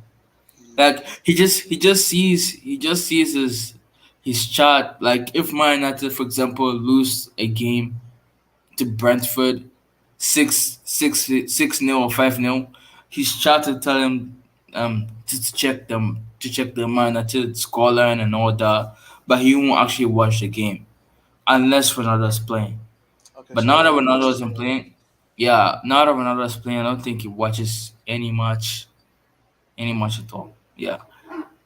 I don't think he's even watched the Champions League game before. He told Rafael Leao to go play in the Premier League. Yeah, and did you see the clip? Yeah, so Yeah, did you see Rafael's face when he said that? yeah, yeah. I don't think Rafael Leao was pleased. No, but I also think Rafael, understands that. I mean, iShow Speed is American, and American, Yeah. football is what it is. But what was the reaction? What was your reaction when he said that? I didn't like it too. I just think you should keep. I just think he needs to learn to like keep the transfer talk out of footballers. Like you're calling them live on stream in front of thousands of people to talk about transfers and all that. I don't think that's good. Yeah, he probably doesn't even know, bro. He doesn't know what he's. Yeah, like he called he called Lingard once and he asked Lingard which club do you play for.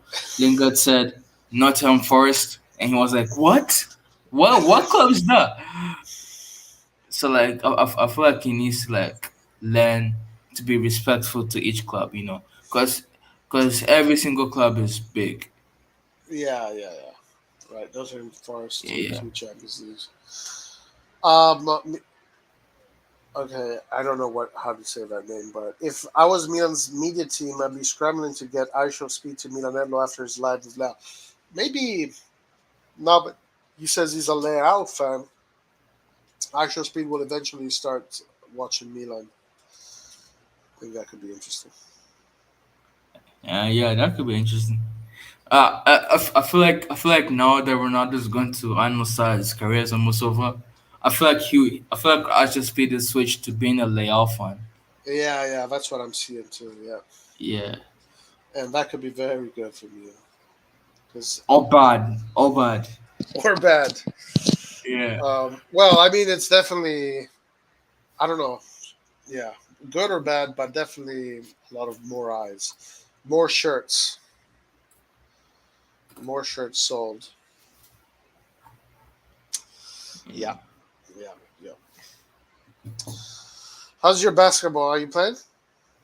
yeah. I'm playing basketball. I've actually improved very well. Yeah. Like, yeah, my handles are like on another level. Oh, really? Very Yeah, another level.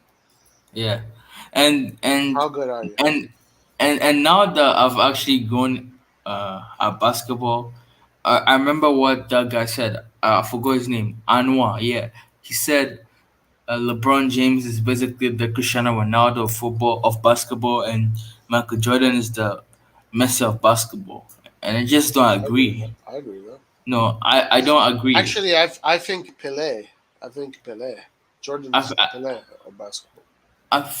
yeah, I mean, I can agree with that, but like the Messi, I don't think so, cause like But Pele anything is that above Messi. anything that Wait, LeBron do you agree with me that Pele is above Messi? uh not really, What? because no, because I didn't watch Pele, so I can't just say that. I can't just make that judgment. Well, he won But three like, World Cups in a row. mm, Or yeah, he or, did that. or Yeah, was he it a did row? that, but He did. He I played didn't four watch World him. Cups and he won three of them. Bruh, he played all the things you see the players do today. All the moves. You name one move. Think of any move you've seen today. Literally, you Yeah, can name any move. I He saw that used. video too. Yeah, he used to do them I back saw then. that video. I saw that video of Pele doing every single thing that the modern footballers did. I saw him doing the Ronaldo chop. I saw him doing what Zidane did. I saw him doing what Yeah. Roberto Carlos did too. All But like these guys still, are play the way they but play because of Pele. I can't make that judgment to be honest. Like I feel like Pele was good, but he's the reason why current players are better than him. I'd say. And okay, so you think Messi So like is the goat of all goats? so like he was the master, and the students learned No, from the master, no, I get and what you're then the saying. students became better. You know. Okay, so going back to the Jordan thing, you think that Messi is the goat of all goats, and who is the basketball goat of all goats? LeBron James. Over Jordan? Yeah, Jordan is Bruh, just hype. come No, on, man. Jordan is just hyped by people that don't watch basketball. Bro, I never Like watched Pele, but I know he was the best. no, I did watch Jordan, and I know he was the best. Like no, like Jordan is like the Pele or the Messi of basketball. And no, then after him comes LeBron. Jordan is good, but like anything that Jordan can do, LeBron can do too, and LeBron just the what makes LeBron better than Jordan is his longevity. Like LeBron is still doing it, and he's Well, about to like become but you have the the highest scorer in the NBA. That's a but you big feat. But you have to take in consideration that Jordan, at a certain point, quit basketball, played baseball. Yeah, And he came yeah, back, but and he kind of interfered his career. I mean, the guy won 6 finals. Like, the yeah, guy played in 6 finals, won 6. That's what's 6 times 7. he played in 6 finals and won 6 finals. Right. But that's like a But series. Those are series. Those are a lot of games. Those are a oh lot of yeah, games that he he played. yeah, But but also LeBron James, like this era, LeBron James era of basketball was harder than Michael Jordan. Michael Jordan, Shaquille O'Neal wouldn't agree with you. Michael Jordan didn't have to play against Celtics big three. Michael Jordan didn't have to play against Dirk Nowitzki.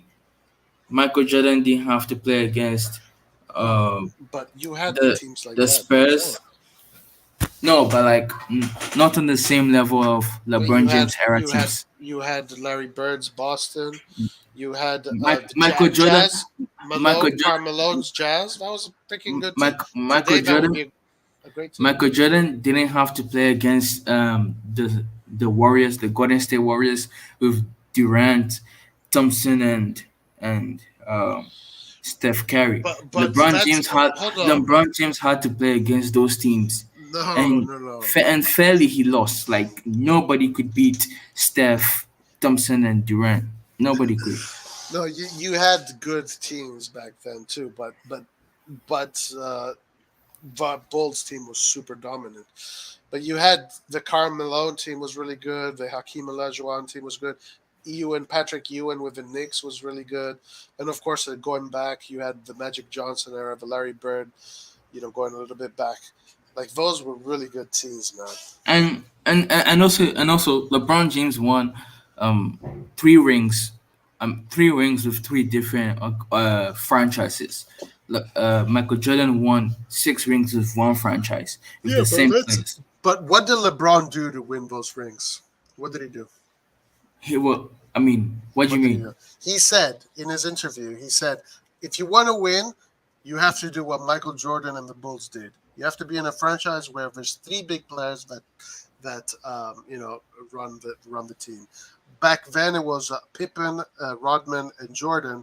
So you're saying, yeah, I want to do that with Bosh and Wade, and that's what he did, and that's what he continued to do. So he pretty much.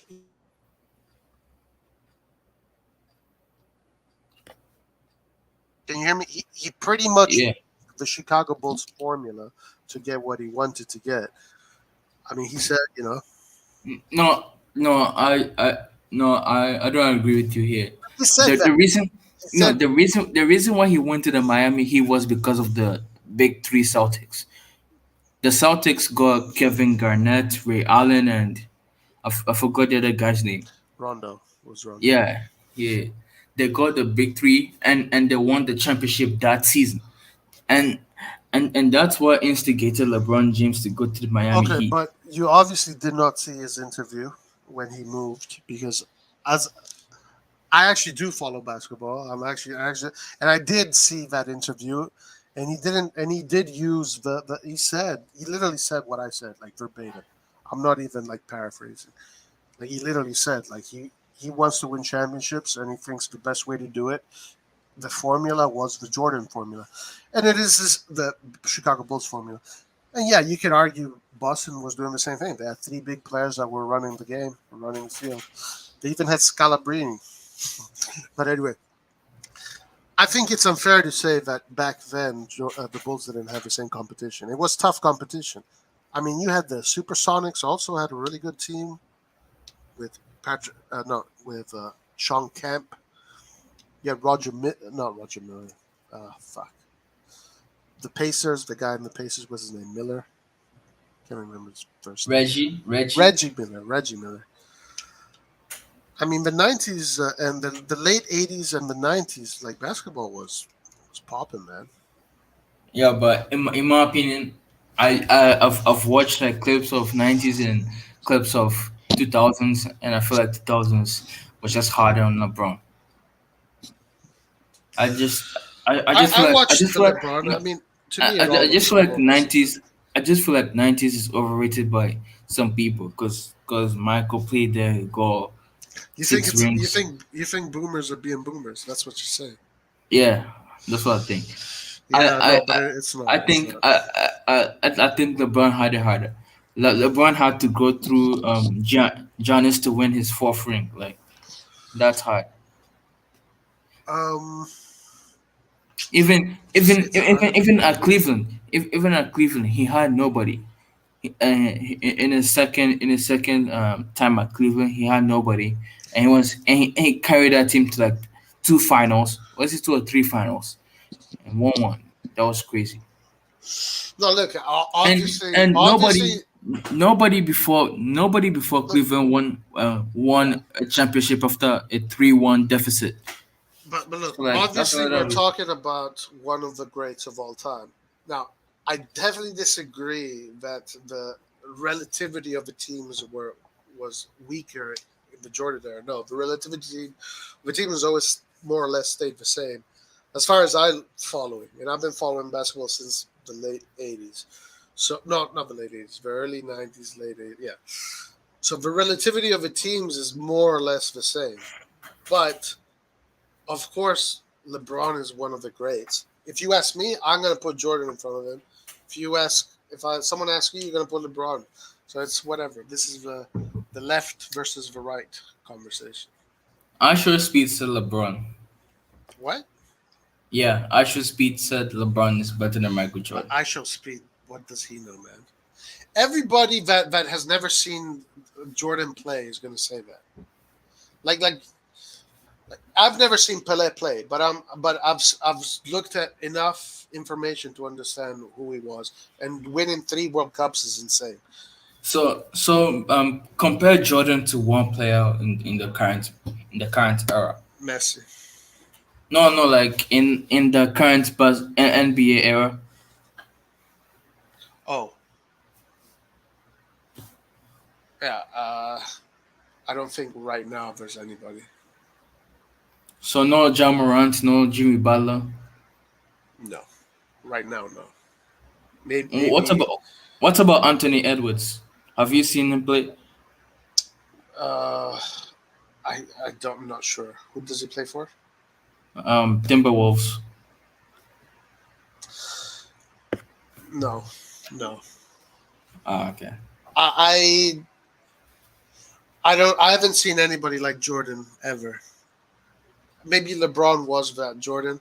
I guess now maybe the next Jordan could be the Greek guy, Giannis. Doncic maybe. Wait, but no, I'm confused. Steph Don't Curry. Doncic and Michael Jordan are 2 different people. Yeah, Doncic. I'm talking about impact, Okay. not style. So what kind of impact did Jordan have that no one else has? What kind of impact? Okay, I mean, his impact was perfect. 6 seasons, 6 finals, 6 wins. I mean, it's hard to explain if you haven't. Have you ever seen games? Have you ever seen him play live? Like not like on TV, live on TV. Michael Jordan play live on TV. Yeah, like how can you describe it if you haven't seen that? You have to just kind of imagine it, and like the way he would carry his team was I incredible. mean, I've seen him have like clutch shots before. I've seen the Utah Jazz game. Oh, you saw it all on YouTube or something? Yeah, Yeah, I saw him carrying those his are team. crazy. Like if the Bulls need points, they just pass it to Jordan. Yeah, because he was that good. So now I understand the comparison with Luca. Like Luca is basically like the scoring machine of Dallas. So Yeah, yeah, they're not the same. Jordan was more well, athletic. more athletic, but also his creativity was more off the charts. Jordan's creativity, but similar that they kind of control the floor and they dictate the pace, they dictate the game. Similar stuff in that, but not similar style of playing. What about D Rose? Do you know who D Rose is? No, who's that? Um, he played for the Bulls. Derrick Oh, Rose. oh yeah. Nah, I mean he's. Oh yeah, of course, Derrick Rose. He's good, but no, he's not even in that conversation. No, like he's basically like um the Ronaldo of basketball, the Brazilian Ronaldo of basketball. Really, you consider him that high? Yeah, Highly? because if he didn't have many injuries, he could have gone to higher status. Like he's the youngest. He's the youngest MVP in the NBA. How old is he now? He's like, I mean, 30. He's in his 30s. Derrick Rose. Yeah, You he was consider him like the Ronaldo? Wow, that's he pretty wa- big. he was like big. He was like big, but back then, in 2012 for the Bulls, then he just started getting injuries. Then he's now at the New York Knicks. Huh. Okay, Yeah, he's born in '88. you should No, have seen him play though. He he's was good. He's insane. good. Yeah, I've seen him play. He's good. I'm not saying he's not Yeah. good.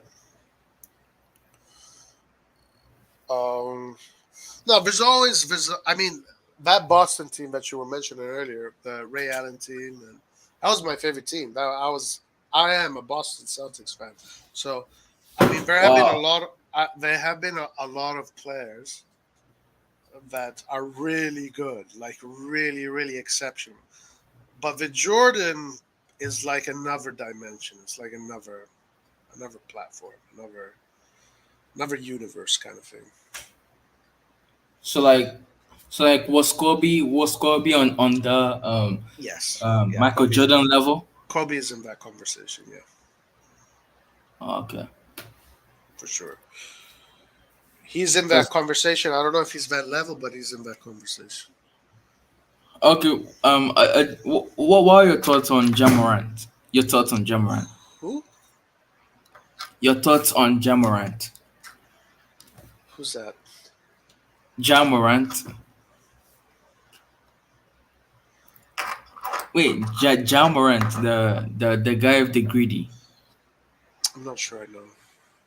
He plays for the Grizzlies.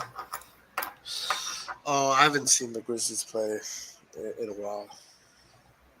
Okay.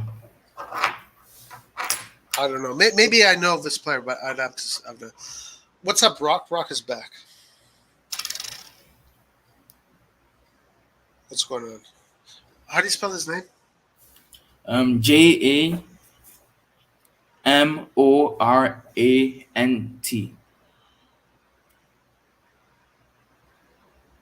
Jamorant. Oh, okay. All right. Yeah. Okay, so he's a new player. He's a fairly new player. I'm not Wait, too wait, familiar. wait. Do you know Zion? Zion Williams? Zion Williams. That's yeah. If I see them, I remember them. Yeah. I'm sure you know him because like he was like big in America when he was at high school. Like he was like the destined Oh, LeBron okay, James. okay. Yeah. He's also very young. Yeah, he was drafted in the same year as Ja Morant. He was first and Ja Morant was second. Yeah. Yeah, these players. Yeah, let's see what these players do. I mean, these guys are still quite young, so let's see how they develop. Um, no, of course, I don't have the ability to follow basketball thoroughly because there's like a million teams, there's a million games. But I do always watch games and follow the players, etc. Okay. I've been to some games too. Well, what's the most recent you went to? I saw the Knicks play against the Clippers. Okay. It was on okay. Did the Clippers win? Yeah, easily. Oh wait, Yeah. no. I can't remember. One team won really easily. I think it was the Clippers. Was it the Clippers? Yeah, I'm sure it was the Clippers. Yeah, they were missing some key players or whatever. Yeah. So are you balling? You're handling very well. You're destroying everybody. I mean, I'm What are not your playing. numbers? What are your numbers like? I'm not playing like American type of competition. I'm not playing against dudes that do windmills. You're So playing Eurobasket. yeah, Layoffs and 3-pointers. yeah, Okay. and yeah, I mean, fair, What are fair your enough. numbers like? What are your numbers? I'm coming off the bench and I'm doing like 14 points, 9 points. Oh, that's good. Yeah, Are you playing competitive? yeah. I'm actually going to a school tournament in 2 weeks. So like schools will be there. Okay, those are decent numbers. Good. Yeah, Good job. it's just like I hate basketball training because like basketball training I feel like is more intense than football training. Basketball training, but basketball training contains suicides. Do you know what suicides are? Yeah, of course. Yeah, like that's like that. That's like the thing that I hate the most. Our coach, I don't. our coach tells us to do like 5 suicides in a row. 5? Yeah, But suicides on a football pitch are worse than basketball pitch. yeah, but I don't think footballers do suicides. Oh yeah, they definitely. I've definitely done suicides, for sure. In PSG, we used to do suicides for during the summer when you want to. Suicides is a pretty normal method to get players fit, but on a football pitch is pretty hard. I think it's harder on a football pitch actually, because on Wow. football pitch you have to go to the box, back, middle, back, box, back, end of the line, then back. It's like so much, and you have to do it intensely. Maybe in basketball, maybe there's more repetitions. No, in basketball, yeah, in basketball there are more repetitions and like you have to do it faster, in my opinion. Cause like, yeah, I'm not sure football you have to do it faster. No, it actually depends on the coach. It Cause, depends on what you're cause working on. yeah, cause some players are allowed to just jog, cause their coach doesn't do anything. But like my coach, if you're jogging, you have to like do it again. No, Do of 10 course, push-ups. but that's most coaches. But it depends really what you want to do. Like if you're in a preseason, yeah, no, you're the guy. You're running hard. You're sweating tough. But during the season, you don't want to.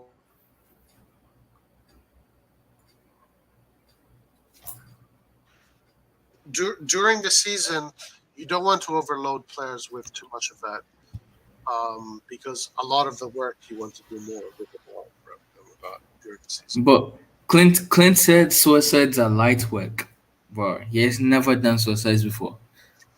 Uh, Now you can also do suicides with the beeper. Now that's something that we do. I've done, and we've done also in club football with adults with the beeper. So the beeper always becomes. Have you ever? I don't know. Do you guys do that? A beeper? Yeah. So basically, you have a timer that beeps every, let's say, 15 seconds. So you have to go. You have to hit the line before the beep. And then after a while, it becomes 10 seconds, then 8 seconds, then 7 seconds, 6 seconds, and then it just becomes faster and faster. So that's another different form of suicides, but it's very Okay, tiring. that's worse. That's worse. Yeah, that can really mentally drain you. It depends what kind of suicides you do. Yeah, that's crazy. But it's crazy how like kids in America are just dunking nowadays. Well, that's a culture in the U.S. It's the whole dunk culture, the street ball culture. Yeah, cause like if you go around Europe, nobody's dunking unless you're like 6 foot plus. But like the 5'9" kids in America are now dunking. Like 14-year-old 5'9" kid is dunking. That's crazy. Yeah, in the US, like basketball is pretty much like football is in Brazil.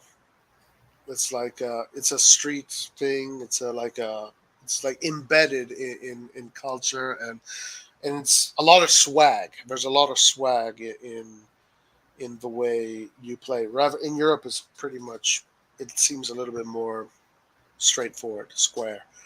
While in the US, it's like Brazil. In Brazil, the football there's a lot of swag. There's a lot of creativity. There's a lot of flair, and the same thing goes here in the US with basketball. Do you actually? You know what I watch more nowadays, more than the actual NBA games. I watch these YouTube channels where I don't know. Have you heard of a YouTube golf channel called Ball is life. Ball is Life? Right. Yeah. Yeah, I actually watch that more than NBA games. Yeah, me I too. try to I I watched. try to see I try to Yeah, see Bronny James, Bryce, his brother too. yeah. I don't know their names, but all of those guys, they're all that group, and they do all the pickup games around the U.S. Like that is more fun than the NBA. I've been watching that more than the NBA. Yeah, but for real, like watching the regular season, the NBA regular season on your TV is really boring, in my opinion. Yes, yeah. Yeah, The like watch like watching YouTube basketball is more entertaining than watching the regular season. Oh yeah, for sure, for sure. I haven't really watched like the playoffs live every single game, so this is going to be my first year watching like the playoffs live every single game. So I like to see how it feels like. Well, you're playing, so you should definitely look at it. Yeah, Yeah, no, I'm enjoying the yeah, but YouTube basketball channels. the regular season is really terrible. Ah, dude, I can't I've watch it. tried to watch. Yeah, It's I'll too many just watch the games. highlights. Yeah, And the thing is that a lot of these games, not all of them, but a lot of the games. For example, the game I saw in the last game I saw, it's like there is not, it's regular season. The intensity is not high. Like the stands, no, there's not much tension in the arena. There's not much. The game is not important essentially, but the playoff games, those get good for sure. Yeah. yeah. I feel like they should decrease the amount of games played. To be honest, They play a lot of games. yeah, because like they play like every single 3 days or 2 days, sometimes 2 days, sometimes one day, and they just play.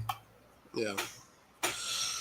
Ball is life. Yeah, that's a fun channel. There should be more. I mean, there's actually some good YouTube football channels. There's one kid from Italy. He's Ghanaian Italian, and he plays in a lower division team, and he has his own channel similar to Football is Life. Not football. Ball is Life, but he documents every game. There's no pickup games, pickup football channels that I've seen. It's more organized football, rather. Yeah, But it's I fun. don't It's fun. see I don't see any like any football channel like going to the streets and just playing street football. Yeah, I feel like that would be that's amazing. right. Yeah, you don't see any of that. There's London Movements. He has his own futsal team. That's fun, but it's not street football. Um, there is a lot of Italian channels actually. There's some other English channels, but yeah, the whole street football concept is not there. It's not there. Yeah. What are you gonna do? Hey, did you guys hear about this whole French Football Federation versus Zidane and Mbappe backing Zidane? I don't know. I just saw Mbappe tweeting, Zidane is France. You shouldn't be disrespecting him like that. That's all I saw on his Twitter. And then I went on Instagram and I think it's some guy called Noel And I don't know. He's like the president of the Federation of Football in France or something, and was talking about Zidane being the manager or something. I'm not sure. I'm not really sure about it.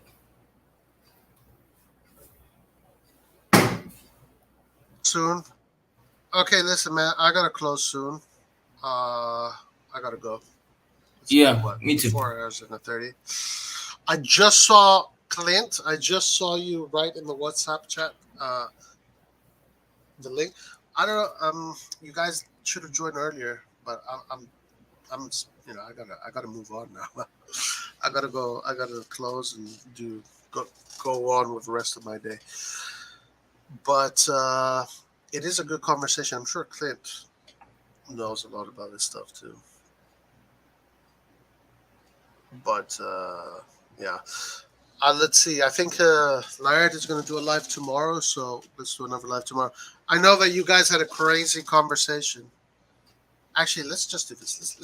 Let's just get 10 more minutes. Let's hear what Clint has got to say about the game, and that's it. Let me put the link in the chat. I'll be back. I'm just getting something. All right.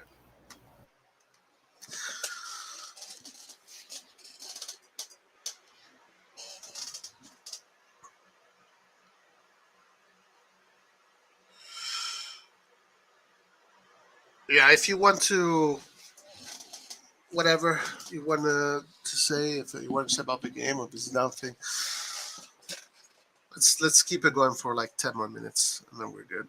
And if not, you know, I can just close and we will have other lives. But yeah, difficult day today. Difficult day. Roy, what's up, man? Hey. I know you gotta leave. Yeah, but, man. You guys went crazy in the WhatsApp chat. I was trying to let Lucas know that suicides are light work, and I know what I'm talking about. There you go, Clint. Suicides. Listen, if you grow up here in the States, if you were an athlete or you're in the military, that's like a go-to thing.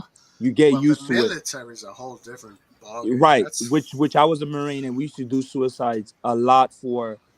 We just used to do that for no reason. And if you ask any military guy if suicide was the worst, they'll tell you wait. That's like not even. That's like beyond sport. That's more. Can I defend myself though? Like in my defense, we do like 25 laps around the courts before we do the suicides. That's nothing. I'll tell you that. Oh my gosh! Let me tell you something. Listen, Lucas, listen to me. Cap. Listen, you said cap, but I'm a United States Marine. I don't know if you know what that means, but I'm a United States Marine. You go and you learn about that. Different story, that's a different scenario, my friend. Like we train for 5 hours. You don't know what the body can do. You're just not fit enough to be able to do it. You have to do it in those boots. Trust me. You're just not fit enough to do it yet, which is fine to you. You're young. But trust me, once your body trains to, they're not making you do something that you can't do. That's what I'm telling you. You're just not used to it. That's what I'm going to leave you with. Trust me. I know what it is to put your body through 5 hours, 6 hours of pain. Trust me, your body can do it. You're just not used to it. That's all. I mean, the army, fitness programs are very different from the sports programs. Trust me, bro. Trust me. The sports is more of a luxury. I agree that the military people have like harder regimes. And that's what I'm speaking about. That's all. That's why I said it's light work. Okay, that makes sense. So, anyways, but going back, man, I want to give my stuff on the French take. The whole issue why Deschamps got renewed and all of that, and I'm speculating here, but I know it was a problem years ago. Their biggest fear putting Zidane in, meaning people like Griezmann and the Giroud, you understand, are not going to have no future in that France. They're afraid of somebody like Zidane coming in. You're going to have a lot of Algerians and a lot of these African immigrants like just plaguing that team. I'm telling you, even though it might not be true. Racial issues? So it's a racial issue. Yep. Because years ago, there was the whole quota thing that created a big problem in France. And I don't know if it's that president or prior to him with the FF, what they were saying was like, hey, they were saying that like, oh, we can't accept having all these blacks in this team. They need to put a quota. And that got leaked out to the press, and it was like that big controversial. And to this day, it's still a problem in France. That was a long time ago, right? That was in the... I mean, it's about like 10 years. Yeah, like about a decade ago. But it's still prevalent. I think it was longer than that. No. It was after that World Cup of 2010 in South Africa. So during that area when like France was I heard about the quota thing way before that. No, but I'm talking about the one now speaking specific that got leaked. It was there. And so the whole them not trying to call Zidane in and keeping with Deschamps, it has a lot to do with that. A lot to do with that. Trust me. It has a lot. I'll put my money on the line. If you ask any French guy, they'll tell you it has a lot to do with that. Because Zidane was expecting to get that job. Is that why Benzema retired too? All the racial thing. Because here was it goes back to, right? It's always going to go back to, in the French world, it's always going to go back to even what was Benzema saying, right? He said when he scores, he's French, but when he misses, he's considered Algerian. And that thing is always going to cloud the French national team, bro. I promise you. And that whole Zidane thing, because Zidane decided to not take certain jobs because he thought he was wrong with Griezmann and Giroud, though? Yeah, I actually understand. It.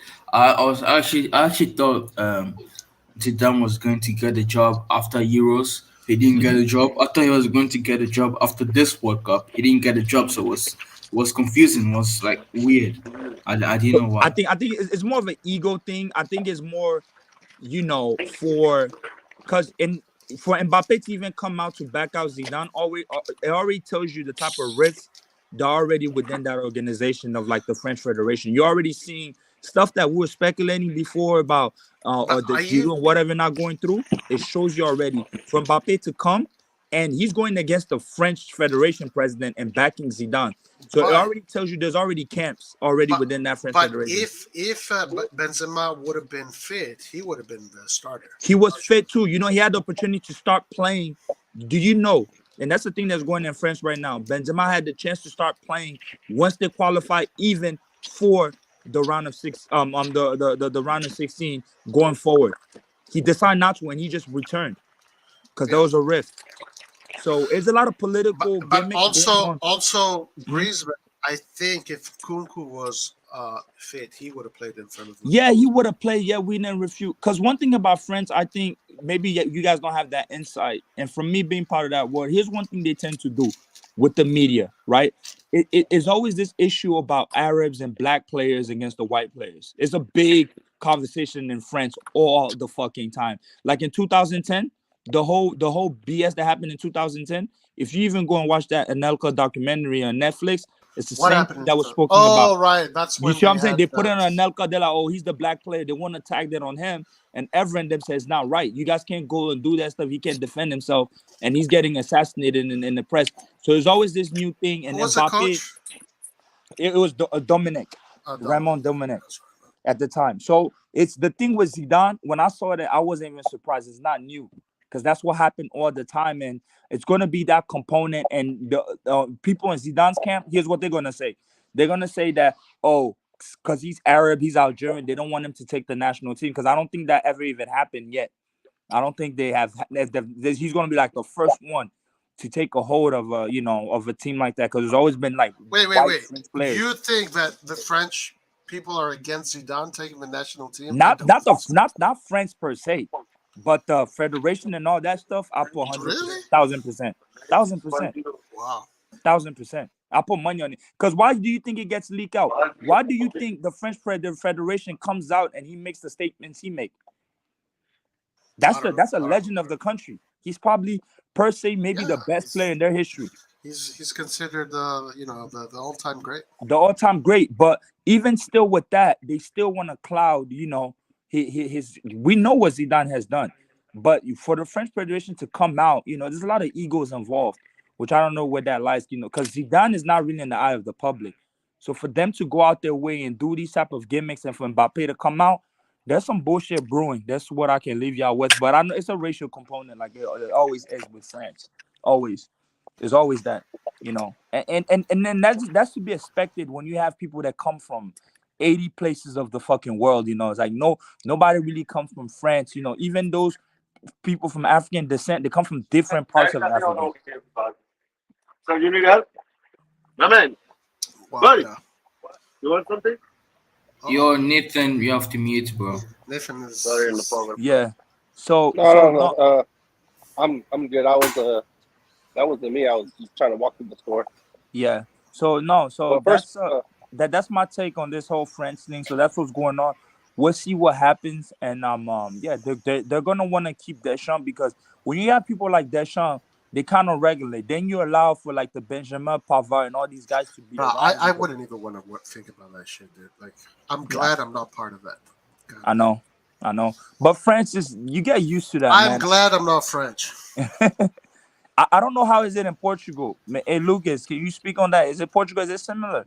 Do they feel same way about black players and the white players? I mean, it happens in every single European country, but we haven't really had any issues about Leao or any black player. I mean, everyone in Portugal likes Leao apart from the sporting funds. They're still asking him to pay the money. It's just kind of silly, but I don't understand. They should blame Lille for that. No, they definitely should blame and then them. Leao too, up to his judgment. If you allow fans to come and threaten them on the field, what do you want them to do? It's not just him. It's not just him that left, but yeah, I feel like the other people pay it back. I feel like they're doing that. But Bruno Fernandes, Rui Patricio, the rest of the people that left, came back to the club. Leao didn't come back to the club. He just went back to Lille. But I feel like he couldn't. Oh. Yeah, never mind. No, Nathan, I was trying to say this. I feel like they feel some type of way based on Leao's success because he was someone and said he cheated. Yeah. I don't think they would give a fuck. Yeah, I agree with that as well too. Did you say Lille? Because of not Lille. I talk about Sporting. They care because of Leao's success Sporting, right now. Sporting. Yeah, because of Leao's success. Because if he wasn't if he was garbage, then they wouldn't care. They wouldn't care. They missed out. They missed out on the investment. Of course, that's why they're pissed. That's why they're pissed. That's why they want the money back because if you don't want to Lille, then Lille sends him, I don't know, to Ligue 2 in France, or he plays somewhere in Serie B or like a mid-table team in Italy, like they wouldn't even care. They wouldn't. It's because that Leao deal. Because one thing I noticed with players, especially players' first contract, second contract, when they get sold, like those clubs like Sporting, they need that type of money because that's their product. But are you sure? Are you sure that they're not going after the other players too? No, the other players like Bruno Fernandes and Rui Patricio, they went back to the club after terminating their contracts. Oh, and and the problem of the Leao is that during the court meetings he wasn't present at the court meetings. I'll be waiting. Oh, Jesus. No. Well, listen, the thing I know about it is that the last article Di Marzio said that it is not an obstacle anymore, the whole thing. This was on Gazzetta dello Sport. That for Milan, it's not an obstacle anymore. Anyway, Nathan, how can he say that though? But how can he say that it's not an obstacle if neither Lille or Leao have taken care of the matter? I think they have figured it out. That's essentially what it is. They have figured it out.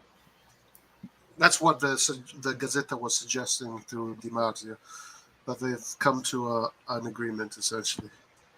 Like maybe they pay like half of it each or something like that, or maybe Milan plays. I don't know the details for now. I don't know. But one other thing, Lucas, do you think LeBron's better than Kobe too? Oh my God!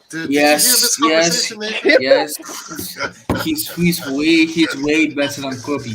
Kobe had 181 point game. Let me ask you a question. He couldn't. Let me ask you a question. If Shaq wasn't the Lakers, Kobe wouldn't have had. So let me ask you a ring. Question. Kobe would have never had a ring if Shaq was never a Laker. Let me ask you a question. How much of the old school NBA did you watch? I mean, I rewatched some games. I So, I do saw you that know?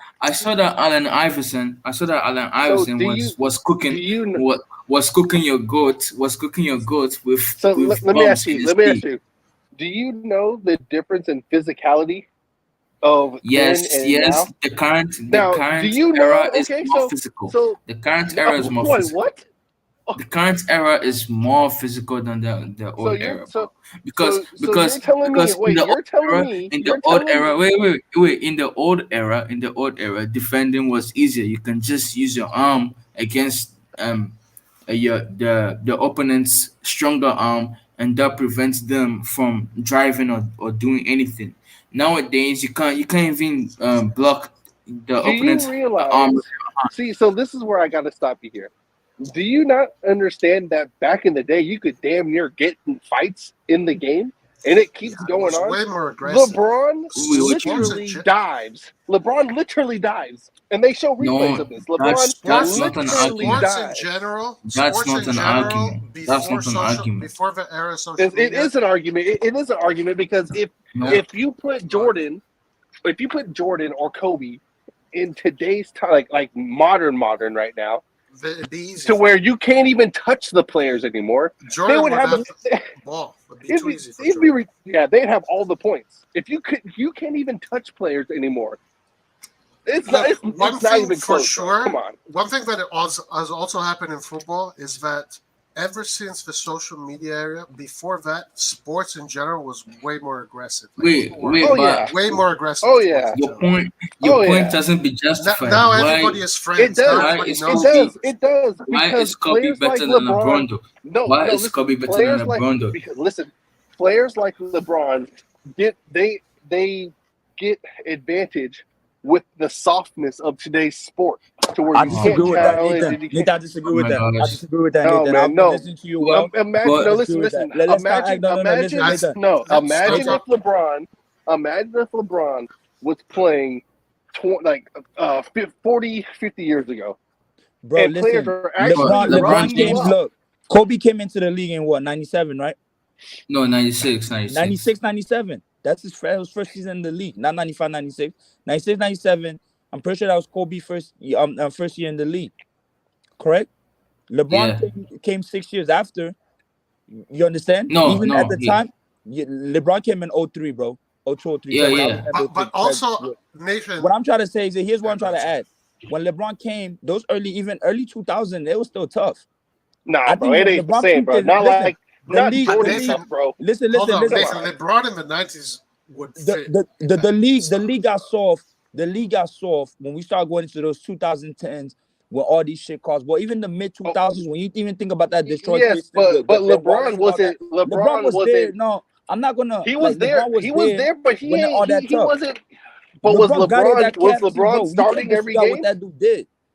I'm not Just say you're a discrediting you. Kobe fan. I'm not. Just say you're a No, Kobe fan. I'm It's not. fine. I'm not even a actually LeBron fan I'm though. actually an MJ. I'm actually an MJ fan, See, not yeah, even a but Kobe and that's fan. the thing. Yeah, no. MJ Don't be fans are biased Kobe here, bro. fans. MJ fans are Kobe fans, bro. Yeah, You know, yeah. No, but Basically Kobe fan. you guys KD's my are favorite player, right? Me, There KD's is my favorite player. But watch there it. is no I'm not way. gonna There is no refute. way.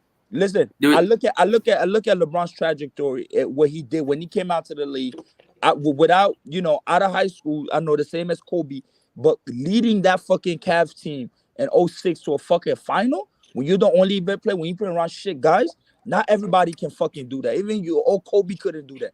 Kobe needed pieces around him. That's a fact. That's a fact. Yeah, Maybe Kobe, Jordan would have been.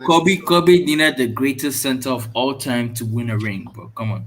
LeBron James did it by himself. I don't think it was by himself. That's a bit of a stretch, I think. But this is like chasing the win. I don't like this MJ whatever debate. It's like chasing the win. Because LeBron MJ, consistently if goes Michael to Jordan, stack teams. if Michael Jordan played against the Golden State Warriors, he would lose at least like 3 finals out of the 6. Bro, you don't know what you're talking about. But that Bulls team wouldn't beat the Golden State. You think those teams were good. All the teams I told you earlier, like relatively, all the teams were just as good. The competition was the same. It's not different. No. I'm trying to say what I'm trying to say is that if the Bulls team played, if Michael Jordan Bulls team played the Warriors in 3 consecutive finals, he wouldn't get 6 rings. I don't But know. if Why you not? put if you put the Warriors in the time that Jordan was playing, those guys would get roughed up to the point that they wouldn't want to play anymore. No, This is true. What Nathan is saying is true. If you But this applies to all let's put it. Let's either, hold though. on. Wait, Clint. Let's put this into football terms. If you put Messi and Ronaldo in Maldini's prime era, those guys would not have those same numbers 100%. I don't agree. I don't agree. We actually saw it. We saw it. Yeah, we did see it. We saw How? the tail end of those players, like just stopping Ronaldo easily, stopping Messi easily. Even look how long it took Messi to even beat Nesta. That was okay. You might not be old enough to remember. Maybe which year was that? No, I might have watched the match again. This is in fact this was that's 2014 heading into our heading into our Benta era. That's 2014. Do you remember how? Okay, 2014. That we were heading into the Benta era. Like when Papi scored that fast goal. Look how long, and this is like But Barca still won the title. Barca still won the title. See, you're not listening, Lucas. This is the problem. You ain't listening. I asked you. Look how long it took Messi to beat a Nesta who was like He scored a 35? hat trick.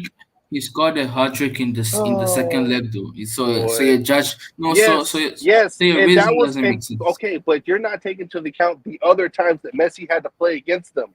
That was in like one of the last few times. Because if you remember, hold on. Do you remember that in the times where we were like before we stopped making it to the Champions League, we ended up getting Barcelona in the group stages for like 3 years in a row. Y'all remember that? Can play camera right wing. So wait, no, your judgment is basically Cam for sure. Your judgment is basically saying the new defenders, the modern defenders are trash. The modern defenders are absolute garbage. I wouldn't say garbage. I'm being harsh, but they're not defensively sound. That's a good word. Exactly. I think you're 100% right. You nailed it on the head. So you're basically saying it was tougher. Like a player like Messi, you put him in the past, he's gonna be in the hospital the whole. So you're basically saying a Napoli defender back in the 90s is better than Sergio Ramos or Van Dijk. That's what you're saying. But Sergio Ramos is more similar to those defenders of the 90s. Exactly. Okay, so you're saying a Napoli defender in the 90s is better than Van Dijk. Bro, yes. Yes. Okay. Because Van Dijk, I don't know how y'all rate Van Dijk, bro. Van Dijk is not that too. He's only been good for like a 2-year span, bro. He got no longevity. And I don't even think he was starting any Serie A team. You gotta understand what made culture. You go to a Napoli defender in the 90s. In the 90s, Napoli won a title. They were to be reckoned with. Yes, they did have good defenders. They're probably even better at his level. That's a fact. Come on. Yeah, Van Dijk, I don't know. Yeah, maybe. Italy in the 90s, bro, they were known for the Catenaccio. It was here. Come on. Bro, that's a one example, bro. That's the point. I was trying to make when you were comparing the eras for the basketball players. I mean, that's anything, Nathan. That's anything. That's anything, right? Because Nathan, here's what he said. This. Let me add this, Nathan. I'm pretty sure even you. I just feel like it's nostalgia. When you're in the Nathan, when you're in the army, it's true. Nathan, no, it's nostalgia. Nathan, when you're in the army, I bet you they told you when you went to training that back in the day, the training was even more tougher because there was no rules and they probably used to touch fucking recruits at the time, right? And then by that time, not saying your training is not tough, but they'll tell you back then it's tough. Everything was tough back then. Now there's rules in place to try to protect individuals and entities, so people are more careful, especially in the game. Now people are more careful. I understand that point of being more careful, but in today's time, especially with sports and people get triggered by words. Bro. People get triggered by words. Just because you brought up the army, I just want to bring up one thing just for other people to know. After my basic training, they implemented a card rule. And basically what you would do is you would hold up a card if you feel that the drill sergeants are being overbearing. That's stupid as fuck, bro. Exactly. So soft. So you brought up the Army thing, but at the same time, bro, you can't tell me that it's gonna make soft ass people in the military. That's just what it is. Shit soft. That's just what it is, bro. I wish the Marine Corps had a card thing. I'll probably lift up my card to be like, I'm distressed. Come help me now. Fuck So if you translate this to football, you need to understand that social media is like a big thing in the modern era. Lucas, did you know when you are in a war? I haven't been in the war, but do you know if you're in a war, social media doesn't mean shit to you? Whether you can shoot a gun or handle pressure, that's what means the stuff to you. So fuck what social media says. If you have a soft ass army, your fucking country's gonna get taken over. Congratulations. When the era where people like Kobe and what's that other little Brazilian kid, they become famous they get more clout than football players. I mean, what are you expecting? You know, they're probably getting more deals than certain players. You know, Benacer can't even get 3 million. You understand? Yeah, somebody like that little Brazilian kid, they can get stuff when they get mad money for doing TikTok videos. What do you want? Oh, the Kai George. Not Kyle George, that little Brazilian kid. What's his name? The fuck that does TikTok shit. That scores the goals. Yeah, that scores the goals. You know, these kids get more clout than anything. Oh, yeah. They get more clout. Let's say that. They're getting more deals, right? I mean, Lloyd said, Clint, are you bitch made now? Hey, who said that? Who said that? I am, bro. Who said that? Bro, that CDK effect is kicking off on me, man. Stop playing. But nah, I can see. But me personally on that basketball team, I respect what LeBron did, and I don't like speaking on stuff like MJ. I started watching MJ at the end of his career. I saw Kobe. Yeah, he won his little things, but me personally, I respect LeBron for what he's not my favorite player. But you know, I'm always gonna put him up there. Nathan. I didn't say that I disrespect him. Nathan, based on your judgment, you don't think Giannis would dominate the 90s? Oh, Giannis would. So if Giannis would, then LeBron would. Because LeBron is a big guy, bro. No, I think LeBron James is bigger. LeBron James is bigger. LeBron James is way bigger than Michael Jordan and Kobe Bryant. So when you're saying Michael Jordan dominated the 90s, did Jordan dive whenever someone barely grazed his t-shirt? No, he didn't. LeBron literally, if he gets touched, you watch him. That was one clip. That was one clip that I saw. No, bro. Nathan, you don't watch enough, bro. You just don't. I want to enough, ask you something about I'll this. watch enough. But I think LeBron is taking advantage of the rules of today, and he's brought up in an era where that is encouraged.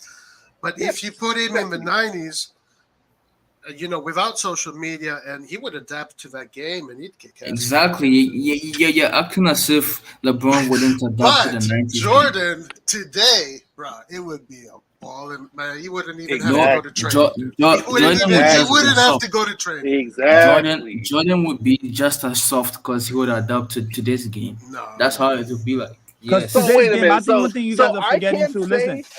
Today's game though, that LeBron would get wrecked. No, but you guys would say he can adapt, but you can't. But if we flip flop it, Jordan all of a sudden can't adapt. But Nathan, yeah. What you guys are forgetting too? If you do watch, I don't know, Lucas, if you watch college basketball. But I watch college basketball. Okay, so if you're looking in college basketball, and then in college basketball, you see for a fact the profile of players coming up now, they're not big players, they're fast players. So you're getting a lot of John Morant prototype players that are coming into the league, period. Even if your big men are not even really big no more. Because everybody wants to shoot threes. When the era of TikTok, everybody wants to shoot threes, everybody wants to poster. So guys are much more fast. In the past, it used to be country fucking guys, country boy. You're big, fucking robust guy. You're not getting that no more, man. You're not even gonna get that. The only way you get that is if you go to Eastern Europe and go get people like the Jokic and all that guy. But in the States, you're not getting those type of players going in through leagues. But do you guys remember Jordan? No, not Jordan. Shaquille O'Neal, like Shaquille O'Neal when he played with The Magic. The Magic. Mm-hmm. Like that guy, With- like bro, with like, Alonso. Wait, with Alonso. Alonso, yeah. What was the other guy? Patrick Ewing. Mm-hmm. Uh, No, Ewing was he was at the Knicks. Did Yeah, he it was go to the Knicks. Orlando? But like these guys, come on, like, Wait, these guys are fucking I think giants. I think he went to the finals with Orlando and he lost. Shaq, yeah, I think he did. Yeah, when Michael retired. Yeah, I remember watching it. They It'd probably be lost against Houston. It'd be too easy for Michael Jordan to adapt to the game today. Like it'd be too easy for him. No, It'd be that's more just difficult for if. LeBron James because That's LeBron just James would have to use his body, and it's more taxing. It'd be more taxing on him. Today, in today's game, for Jordan, all he's got to do is use his skills. I and he think goes through. Bron is getting a bit of the CR7 effect, right? I guess you stay in the game long enough to become a villain. Where like you get these name cards. No, listen, I felt like with Bron, that's what happened. Because if you remember when Bron came in his league, boy, he was dominating like fucking crazy. Yes, he didn't win no league title, but bro, Bron was somebody to fucking reckon with, dog. Because it's not no fucking joke. And he's been in the game long enough. Like you gained this CR7 treatment, right? People are speaking like about CR7 like he's some fucking player they went and picked up in some African village. Like people forget. Nah, who that's he is. just those are just trolls. Yeah. No, but I mean it's trolls think where it's- like it's trolls, but they create a legit sentiment around the player, how they feel about the player. Like Yeah, where he's but tarnished, that's- like he's not. but but those exact same people who also did the same thing with Messi until he won a Messi was World in that Cup. same mode until Messi had to win. If Messi had not won that World Cup, he would have been in that same mode. Exactly. So that's just the nature of the beast. I mean, even our fans, even Milan fans, had problems with Maldini, especially at the end. Not me. That you talking about those? I know, not you. of- I know, not you. No, but you talking about that people just from the that little Curvature. crew of those ultras that had that problem with him, but anybody in their Yeah, right so- mind couldn't. Yo, I think the problem is actually the youth. Because the look, only thing, it's Lucas that brings up who's better, The only thing- LeBron or Jordan. I don't think this is a question you should even ask. Like it's the only thing that matters is the present. All right, the past doesn't matter, the future doesn't matter. It's just the present that matters. So when Maldini, okay, I don't know about the Maldini case, but if Ronaldo isn't playing well, then he should be trolled. But then you also have to remember that he's one of the GOATs. As for Michael Jordan and LeBron, Roy, you brought it up, and I have my points. LeBron James is about to break the record for the most points in the NBA. That when he breaks that record, he's the GOAT. He's the certified GOAT, and no one else can say anything. Simple as that. He's in the top 10. He's in the top 10 for basically. He's in the top 10 for basically every list. And he also team hops to the best team at the moment, or the flavor of the fucking month as well too. I think he did that because people Jordan did winning that. Because I know he can't fucking do that. I think the 100% record in finals is way more impressive. If I put the news right now, Bro, think Roy, what it's tips it crazy. Roy, this is one of the reasons why Pele is considered the greatest ever, because he won 3 World Cups. Yeah. So why would you not hold the same standard for Jordan? Because then you have a rate- Messi, you have a Maradona, you have same thing. LeBron I is in that rate conversation. I rate Jordan, but LeBron won LeBron won a ring with 3 different franchises. Yeah, but that's but he's team hopping to the flavor of the month. No. Why don't you stay on the team? That Cleveland team, Exactly. that Cleveland team and that Lakers team that he won with are nowhere near the team of Michael Jordan. And again, Lucas, LeBron James said that in order for him to win rings, he had to use the Chicago Bulls model. So Yeah, that's what he engineered for himself. The but he, Chicago Bulls. but So he's saying, so that right there tells you that what is the best way to do it? Chicago Bulls, you know, and he had to be the Jordan, and he needed Rodman, and he needed Scottie Pippen next to him. but he didn't have that. He didn't have that in Lakers and Cleveland. He only had He had that that in in Miami. yeah. That's He had that. when in he Oh, made Miami. the move. and you're also forgetting also with the Lakers team that Golden State at the time was missing like half their team as well. No, they weren't, didn't bro. play Golden State. Stop They that. didn't play Golden State. They played Miami They're Heat only in the missing finals. Draymond Green. He beat them fair and square. Bro, Curry was missing for a long time. Draymond was missing for a long No, time. no, Clay no. was That's missing cap, for bro. a Don't long make it fit time. your narrative. No, bro. Draymond Green No, is the bro. only one that No, was bro. missing. Draymond Green. Bro, that team What are we was talking about injured. here That first? Are we team talking was about injury 2016 prone final? the whole time. Wait, but what's your argument for Kobe being better than LeBron, though? I'm confused. Bro, have you watched Kobe play? There, exactly. There's no argument. This is the only argument.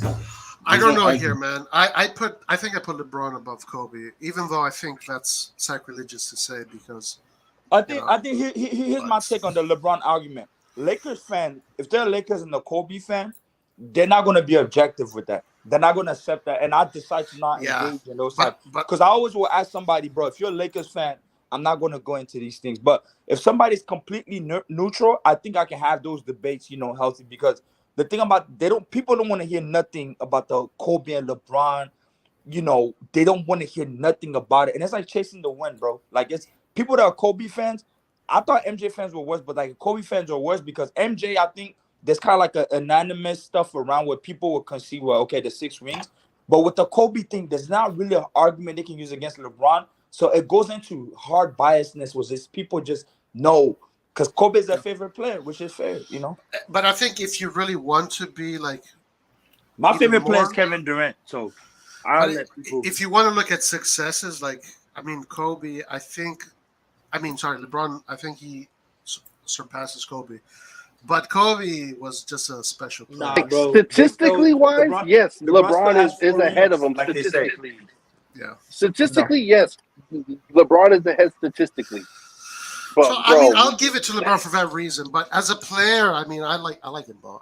Because here's the thing. Here's a I would conversation. rather have LeBron in my Here's a team than conversation Kobe. Kobe fans are not No ready to way, have, bro. right? No and even the way. position are different. The conversation Kobe fans are not ready to have is once that Golden State goes and starts wins 2 more rings, which they really can if they keep that team together, and now they're at 6 rings, you're gonna start having that conversation of putting Steph Curry now in the mix and saying Steph Curry and MJ are the best. Oh yeah, and Kobe Steph fans are Curry's not ready nice. for that type of convo to happen. I mean, if they get the ring, then there's nothing to debate about. People are still want to debate. In my opinion, Steph Curry is better than Kobe Bryant. No. All right, guys, I'm out. Bye. I'm out. No, because Wait, are you serious? how many? He has 4 rings. Kobe has how many rings? 4 rings. No. Steph has like the most 3-pointers. You know. That's okay. That's too far. That's too far. Yeah, that's too far. That's too far. Yeah, that was too far. I was trolling. Yeah, I was trolling. Yeah. Yeah, I was trolling. Clint left. He's like, nope. It doesn't want anything to do with that. Yeah, but Steph is good though. Steph is good. He's a good player. He's good. I love the way the Golden State play. Nathan, what did you think of the game? And then let's close it. Well, everything was good until Pioli got involved. So, I mean, don't get me wrong. I was even against Pobega coming in for Diaz, even though Pobega scored. But the problem is you lose the midfield. So, like you don't like taking off. Like Diaz wasn't on a yellow card. He wasn't. It's not like he was walking on the field or he couldn't breathe or some shit like that. Pioli just fucking took him off, and then it's like, okay, so you want to add some more muscle into the midfield? All right, I thought maybe he was going to come in for Benacer, but I was like, okay, whatever, that's fine. And then we get the second goal, and I'm like, all right, perfect. We're going to close this game out like how we should.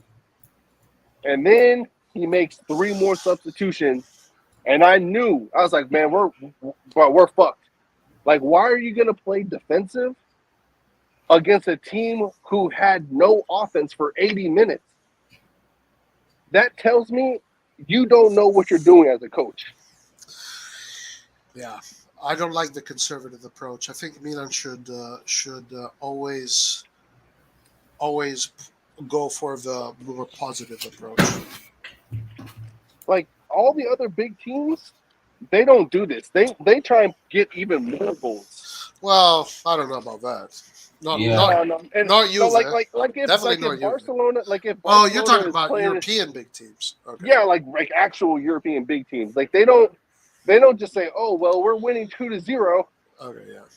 Like that'd be like Barcelona playing against, well, not this year Sevilla, but when Sevilla was good and they're up 2-0, and then they decide, "Oh, we're gonna put in 5 players who don't really get that much game time."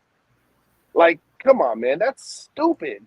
Like if we were playing Lecce, I can understand that because they don't really have the players to come back into the game. But Roma is not no slouch team. Yeah. I listen. I definitely questioned because the conservative approach started in the first half right away. When basically in the first half we attacked with 3 at the back and then Benacer, the lonely pivot, and then the rest of the team. Teo would go in the midfield line, attacking midfield line. In the second half, it was already okay. No more 3 at the back. It's going to be 4 at the back. Teo is starting low, so Teo is not attacking as much. Less intensity in the offensive play, and then from there on, he put Pobega in. That worked out for him. That did work out for him. And then I don't know, man. Then like why are you putting in Gabbia when? Like, what have you done at that point? I wouldn't have made any more substitution. Like, I wouldn't. Yes, I wouldn't even have brought on.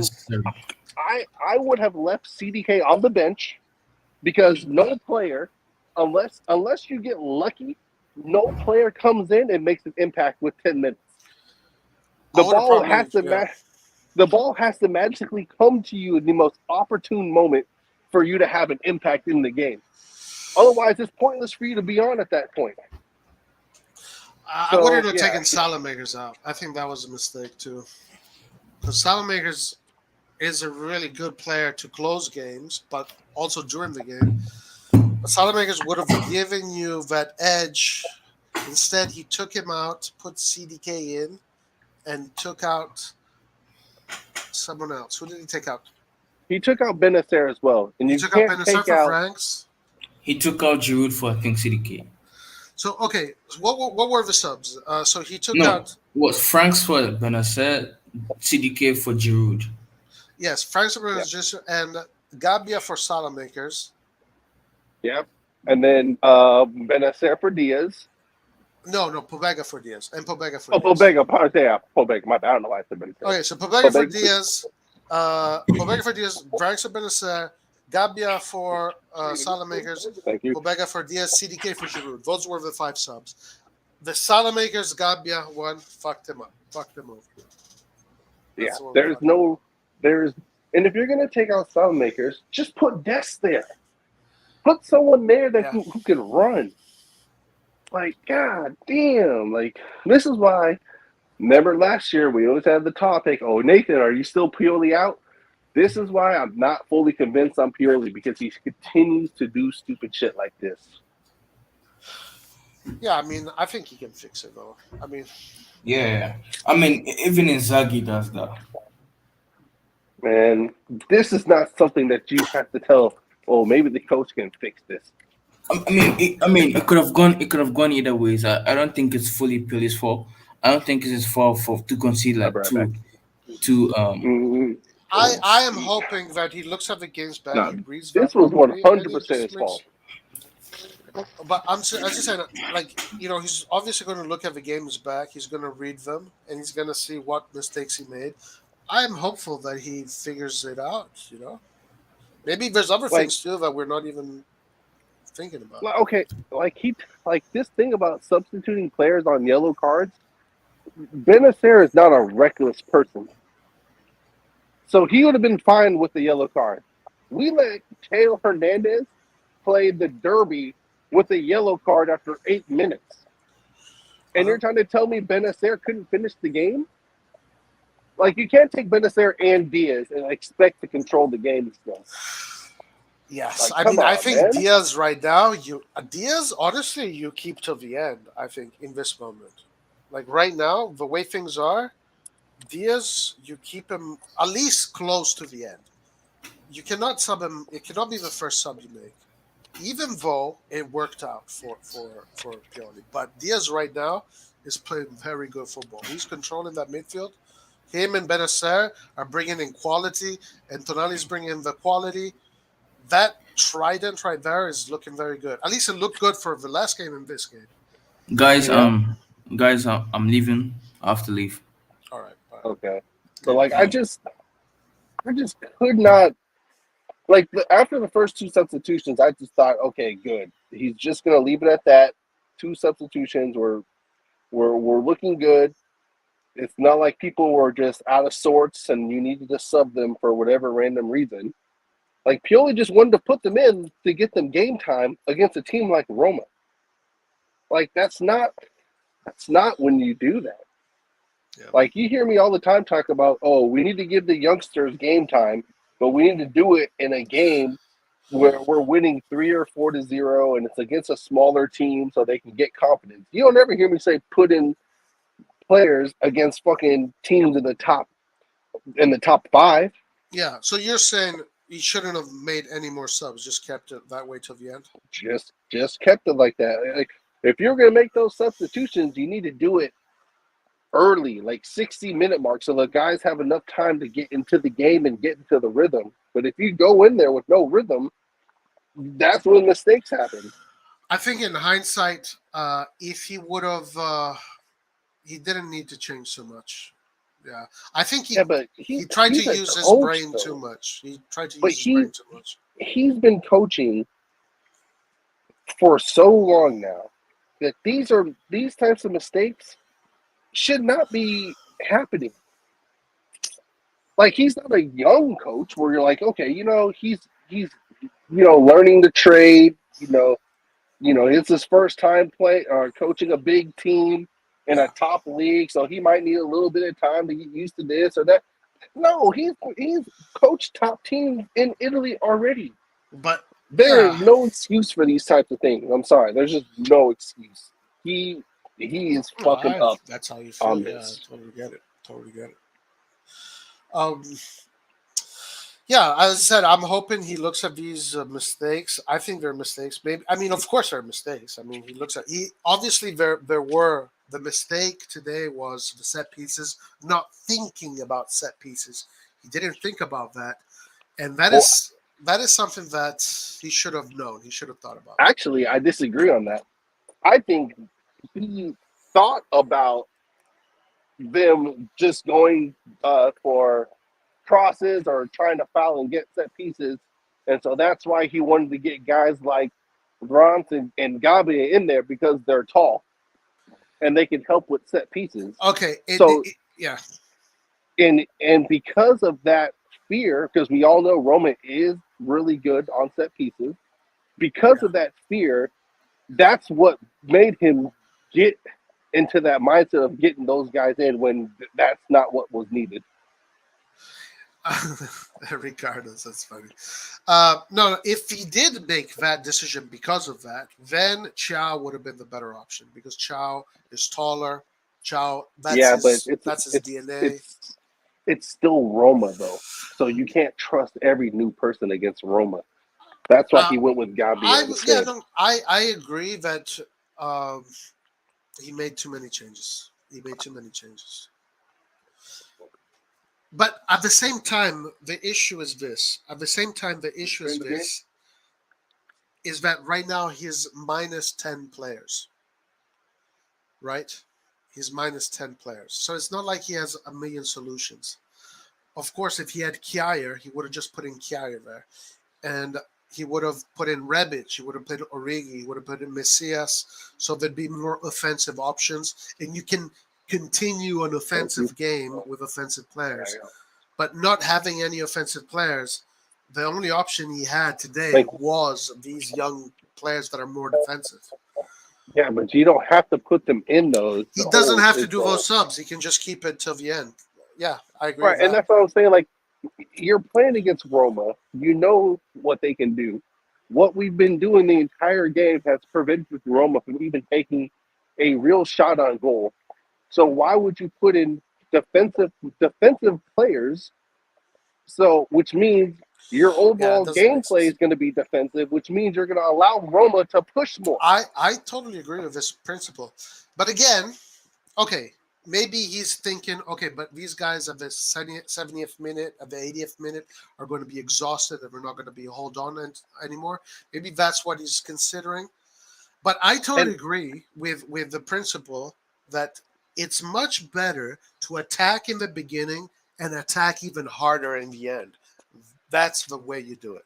I'm totally right. That's how you do it. And you know what? I would agree if he thought the players possibly were getting tired. I can see that. But we were still more than effectively preventing Roma from even entering our box. Yes, because we're holding the field really well. Right, so he can't even have that thought process because the players were stifling them the entire game. He literally just outcoached himself, or like he literally just panics when there's no need to panic. Too many calculations. He's thinking too much. He's just thinking about it too much. He should just go with the flow. If a team is going well, you don't need to change anything. Like that's actually one of the rules of football. If a team is doing well, you don't change anything. It's doing well. So he should have kept the system more consistent throughout the game, and he should have done less changes. But it is what it is. I think he's going to correct those mistakes. And who are we playing next game? Lecce. So you're trying to tell me, and I guarantee you, the players that came in today are not going to play against Lecce.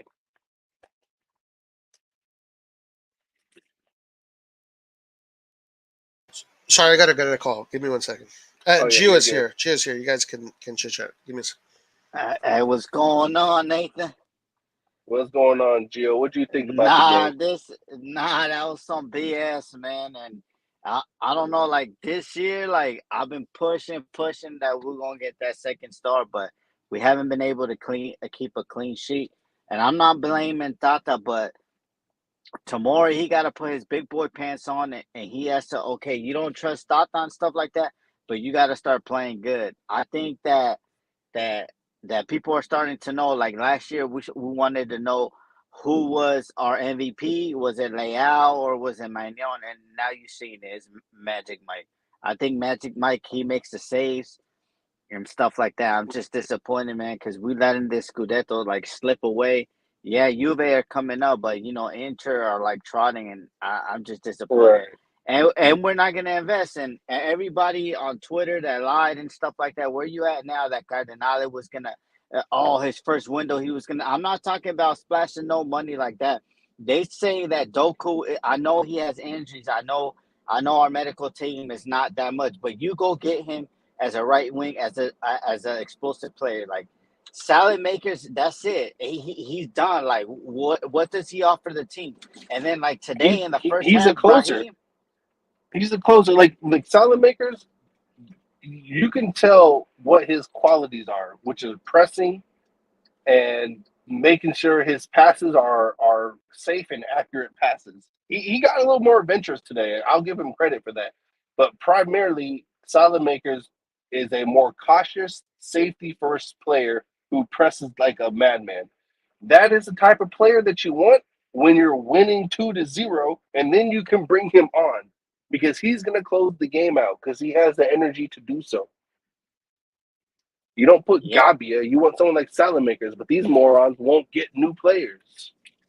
Yeah, no, and the thing, like, I call him Vorte for ranks. I'm very disappointed because he has a high ceiling, and then his last his appearances, I think he has like 3 appearances in the Serie A. And what has he came in? He has came in to close out the game and stuff like that. I don't know what happened today. Maybe he didn't feel sure of himself because it was raining, but he was supposed to steal that ball. Then he lets the guy get the ball, and then he fouls him. Okay, let him get the ball. I'll tell you. You can't. I told Roy earlier. It doesn't matter. It does not matter how good you are.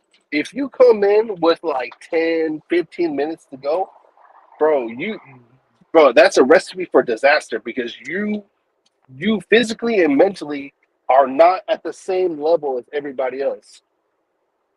So, like, it sucks because we know what Bronx can do. We know what, even what Gabia can do. Like, we know what these guys can do. But, bro, if you put them in with 10 minutes to go, bro, like 10, 15 minutes, they're going to fuck up because they're not at the speed of the game. That's just how it is. And then to me, like, yeah, Pobega scored his goal. He did his thing. But you just look how lively CDK looked last game and stuff like that. But now you saw, what did he do? Did he even touch the ball in the last 5 minutes, 8 minutes? And you know what? Nope. You know what? Management, the only thing I got now to pet peeve again, how do you not go get Ochoa? How the hell you let him go to Salernitana for peanuts and you don't get that guy? And they would have made so much money with the Mexican fans.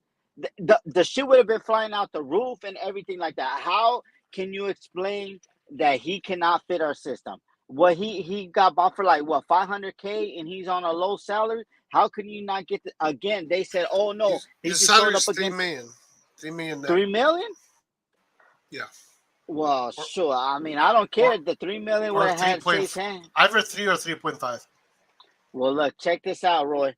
This guy Ochoa, he would have made us money. He would have paid all that lump sum on all the merchandise. It would have been a good choice. I agree. It would have been a good choice. Yeah. Yeah, like they said, oh no, he just stopped Milan because these goalkeepers go get. Did you see him today? Another good.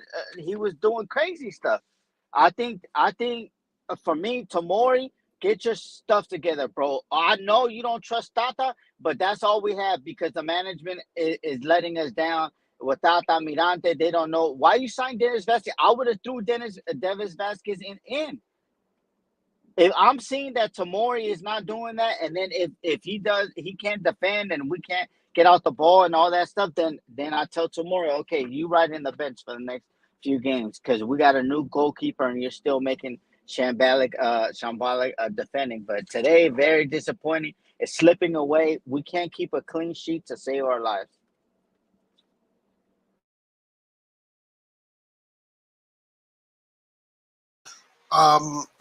Yeah, man. I hear you're angry. Yeah, I totally get it. You're angry. No, I agree with Ochoa. I like Ochoa. He would have been decent. Actually, a really good option. A really good option. I don't know about Tomori. I like Tomori. I think he's doing good. I like Tomori. I don't know if I want to put too much blame on him. I think the team is really good, actually. I think we just need to tune a few things here and there. The goalkeeper thing is obviously a big issue because Mike Maignan is such a great goalkeeper, and you need like an Ochoa after Mike Maignan. That's good competition for both goalkeepers. Like that's a really good goalkeeping department. If you have Ochoa and Maignan, that's like okay, one or the other, you're gonna have a high-level, high-class goalkeeper. But aside from that, the team, I think, I don't know. I think Pioli just made a few mistakes in the subs here and the 10 injuries. He doesn't, I don't know what to say about that. Like, what's the issue with that? If we didn't have 10 injuries tonight, the game probably would have gone differently. I think it would have gone differently. I'm not against Tomori, though. I like No, I'm not saying that. I'm just saying that he struggles since he doesn't trust Tata. So I'm telling him he got to pick up his pen, and who cares who's behind him. If he guards and Tata's making this mistake, that's on management. That's on Tata for being a Stevie Wonder out there. But to me, we need to win that Lecce game, and if we can't keep a clean sheet against Lecce, it's going to be long. Today we had a chance to basically close the gap on Napoli, and then we always struggle to get Champions League, and then we always make it difficult on ourselves. So I mean, to me, we need to beat Lecce, and we need to advance to Coppa Italia. I think if we don't make it to the final, I'll be very disappointed. Torino's next in the Coppa Italia, yeah.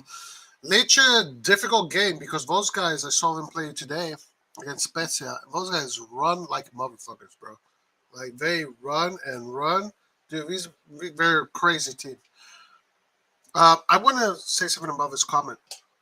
People blame Juve for defending well, second best defense in Europe, top 5 leagues. Juventus is doing a great job in the defensive department. Yeah, they don't get scored on and then they score a goal. But I would rather not win the Scudetto than play like that. I would rather not win the Scudetto than play like that. Let me tell you why. Because in Europe, that kind of game does not work. In Europe, at least it doesn't work for Milan. Milan is thinking about Europe. And if Milan wants to win in Europe, they have to play with the idea of controlling the game, risking, attacking, and creating more chances, being more offensive, essentially. So I would rather lose the Scudetto and play offensive than win the Scudetto and play defensive.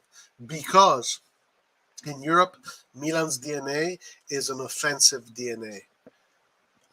And I don't think it works for you. And I don't think it works for Juve, the defensive thing. I think Juve should change that, actually. Maybe that works. Continue to use youngsters because Juve giving those young players a chance is actually paying off for them. Well, youngsters are paying off, yeah. Yeah, maybe look, maybe it works for Chelsea. Maybe for Chelsea it works that way. For Milan, no. For Milan, it doesn't work that way. It's no point.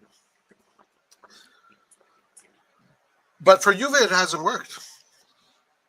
Juve needs to be more offensive if they want to have more success in Europe. Yeah, I agree. I completely agree. But yeah, I mean, right now, Juventus' defensive record is pretty crazy, actually, in the Serie A. I mean, 7 goals conceded. Well, they're doing a good job of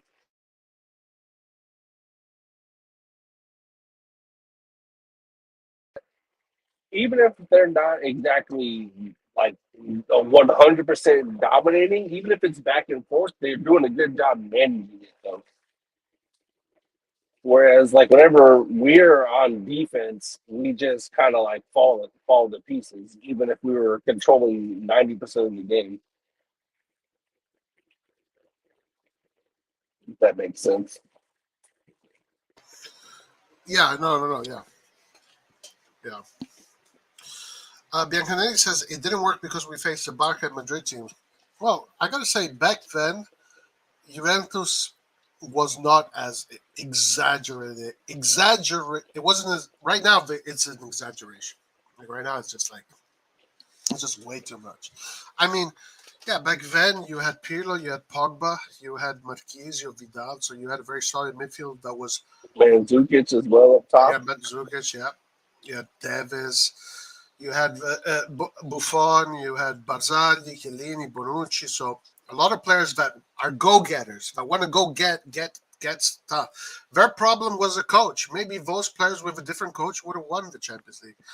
Allegri is the problem because he's the one that is always thinking about covering himself. He's always thinking about, being afraid. Right now, he's training this Juventus team to not play football. Like, what the hell is going on? Okay, it's crazy. You're second place. You've conceded only 7 goals, but you're not playing football. Wait, I don't know. Like, I wouldn't be sad. I wasn't satisfied with Allegri when he played. He didn't play this bad when he played with Milan. But when we had Ibra, Pato, Beckham, Seedorf, Kaká, Shevchenko came back at a certain point. Whatever. We had so many top superstars, Cassano, Ronaldinho. That football there, I didn't like it. Like I didn't enjoy it. And now it's even worse with players that are not as big as superstars as those were. So Allegri is training Juventus to be this extremely defensive team. And it's really ugly to watch. And teams like Man City, like Bayern, any of these teams that play football to play football, man, they're going to destroy a Juventus like so easily. And they don't have the defensive players to play like that. Like if they had a prime Chiellini or Bonucci or someone like that, then it's fine. But you don't have those guys anymore. So why are you playing like that? That's another good point. Yeah, like you don't have that kind of defense anymore. I don't know. I don't get it. I think it's not going to translate in Europe. I don't think it's going to translate in Europe. But nevertheless, maybe it does. I don't know. It didn't translate as we've seen. It didn't, right? Maccabi Haifa. You lost. I mean, losing against Maccabi Haifa and Villarreal just completely. That was pretty bad. Now, I don't know. Whatever. If that's what Juventus wants to do, that's what works for them. That's what works for them. If that's what they think. But for Milan, we can't do that. We would rather concede a few more goals. But we are a team that needs to take the bull by its horns. That's how we won our trophies, and that's how we. You know, what's interesting is each time this season we've gone defensive, we've dropped points. Each time we've done it, it's killed us. Like we gotta stop. Just once we get the lead, we need to put 3 goals in, 3, 4 goals. Like we need to be a team that puts in regularly 3 goals on teams. That's where we need to be at. Yeah, I agree. So once I don't know, man. It's literally every time we get 1 or 2 goals. Like you can see the mentality. Like it's funny because you said in the last game that you didn't like Leao's mentality in the second half, and again that we're winning 2-0 already, and you can see the mentality of the players dropping off, the focus dropping off, and it's like, man, at halftime, Pioli needs to say, look, you have 1 goal or you have 2 goals, put in 2 or 3 more. Then you can relax. Yeah. Yeah, absolutely. But listen, I'm optimistic that he's going to figure it out. I'm optimistic. And in the end, you know, I'm more focused on the Champions League this year. You know, I really want to do well in the Champions League, but it is what it is, Nathan. You know, what are we going to do? Yeah, I mean, again, I can't fully criticize him because again, he's not being properly backed by the owners in terms of signings. So, you know, on one hand, you're like, God damn, Pioli, man, you keep fucking this up, this. But then on the other hand, it's like, well, maybe if he had 5 or 6 more quality offensive players to reinforce the team, then he would have the ability to do, you know, one thing or the other. So it's a double-edged sword essentially when it comes to him. Yeah. Yeah. All right, man. Listen, I gotta go. I gotta eat, and I gotta do some stuff. You're good. So, how you guys? How was the chat? You guys in the WhatsApp group? You sounded like a war zone in there. Oh shit! I mean, I haven't really checked the group chat yet, but I think it was Saif was still pretty pissed. You know, everyone's still pretty pissed to be honest. So, but I haven't really looked at it in like the past hour or two. Yeah. All right. Okay. All right, man. So I'll see you during the week, and we'll have more. We'll have more games coming up, so we'll do more Milan content. All right, guys. Everybody that's here, thank you. Please like on your way out. Subscribe if you're not subscribed. All that good stuff. I'll see you next time. Forza Milan. Deuces.